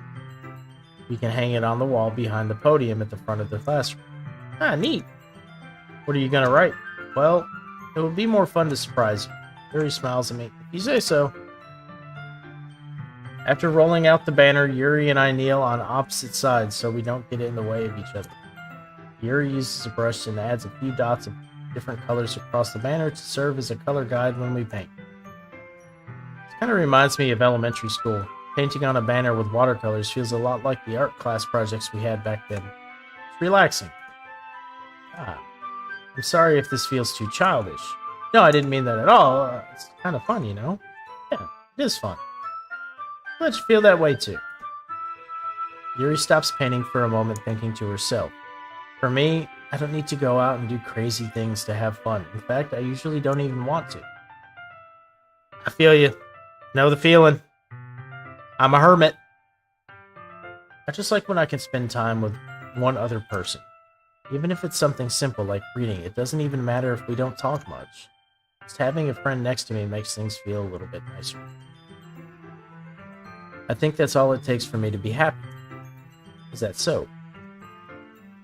Even if Yuri and I are quite different, I can understand where she's coming from.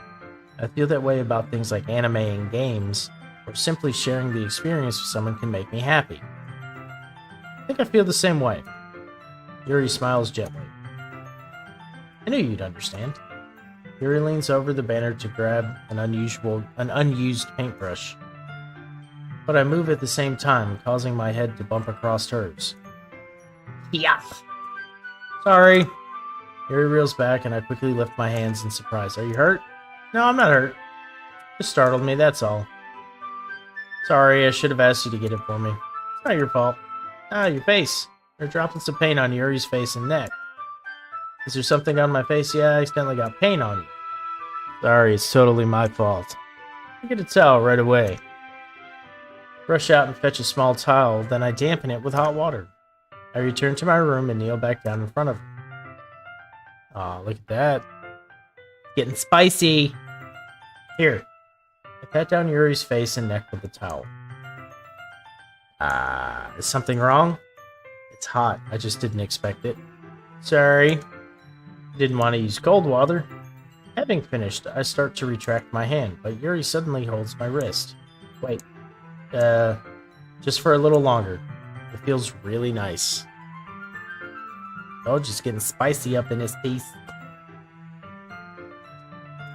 I keep my hand still against Yuri's neck. She looks into my eyes. It's an intense expression that I recognize from when she reads her books. Almost as if she's lost in a daze, enveloped by her own thoughts. She breathes gently, half through slightly parted lips. What is happening? Is it the aroma of the jasmine oil giving me this dizzy feeling? Yuri's...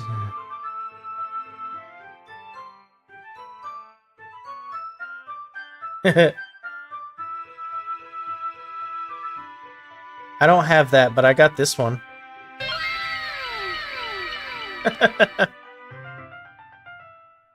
Yuri's gentle fingers wrapped around my wrist, send a tingling sensation through my arm. And suddenly her face seems to be much closer to mine than it was just a moment ago. Yuri slowly pulls away. Sorry. Been feeling a little lightheaded today. I didn't mean to space out. Fine. It's all good. It's all good in the hood. The moment is over as soon as it began. Yuri picks up her brush again, but her movements seem clumsier, like she's unable to focus. I remain silent, forced to ignore the event that just transpired. I hesitantly retrieve my own brush and continue following Yuri's example.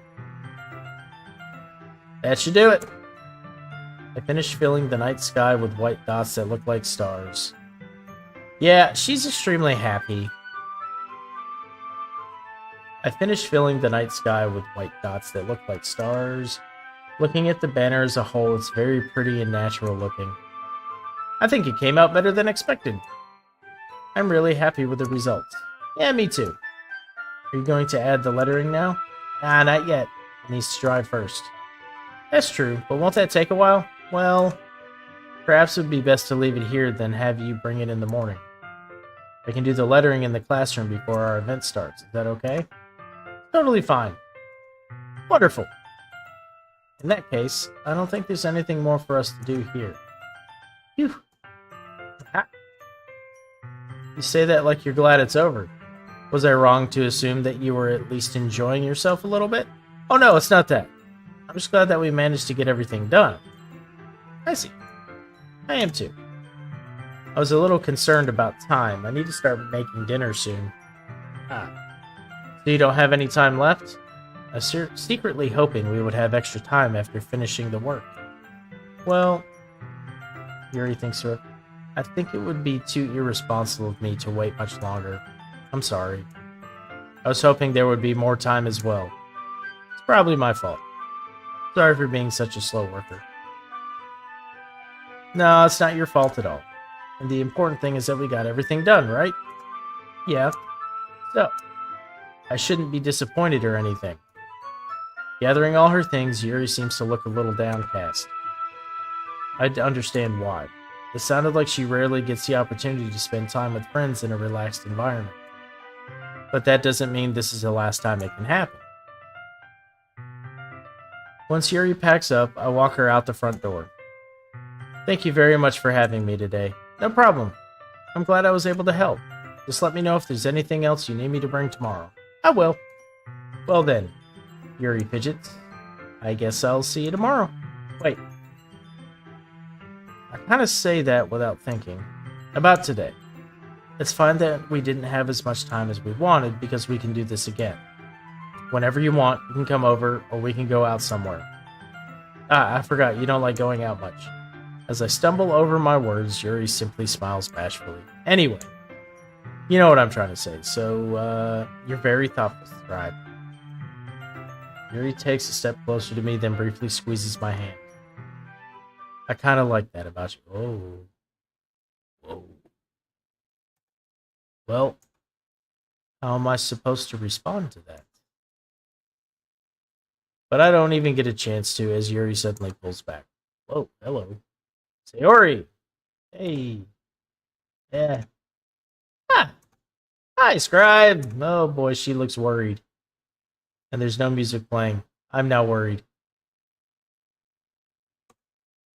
Just now, we weren't... It's okay, Scribe. I just stopped by to say hi. Well, it's nice to see you. I'm sorry, but I'm already on my way to leave. Oh, really? Too bad. I'm sorry. Yeah, she knew she was about to leave. But we'll all be together at the festival tomorrow, so that's fine, right? Of course. Theory beams. Yeah, so I'll see you tomorrow. She fucking bounced. Clearly embarrassed, Yuri hurries off. Sayori waves goodbye after her. Sayori, I thought you didn't want to come over today. Well, I tried staying in my room, but my imagination was being really mean to me. So I had to come here and see it for myself. See what? What are you talking about? You know, how much fun you were having with Yuri, and how close you got to her. It makes me really happy that you've made such good friends. That's all that matters to me.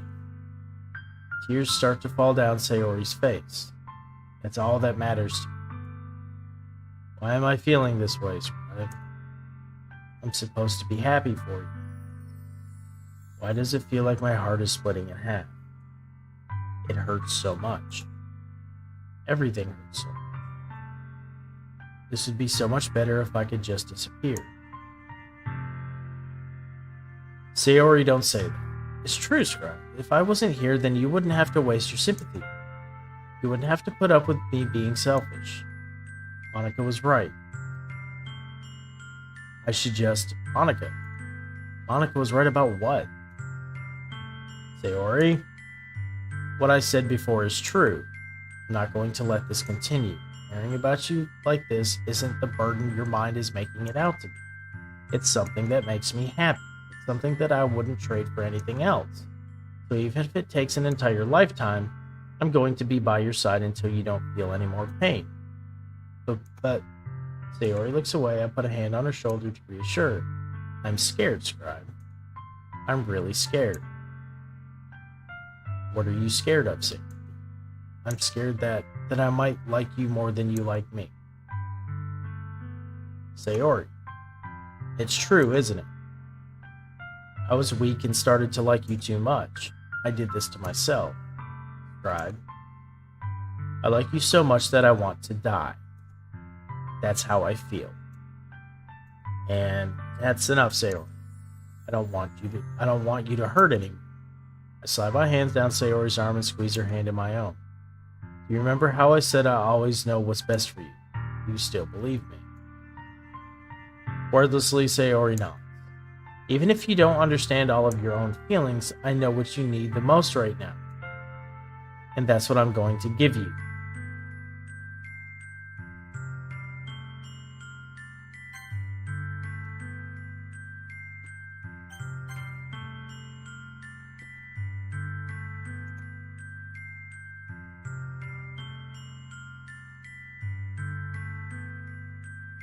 We're at a crossroads. I'm gonna let you guys think about this decision, and I'll be right back. I'm gonna run to the restroom real quick. Give me like 2 minutes. I'll be right back. I promise.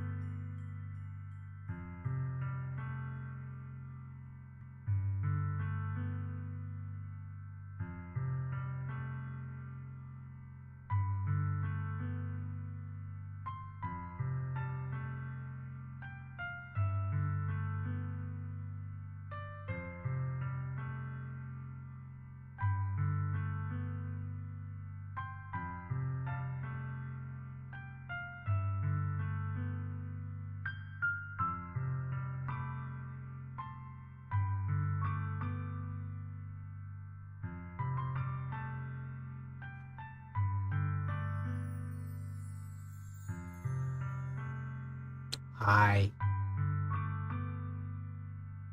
So, what are we going with? I know. Every either decision could be bad. So I'm gonna actually do another save. We'll just overwrite that one.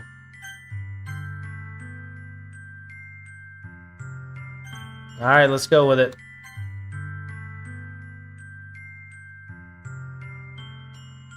Yeah, those are my true feelings. So there's no way you could like me more than I like you.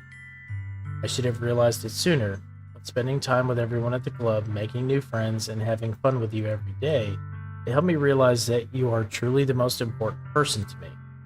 That's why I'll accept any of your burdens as long as we continue like this every day, with you by my side.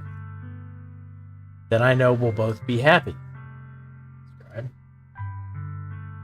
Suddenly, Sayori wraps her arms tightly around me. Scribe, is this really okay? Yeah. I hold Sayori in my arms and pull her closer. You'll never have to let go of me again. I love you, Scribe. I want to be with you forever. Me too. I feel Sayori's grip around me weaken a little bit. What is this? Sayori? I'm supposed to be happy right now. I always thought this would be the happiest moment for me, but why? Even now, why won't the rain clouds go away? They're not going away at all. It's okay. It might take some time for things to get better again, but no matter how long it takes, I'll be there every step of the way. That's all that matters right now.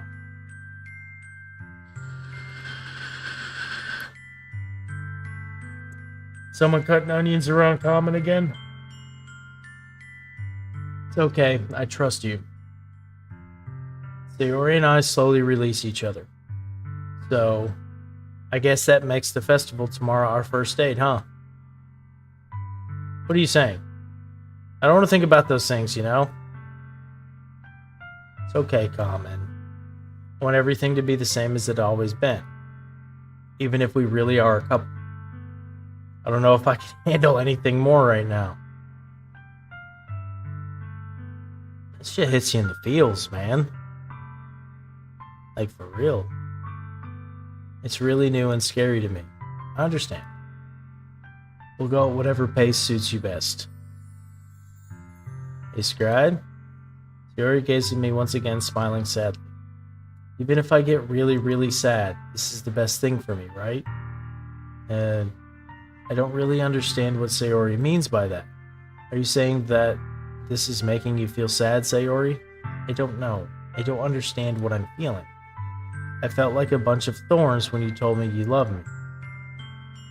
But that's why I want to trust you. You know what's best for me. Yeah, I do. That's my promise. I say that, but in reality, I never felt more uncertain when it comes to Sayori. I know that I love her and she loves me, but I'm having as much trouble understanding Sayori's feelings as she is. Even though I can comfort her, I keep wondering if I should be doing something more or something different. I know these thoughts will continue to plague me until things are back to the way they were. Is that what Sayori meant by not wanting anything to change? I don't know. But I know that I'll give it everything I've got. Sayori is the most important person to me, and I'll do whatever it takes to have a happy future with her.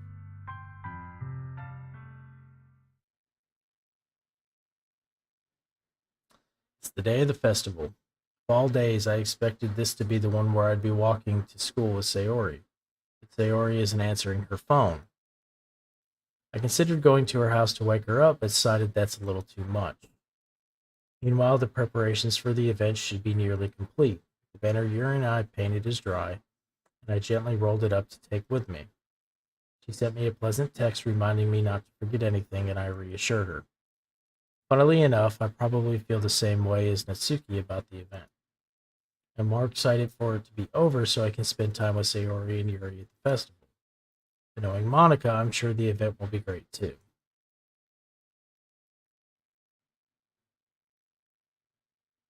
Why isn't there any music anymore?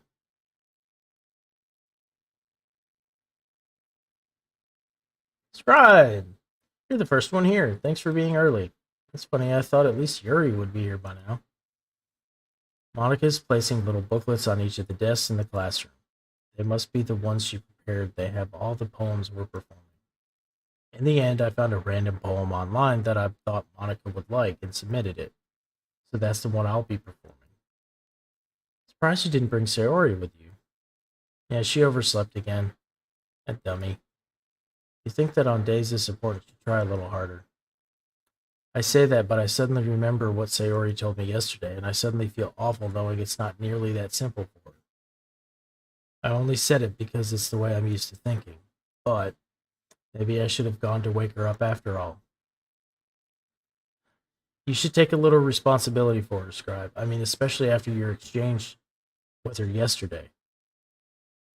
How you know that?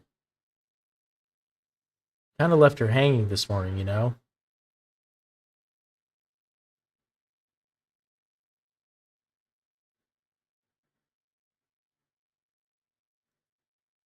Exchange? Monica, you know about that? Of course I do. I'm the club president after all. But, I stammer embarrassed. Did Sayori really tell her about it that quickly? That we're a couple now? I didn't really plan on bringing it up with anyone yet. Jeez. You don't know the full story at all, so don't worry. I probably know a lot more than you think.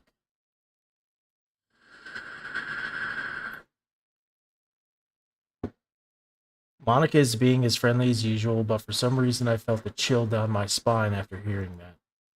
Hey, do you want to check out the pamphlets? They came out really nice. Yeah, sure. I grabbed one of the pamphlets laid out on the desk. Oh yeah, they really did. Something like this will definitely help people take the club more seriously.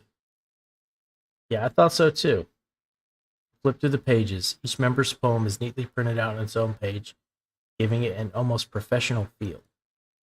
I recognized Natsuki's and Yuri's poems from the ones they performed during our practice. What's this? I flipped Sayori's poem. It's different from the one she practiced. It's one that I haven't read before.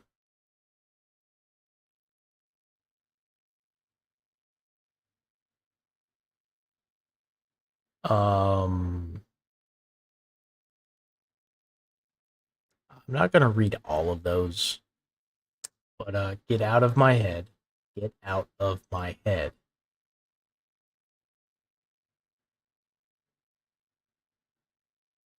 Get out of my head before I do what I know is best for you. Get out of my head before I listen to everything she said to me.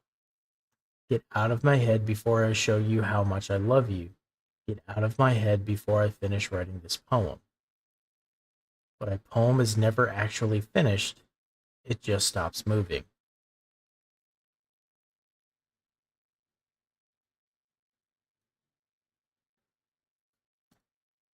What's this? Reading the poem, I get a pit in my stomach.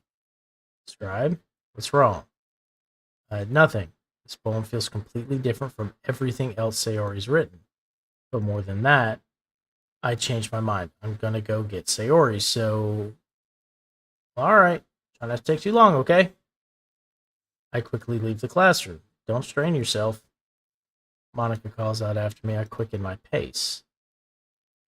What was I thinking? I should have tried a little bit harder for Sayori.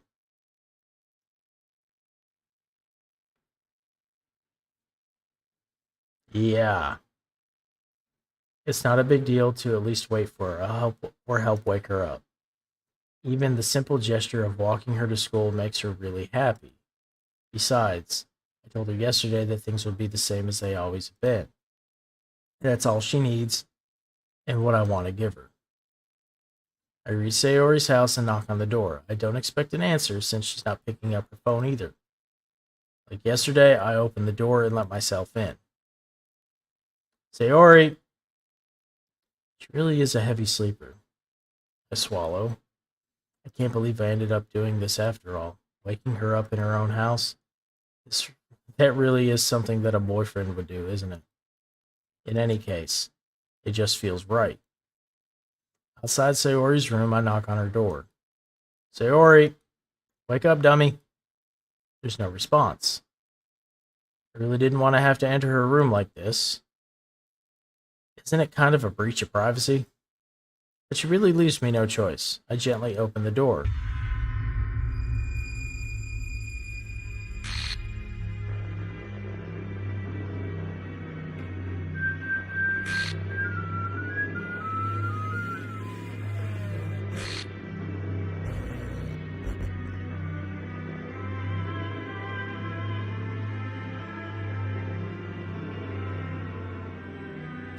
What the hell? What the hell is this a nightmare? It has to be. This isn't real. There's no way this can be real. Sayori wouldn't do this. Everything was normal up until a few days ago. That's why I can't believe what my eyes are showing me.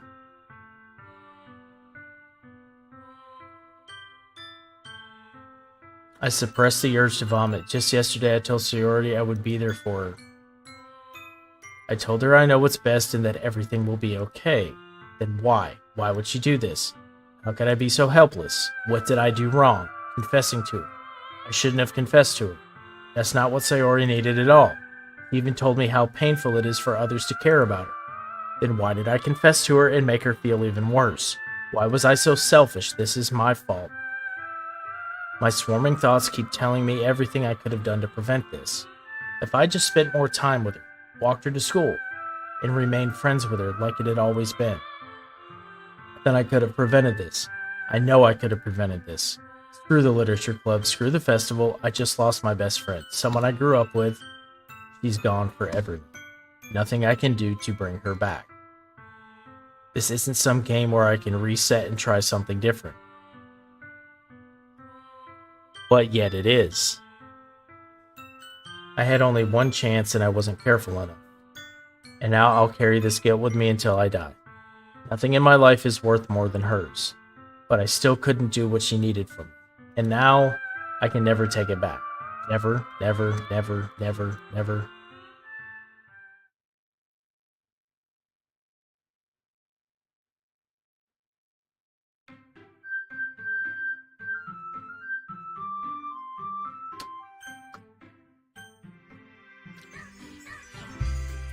And this is where the game starts to take a fucking turn.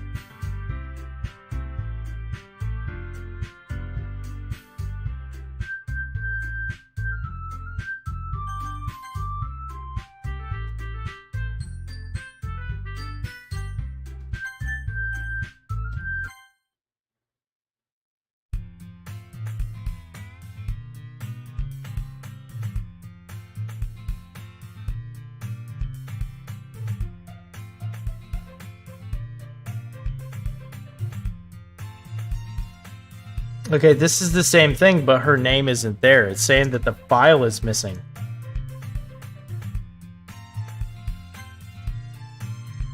Oh, hell no. And all those save files are gone.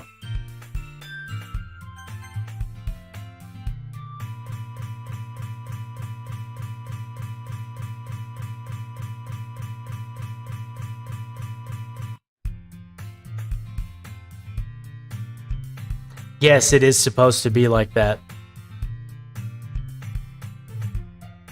This is where the horror / psychological horror tags on Steam come in to play. This game screws with you bad.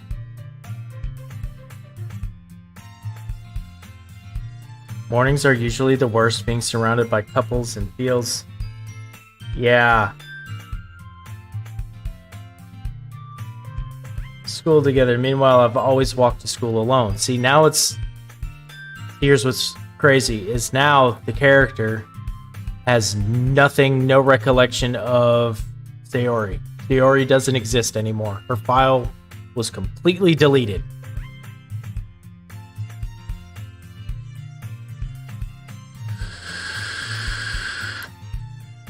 I have no motivation.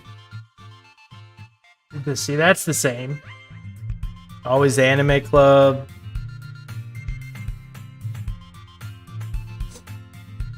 The school day is as ordinary as ever, and it's over before I know it. After I pack up my things, I stare blankly at the wall, looking for an ounce of motivation. Clubs. There really aren't any that interest me. Besides, most of them would probably be way too demanding for me to want to deal with. I guess I have no choice but to start with the anime club. Scribe! Monica? Oh my goodness, I totally didn't expect to see you here. It's been a while, right? Yeah, it has. Monica smiles sweetly.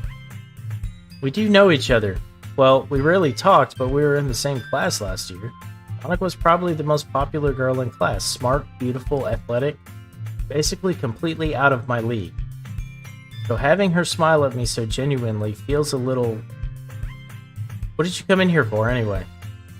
Oh, I've just been looking for some supplies to use for my club. Do you know if there are any construction paper in here? Or markers?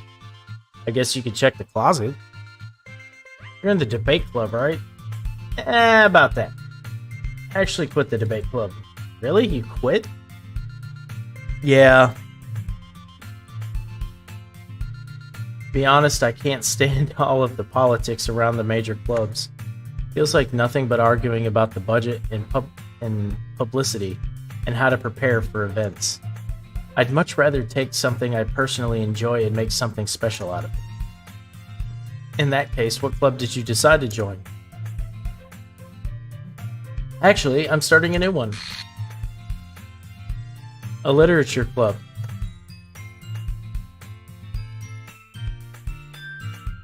Literature? That sounds kind of dull. How many members do you have so far?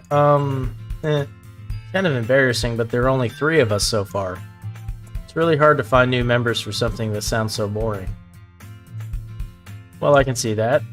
But it's really not boring at all, you know. Literature can be anything. Reading, writing, poetry. I mean, one of my members even keeps her manga collection in my club room. Wait, really? Yeah, it's funny, right? She always insists that manga is literature, too. I mean, she's not wrong, I guess. No, she's not wrong. And besides, a member's a member, right? Did Monica say she? Hey, Scribe, any chance are you still looking for a club to join? I mean, I guess so, but... In that case... Is there any chance you could do me a big favor? I won't ask you to join, but... If you could at the very least visit my club, it would make me really happy. Please? Well, I guess I have no reason to refuse. Besides, how could I ever refuse someone like Monica? Sure, I guess I could check it out. Awesome! You're really sweet, Scribe, you know that? It's nothing really. Shall we go then? I'll look for the materials another time. You're more important. Well, thank you. And thus today marks the day I sold my soul to Monica and her irresistible smile. I timidly follow Monica across the school and upstairs, a section of the school I rarely visit, being generally used for third-year classes and activities. Monica, full of energy, swings open the classroom door. Oh, Jesus. I'm back! And I brought a guest with me.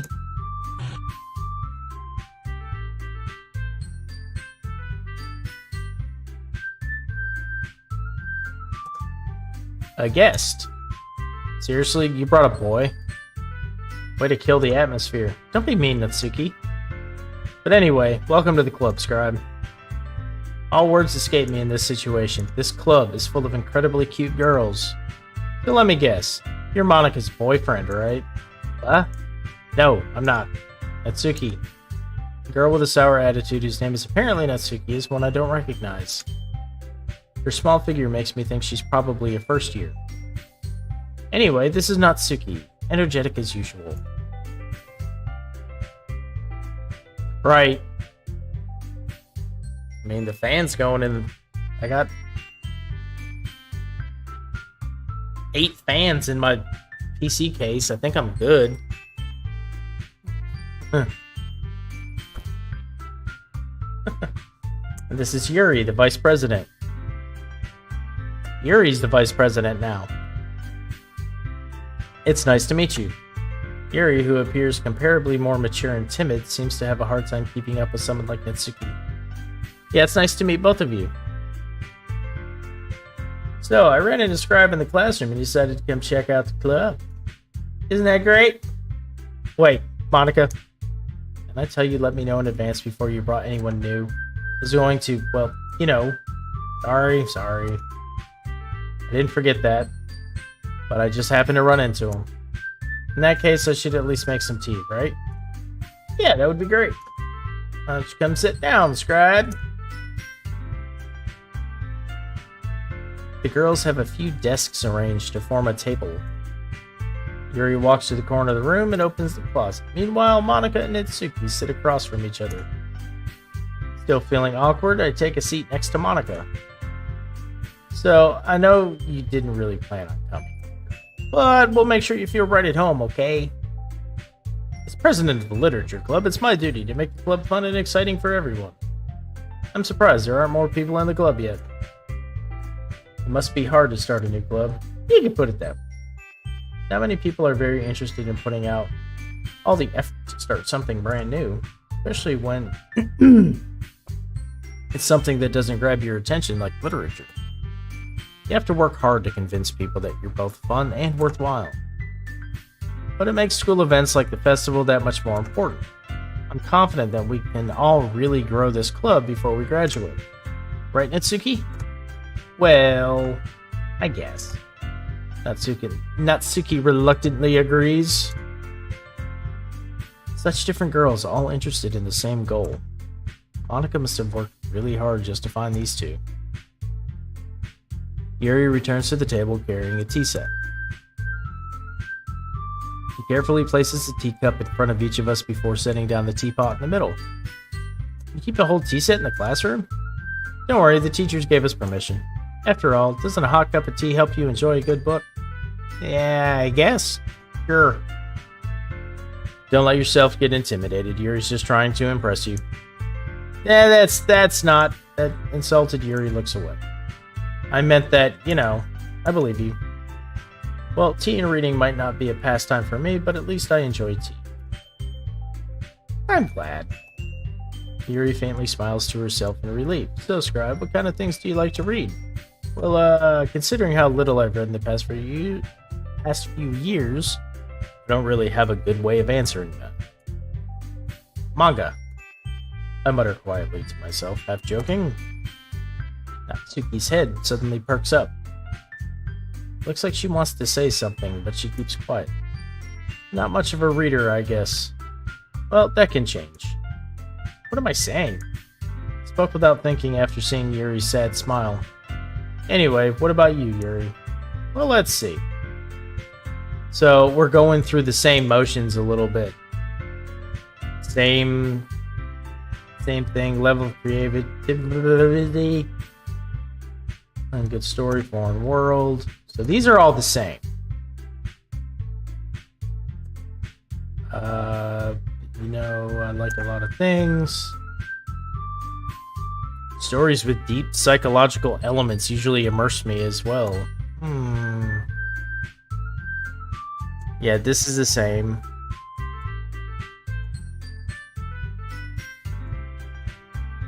So we're gonna go through this a little bit. I'd expect that. Yep, same thing for Monica.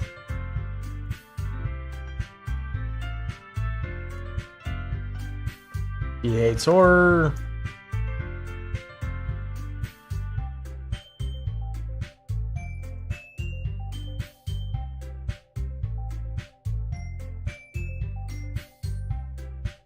Yep. How do I delete this?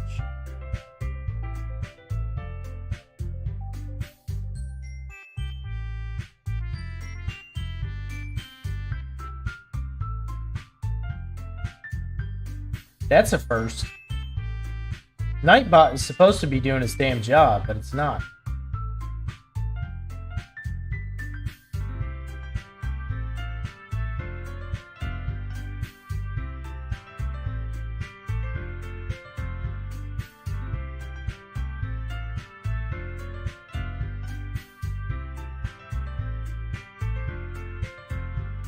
Sexy times were around the corner. Well, we thought they were.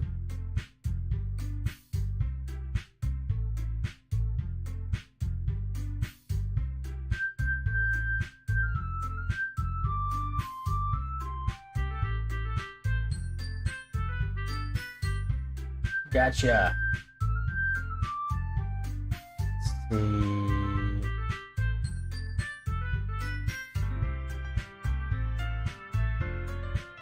Let's see. Let's see.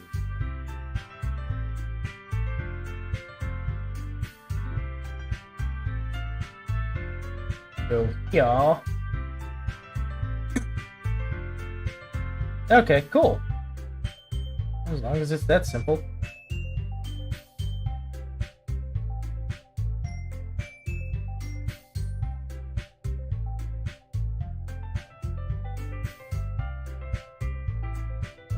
Here. It's not as easy to add mods on YouTube though.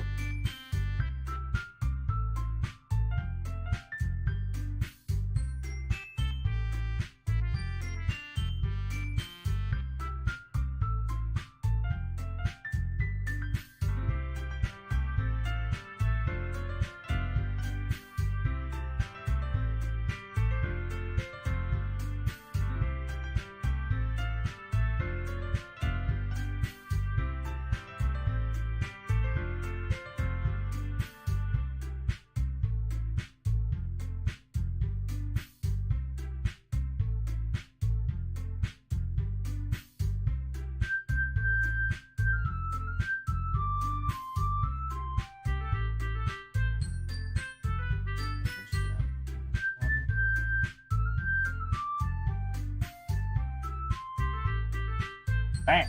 There we go.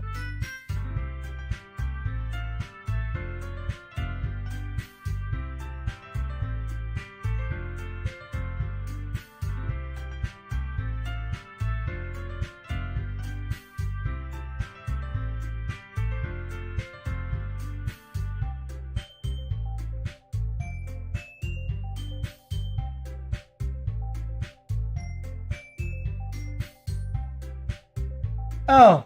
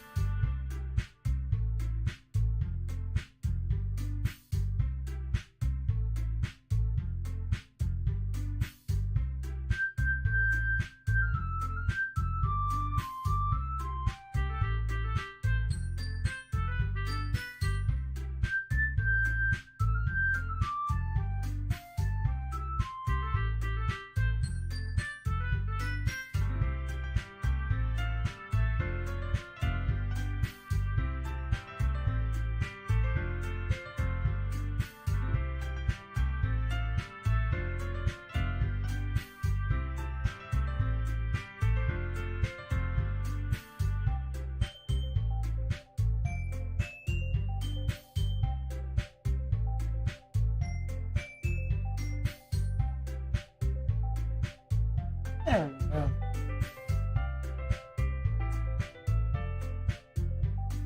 Ugh.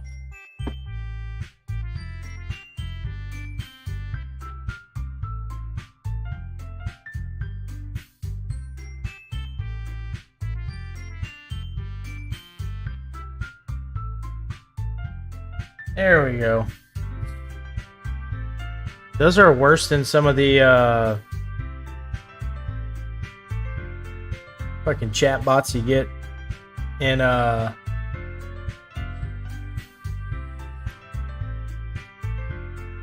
Twitch, I'll tell you that.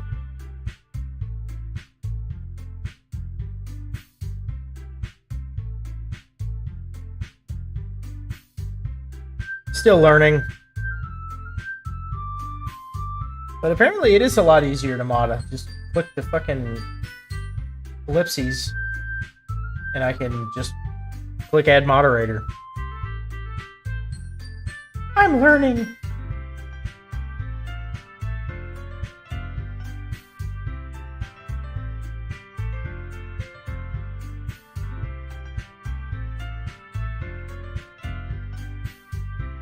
I just don't know why Nightbot isn't doing its thing.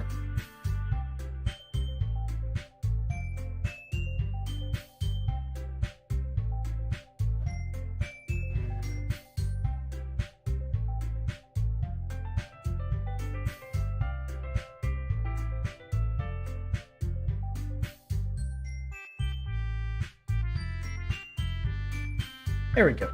Alright, back to it. Holy jeez. I did not realize how late it was either.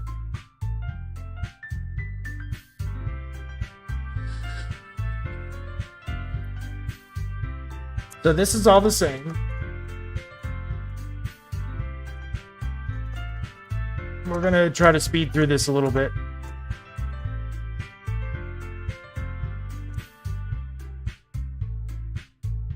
We're gonna go home and write our poems.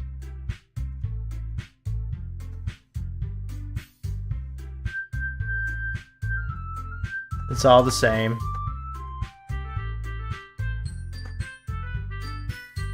Yeah, I never said I would join the club.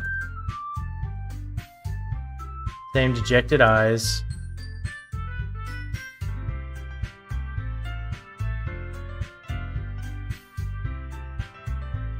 Yeah, it does. It's already 2 in the morning. Holy shit.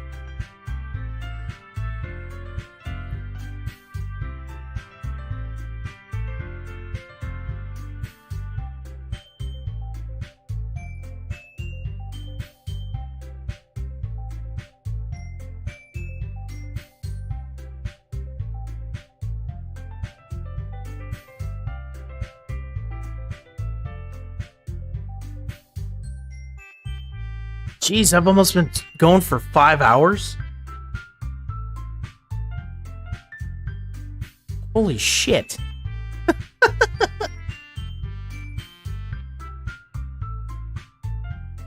We've been having fun. Fucking streaming for 5 hours. Holy shit. That's usually I'm like 3 at the most. Okay, so this is the same. Scroll through this shit.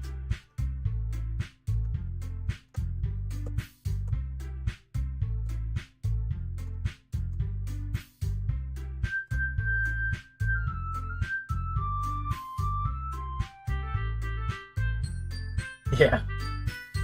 Chit chat, your plane's up. This is the same. See you tomorrow. I can't wait.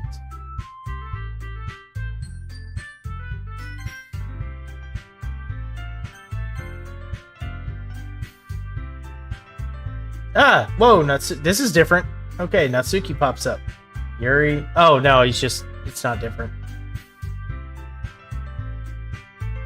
Perhaps I'll have a chance to grow closer. I need blah, blah, blah, write a poem. So.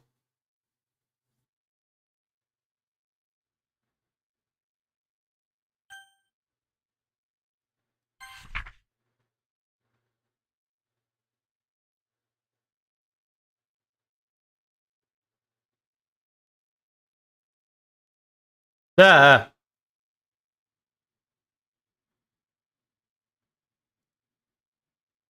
Okay.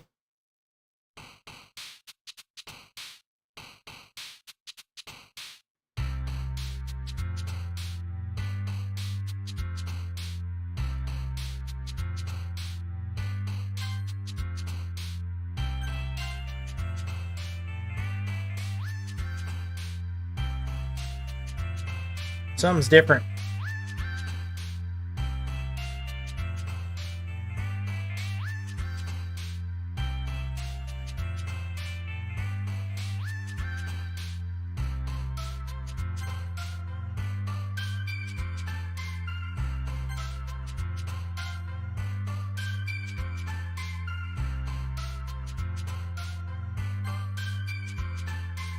Well, I guess we're going for Natsuki this time.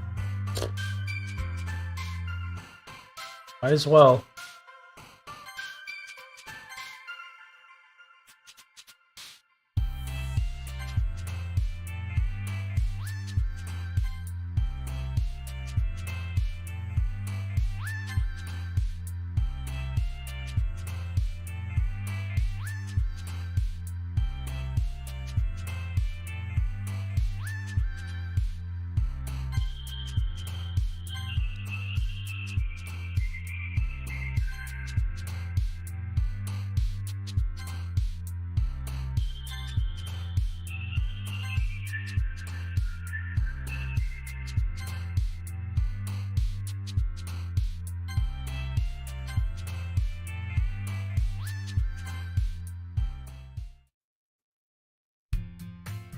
Hi again. Hi, Monica.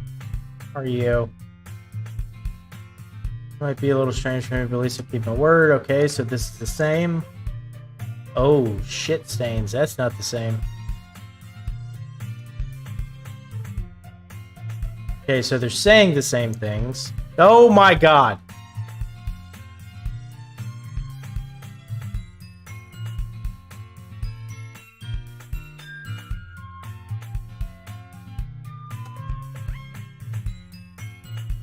Okay, okay, there we go. That's whoa, Monica, why are you in front of the chat bubble?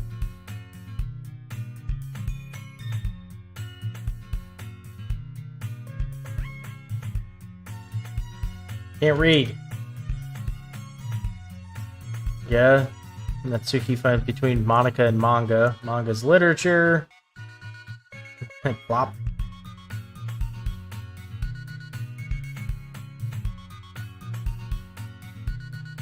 Now that you're in the club, perhaps you might have interest in picking up a book. Well, I can't really say either way.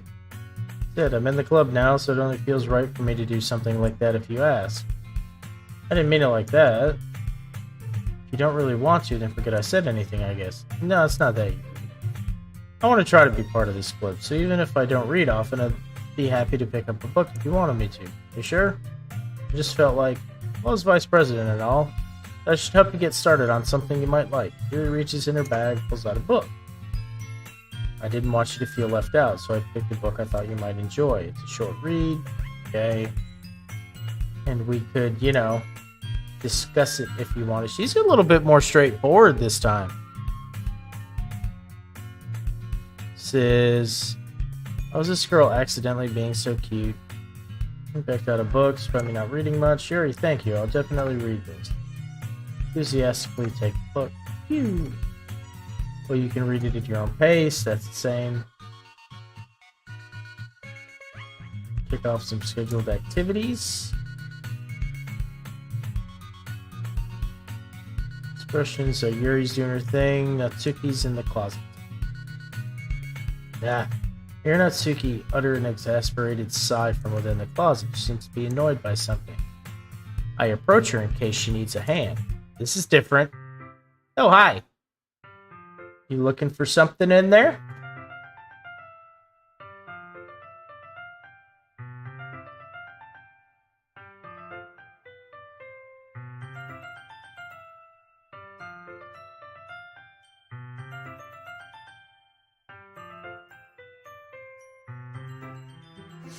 So, she never puts my stuff back in the right spot. What's the point of keeping your collection organized if someone else is just going to mess it up? Natsuki slides a bunch of stacked books and boxes across the shelf. Manga.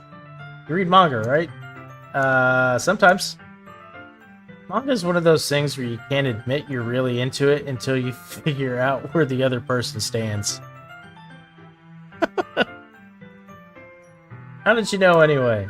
Heard you bring it up at some point. It's kind of written on your face.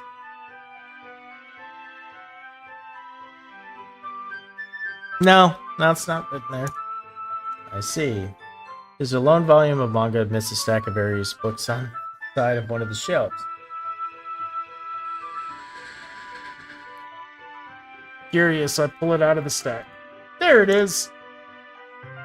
Natsuki snatches it out of my hands. She then turns to a box of manga and slips the volume right into the middle of the rest. Ah, much better. Seeing a box set with one book missing is probably the most irritating sight in the world. I know that feel. Know that feel? I get a closer look at the box set she's admiring. Parfait Girls. Parfait Girls? Anyway. Yep, never heard of it myself. Probably means it's either way out of my demographic or it's simply terrible. If you're gonna judge, you can do it through the glass and glass on that door. He points to the classroom door. Hey, I wasn't judging anything. I didn't even say anything. It was the tone of your voice. But I'll tell you one thing, Scribe. Don't judge a book. In fact, and so he pulls out the first volume of Parfait Girls from the box. I'm gonna show you exactly why. She shoves the book right into my hands. Ah! I stare at the cover.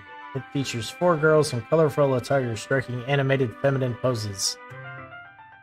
It's exceedingly Mo. I'll just stand there. Suki grabs my arm and pulls me out of the closet. She then takes a seat against the wall beneath the windowsill. She pats on the ground next to her, signaling me to sit there. Natsuki's a little bit more aggressive this time too. Wouldn't chairs be more comfortable? I take my seat. Chairs wouldn't work. We can't read at the same time like that. Yeah, why's that? Because it's easier to be close together like this. Don't just say that. You'll make me feel weird about it.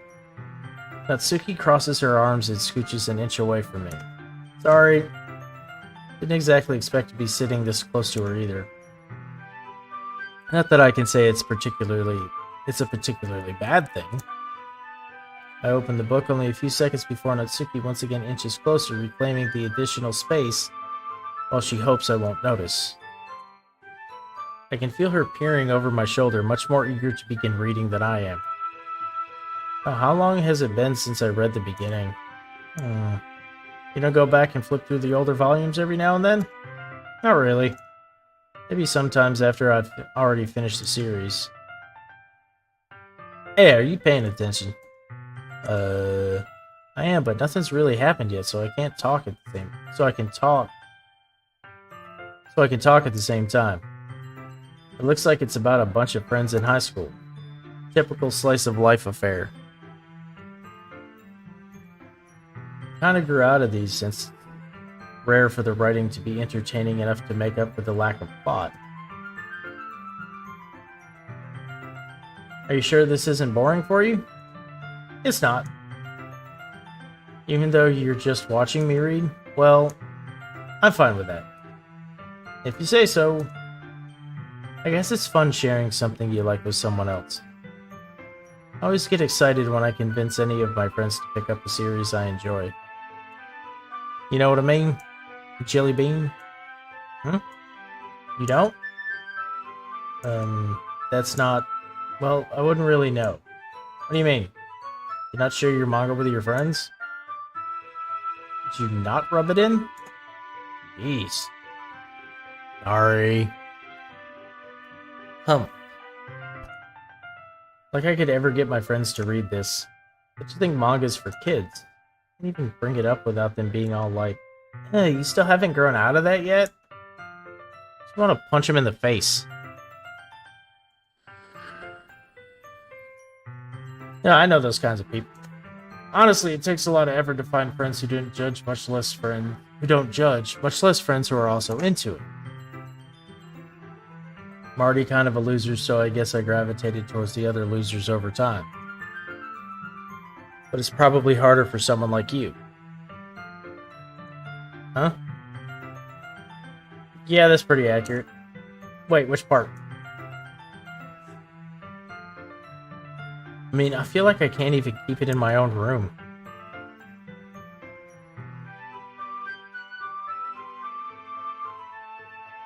Whoa. My dad would beat the shit out of me if he found this.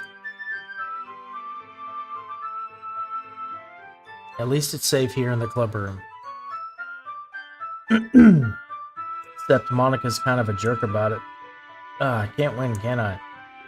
Well, it paid off in the end, didn't it? I mean, here I am reading it. It's not like that solves any of my problems. Maybe. But at least you're enjoying yourself, right?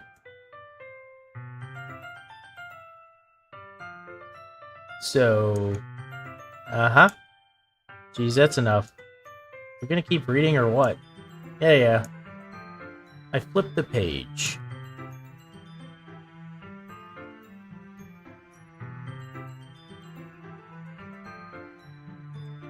Time passes. No shit. Natsuki is strangely quiet now. I glance over at her. Looks like she fell asleep. Okay. Hey, Natsuki!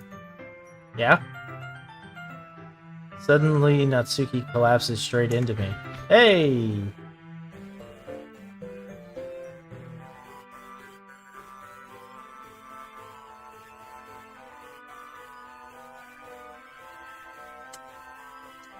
Shit got weird.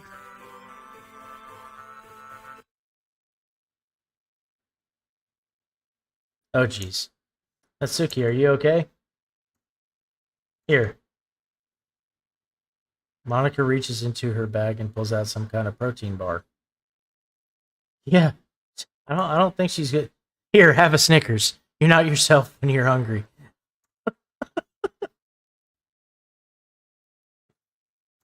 Oh, she snatches the bar from the floor and immediately tears off the wrapper. I told you not to give. She doesn't even finish her sentence before stuffing it into her mouth. Don't worry, Scribe. She's fine. It happens every now and then.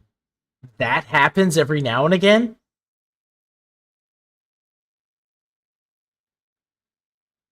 So I always keep a snack in my bag for her. Anyway. Why don't we all share poems now? Ah, dang. Going with Natsuki.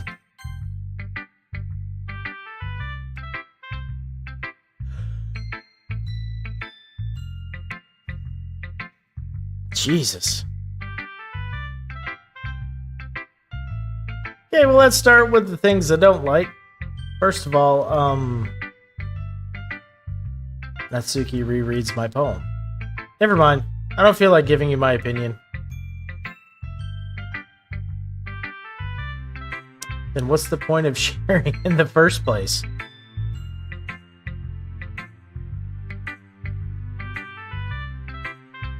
I wrote this when I could have been doing other things. In fact, remember how I said I wanted to read your poems? That's what I had in mind when writing this. I want to help you feel comfortable enough to share yours, like Monica said. Why does she look so angry? Why is she mad? Well, I would be more comfortable sharing my poem if yours was really bad. You're supposed to show me some dumb poem and make me go, huh, well, it's not that great, but let me show you what real literature looks like. And you went and ruined it. Sorry. Hope you're happy. So in other words, you're saying you liked it. Natsuki's retort gets caught in her throat. You should get that checked out by a doctor. I don't know what part of your body your retort is, but if it's caught in your throat, that may not be a good thing. You just don't understand anything, do you? I already told you that you don't have to go announcing it to the world like you are all self-important. Pretty sure you never actually said that. I say that mostly to myself. Natsuki must really hate me or something. I can't figure out if it's a win or a loss that she liked my poem. In any case, you still need to show me yours, right? Fine, I guess. Only because Monica will make me if I don't.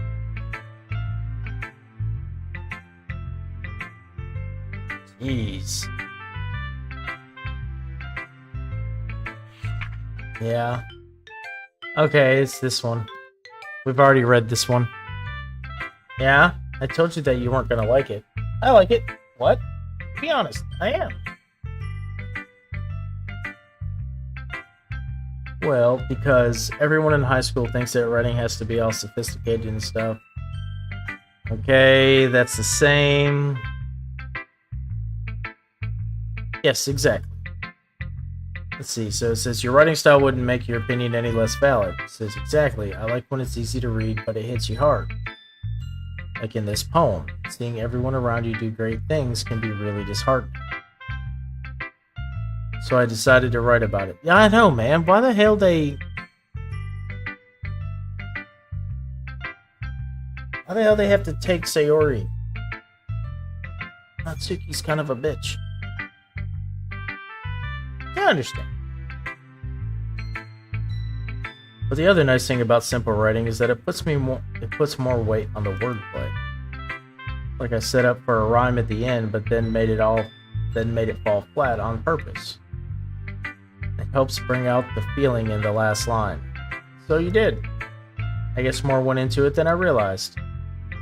That's what it means to be a pro. Glad you learned something.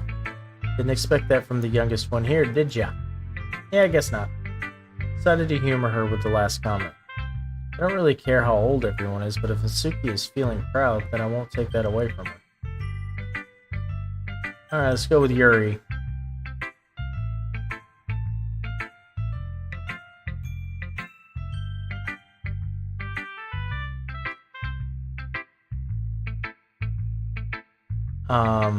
It's fine. Don't force yourself. You forgot to start speaking. I'm not. I just need to put my thoughts into words. Hold on. Okay. This is your first time writing a poem, right? Yeah. Why do you ask? Just making sure. I guess that it might be after reading through it. Ah, so it's that bad? No! Did I just raise my voice? I'm sorry. Yuri buries her face in her hands. I couldn't help but notice that it's been several minutes. We haven't really gotten anywhere. It might take Yuri a while to get used to new people. It's fine. I really didn't notice. What were you saying?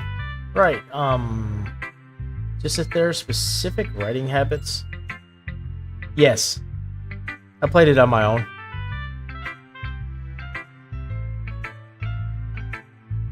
I said it was a while ago. I hadn't even built my PC yet.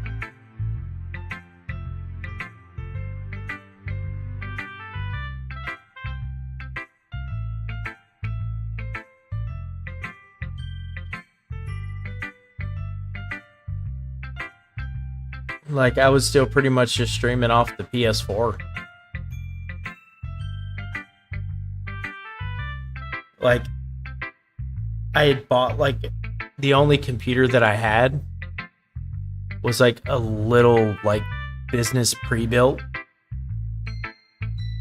And it was able to run this because it's not real graphics heavy.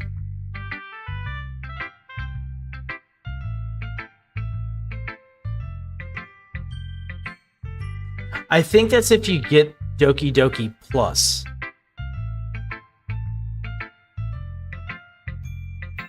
But that's later on. Like later on in the game, like towards the ending.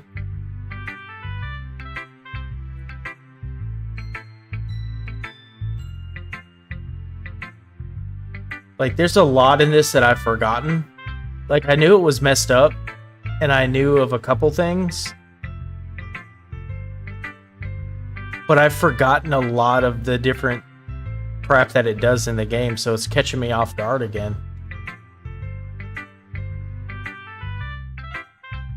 See, this is the same. Both style and expressiveness are weakened. Once Yuri finds her train of thoughts, the image totally changes. Okay, yep. Let's see. I wonder if her poem is the same.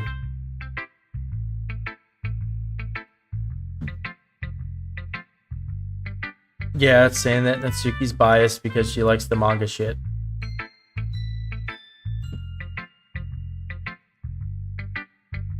Alright, let's see if her poem is the same. Or if it changed.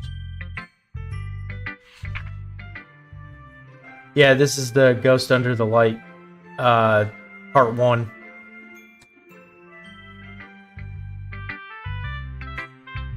Okay, she talks about her handwriting.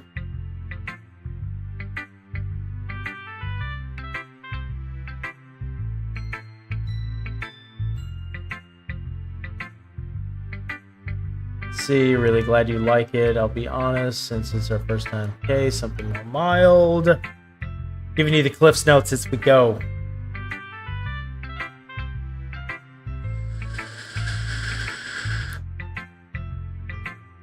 Talking about ghosts.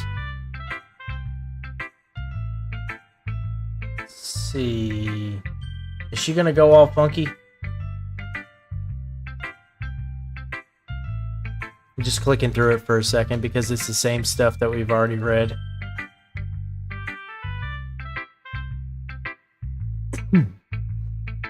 Alright, Monica.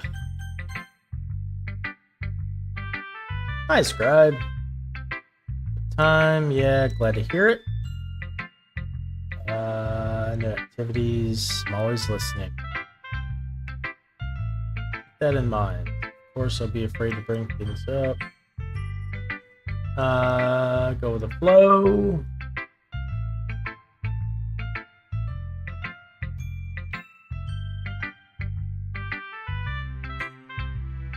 Same stuff. See what she has to say about the poem, since this time I wrote it tailored to Natsuki. She likes it. Computer. Yep, makes her think of something Natsuki would write. And she's a good writer too. So take that as a compliment. You say so. Yep. If you're interested in Natsuki, then always keep a snack on you. She'll cling to you like a puppy. Noted.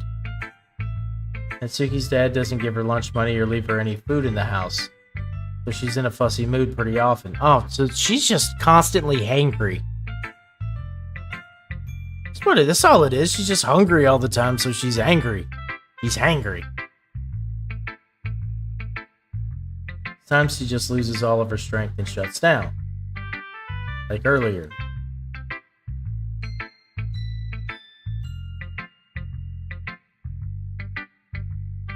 This is just a guess, but I think she's so small because her malnutrition is interfering with her adolescent growth. But hey, some guys are into petite girls too, you know? Sorry, just trying to look at the bright side. Anyway, do you want to read my poem now? Don't worry, I'm not very good. Yes? Kind of feel bad for calling her a bitch.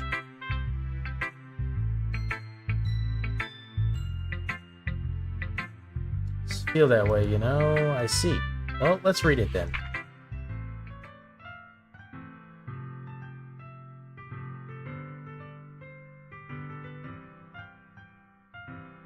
Oh, this is different.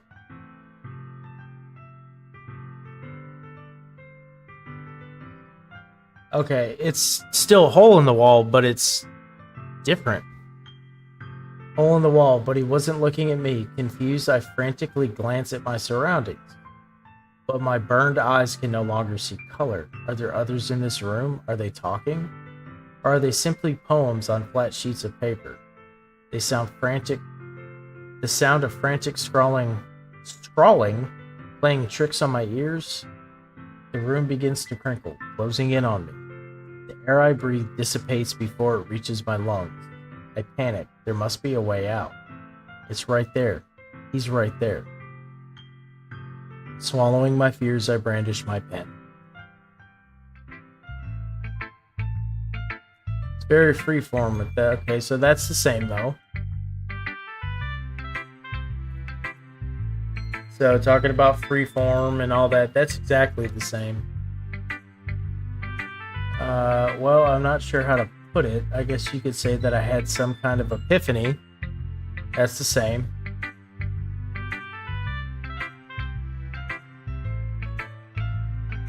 So we're going to skip through.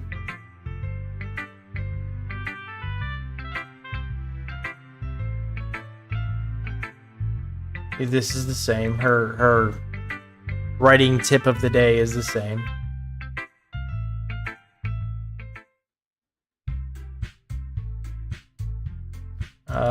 Let's see. This is the same. Literature, essay. Yep.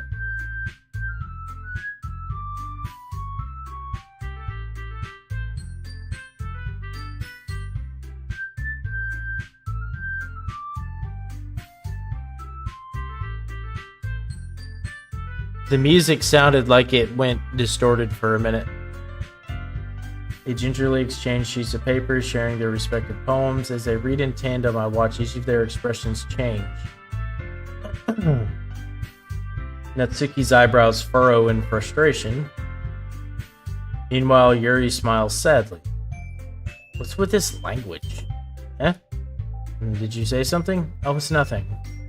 Doki dismissively returns the poem to the desk with one hand. I guess you could say it's fancy. Thanks. You're cute. Cute? Okay, so this is when the claws come out a little bit.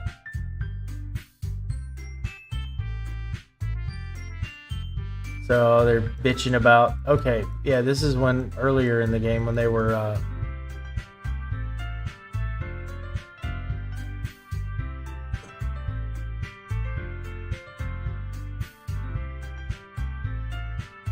come across something particularly inspiring, which I haven't yet. Described like my poem too, you know, he even told me he was impressed by it. Oh, I didn't realize you were so invested in trying to impress our new member here.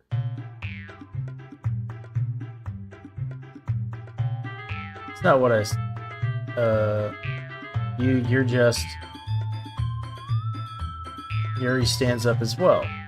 Maybe you're just jealous that Scribe appreciates my advice more than he appreciates yours. How do you know he didn't appreciate my advice more? Are you that full of yourself? No. If I was full of myself, I would deliberately go out of my way to make everything I do overly cutesy. Well, you know what? I wasn't the one whose boobs magically grew a size bigger. Yep, there we go. Natsuki, that's a little... This doesn't involve you. Oh, shit. That's right, say...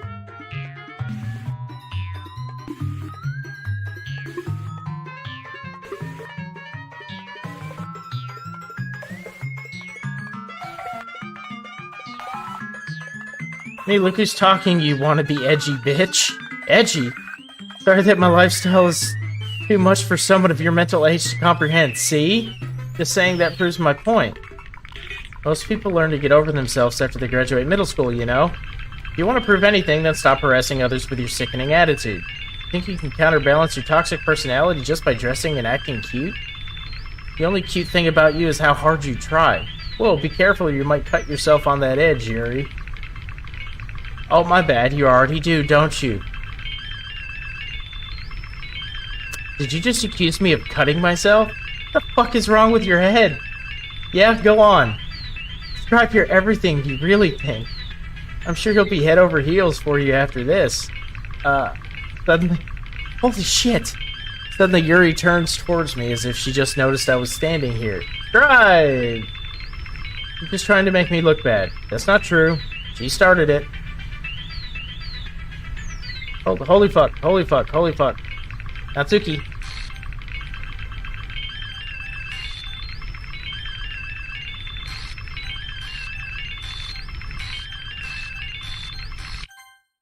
Oh shit.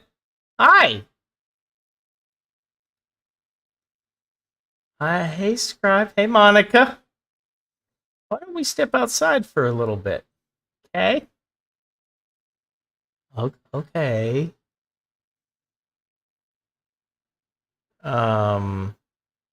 They really shouldn't have tried to get you involved. It's probably better for us to stay out of this. Go back inside once they're done yelling. Some president I am, right? Can't even confront my own club members properly. I wish I was able to be a little more assertive sometimes. But I never have it in me to put my foot down against others. You understand, right? Anyway... If this makes you want to spend less time with the others, then that's fine. I'd be happy to spend time with you instead. Suddenly, Natsuki runs out of the classroom. She quickly runs away. Yep.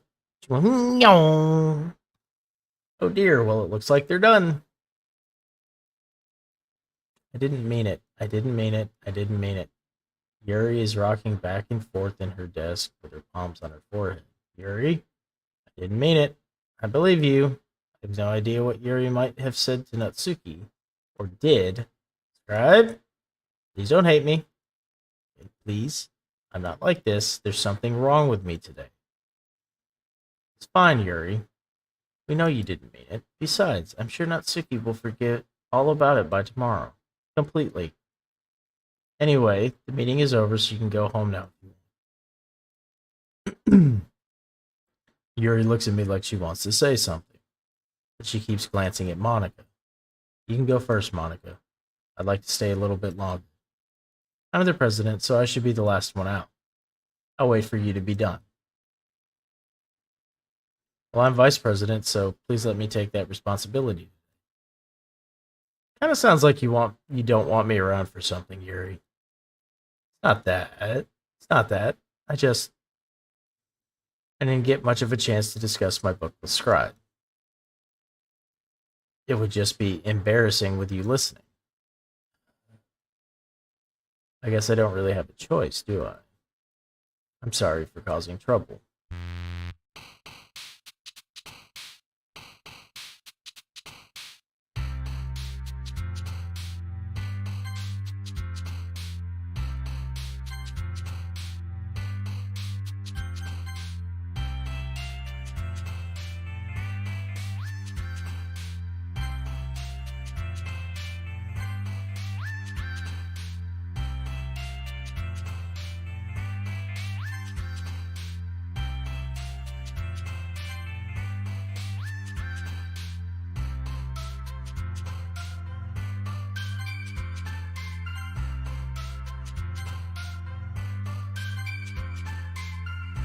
The fuck?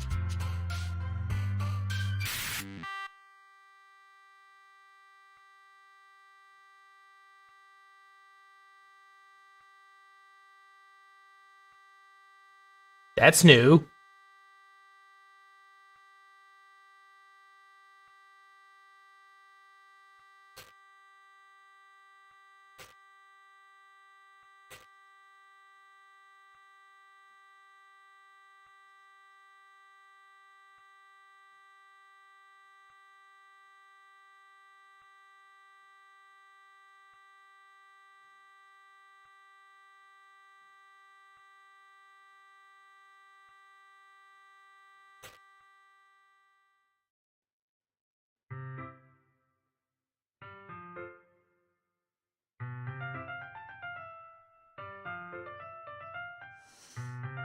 Alright, so this is the same. Welcome back.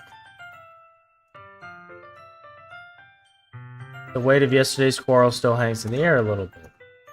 Yuri glances over her shoulder, looking around the room. Natsuki is reading manga at a desk, and surprisingly, Monica isn't here yet. Suddenly, Yuri takes my arm and pulls me to the corner of the room. About yesterday, I really need to apologize. Nothing like that has ever happened before. And something came over me, I guess. I wasn't acting mentally sound. Please don't think we're usually like this. Not just me, but Natsuki as well. Yuri, I'm happy that you were considerate and apologized. You don't have to worry too much. Even though I've only been here a couple days, I could tell something was off yesterday. Maybe we were just a little extra sensitive because it was our first time sharing poems, but whatever it was, it didn't make me think any less of you. I've already decided there's no way you can be a bad person. Oh, dang. And now that you're apologizing, I know you didn't really mean it.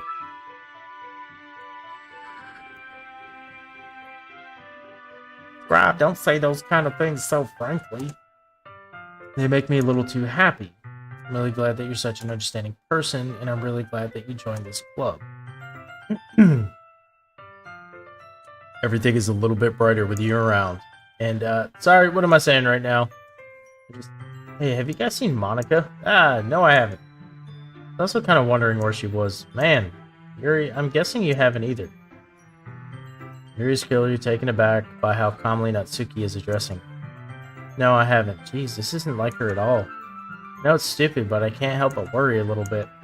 What? Why are you looking at me like that? Natsuki, about yesterday, I just wanted to apologize. I promise I didn't mean any of the things I said, and I'll do my best to stay under control from now on. So, what the heck are you talking about? Did you just do something yesterday? Jeez. Whatever's on your mind, I'm sure it was nothing. I don't even remember anything bad happening. You're the kind of person who worries too much about the little things, aren't you? But I'll accept your apology anyway if it helps you feel better about it.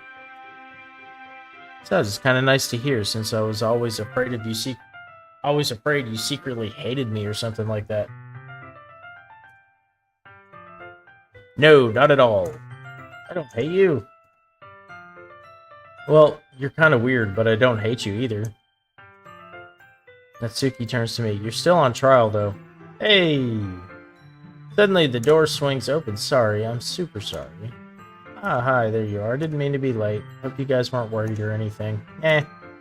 Well, Natsuki was. I was not. Aha!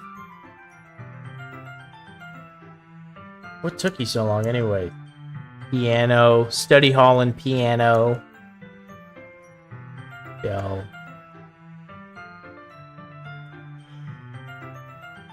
Oh, excuse me.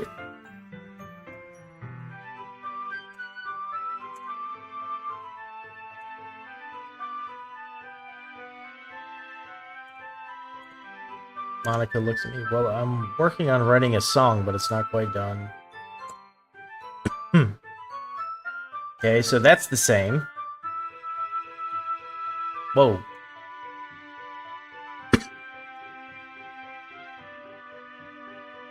Okay, I was hoping that I could share it with you anyway. I guess that's why I've been practicing so much recently. I see. I'm not sure if Monica was referring to the whole club or just me. In that case, best of luck. Thanks!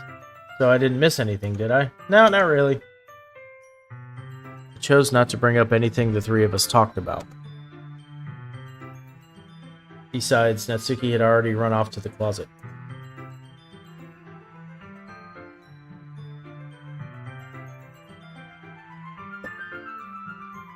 Scribe, since your compliments put me in a good mood, I was wondering if you'd like to spend time together today.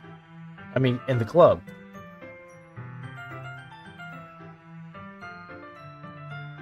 I don't think I could say no to you after you gave that book to me. Well, I guess I need to make sure Natsuki isn't waiting for me. After we finished reading yesterday, she's fine. She's reading over there, see? Don't think about her so much. She's used to being ignored. Come on, we're going over there.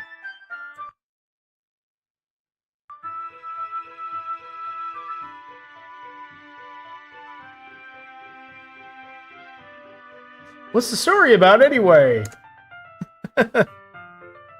Well, I look at the cover of the book. The book is titled Portrait of Markov, so this is the same.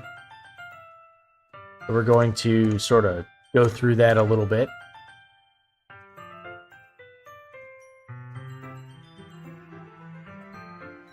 See, talking about it being dark. Totally forgot Yuri's into those. Yep. Well, nope, that's different. But because the world is full of horrible people and we're all worthless anyway. Holy shit stains. Damn, girl.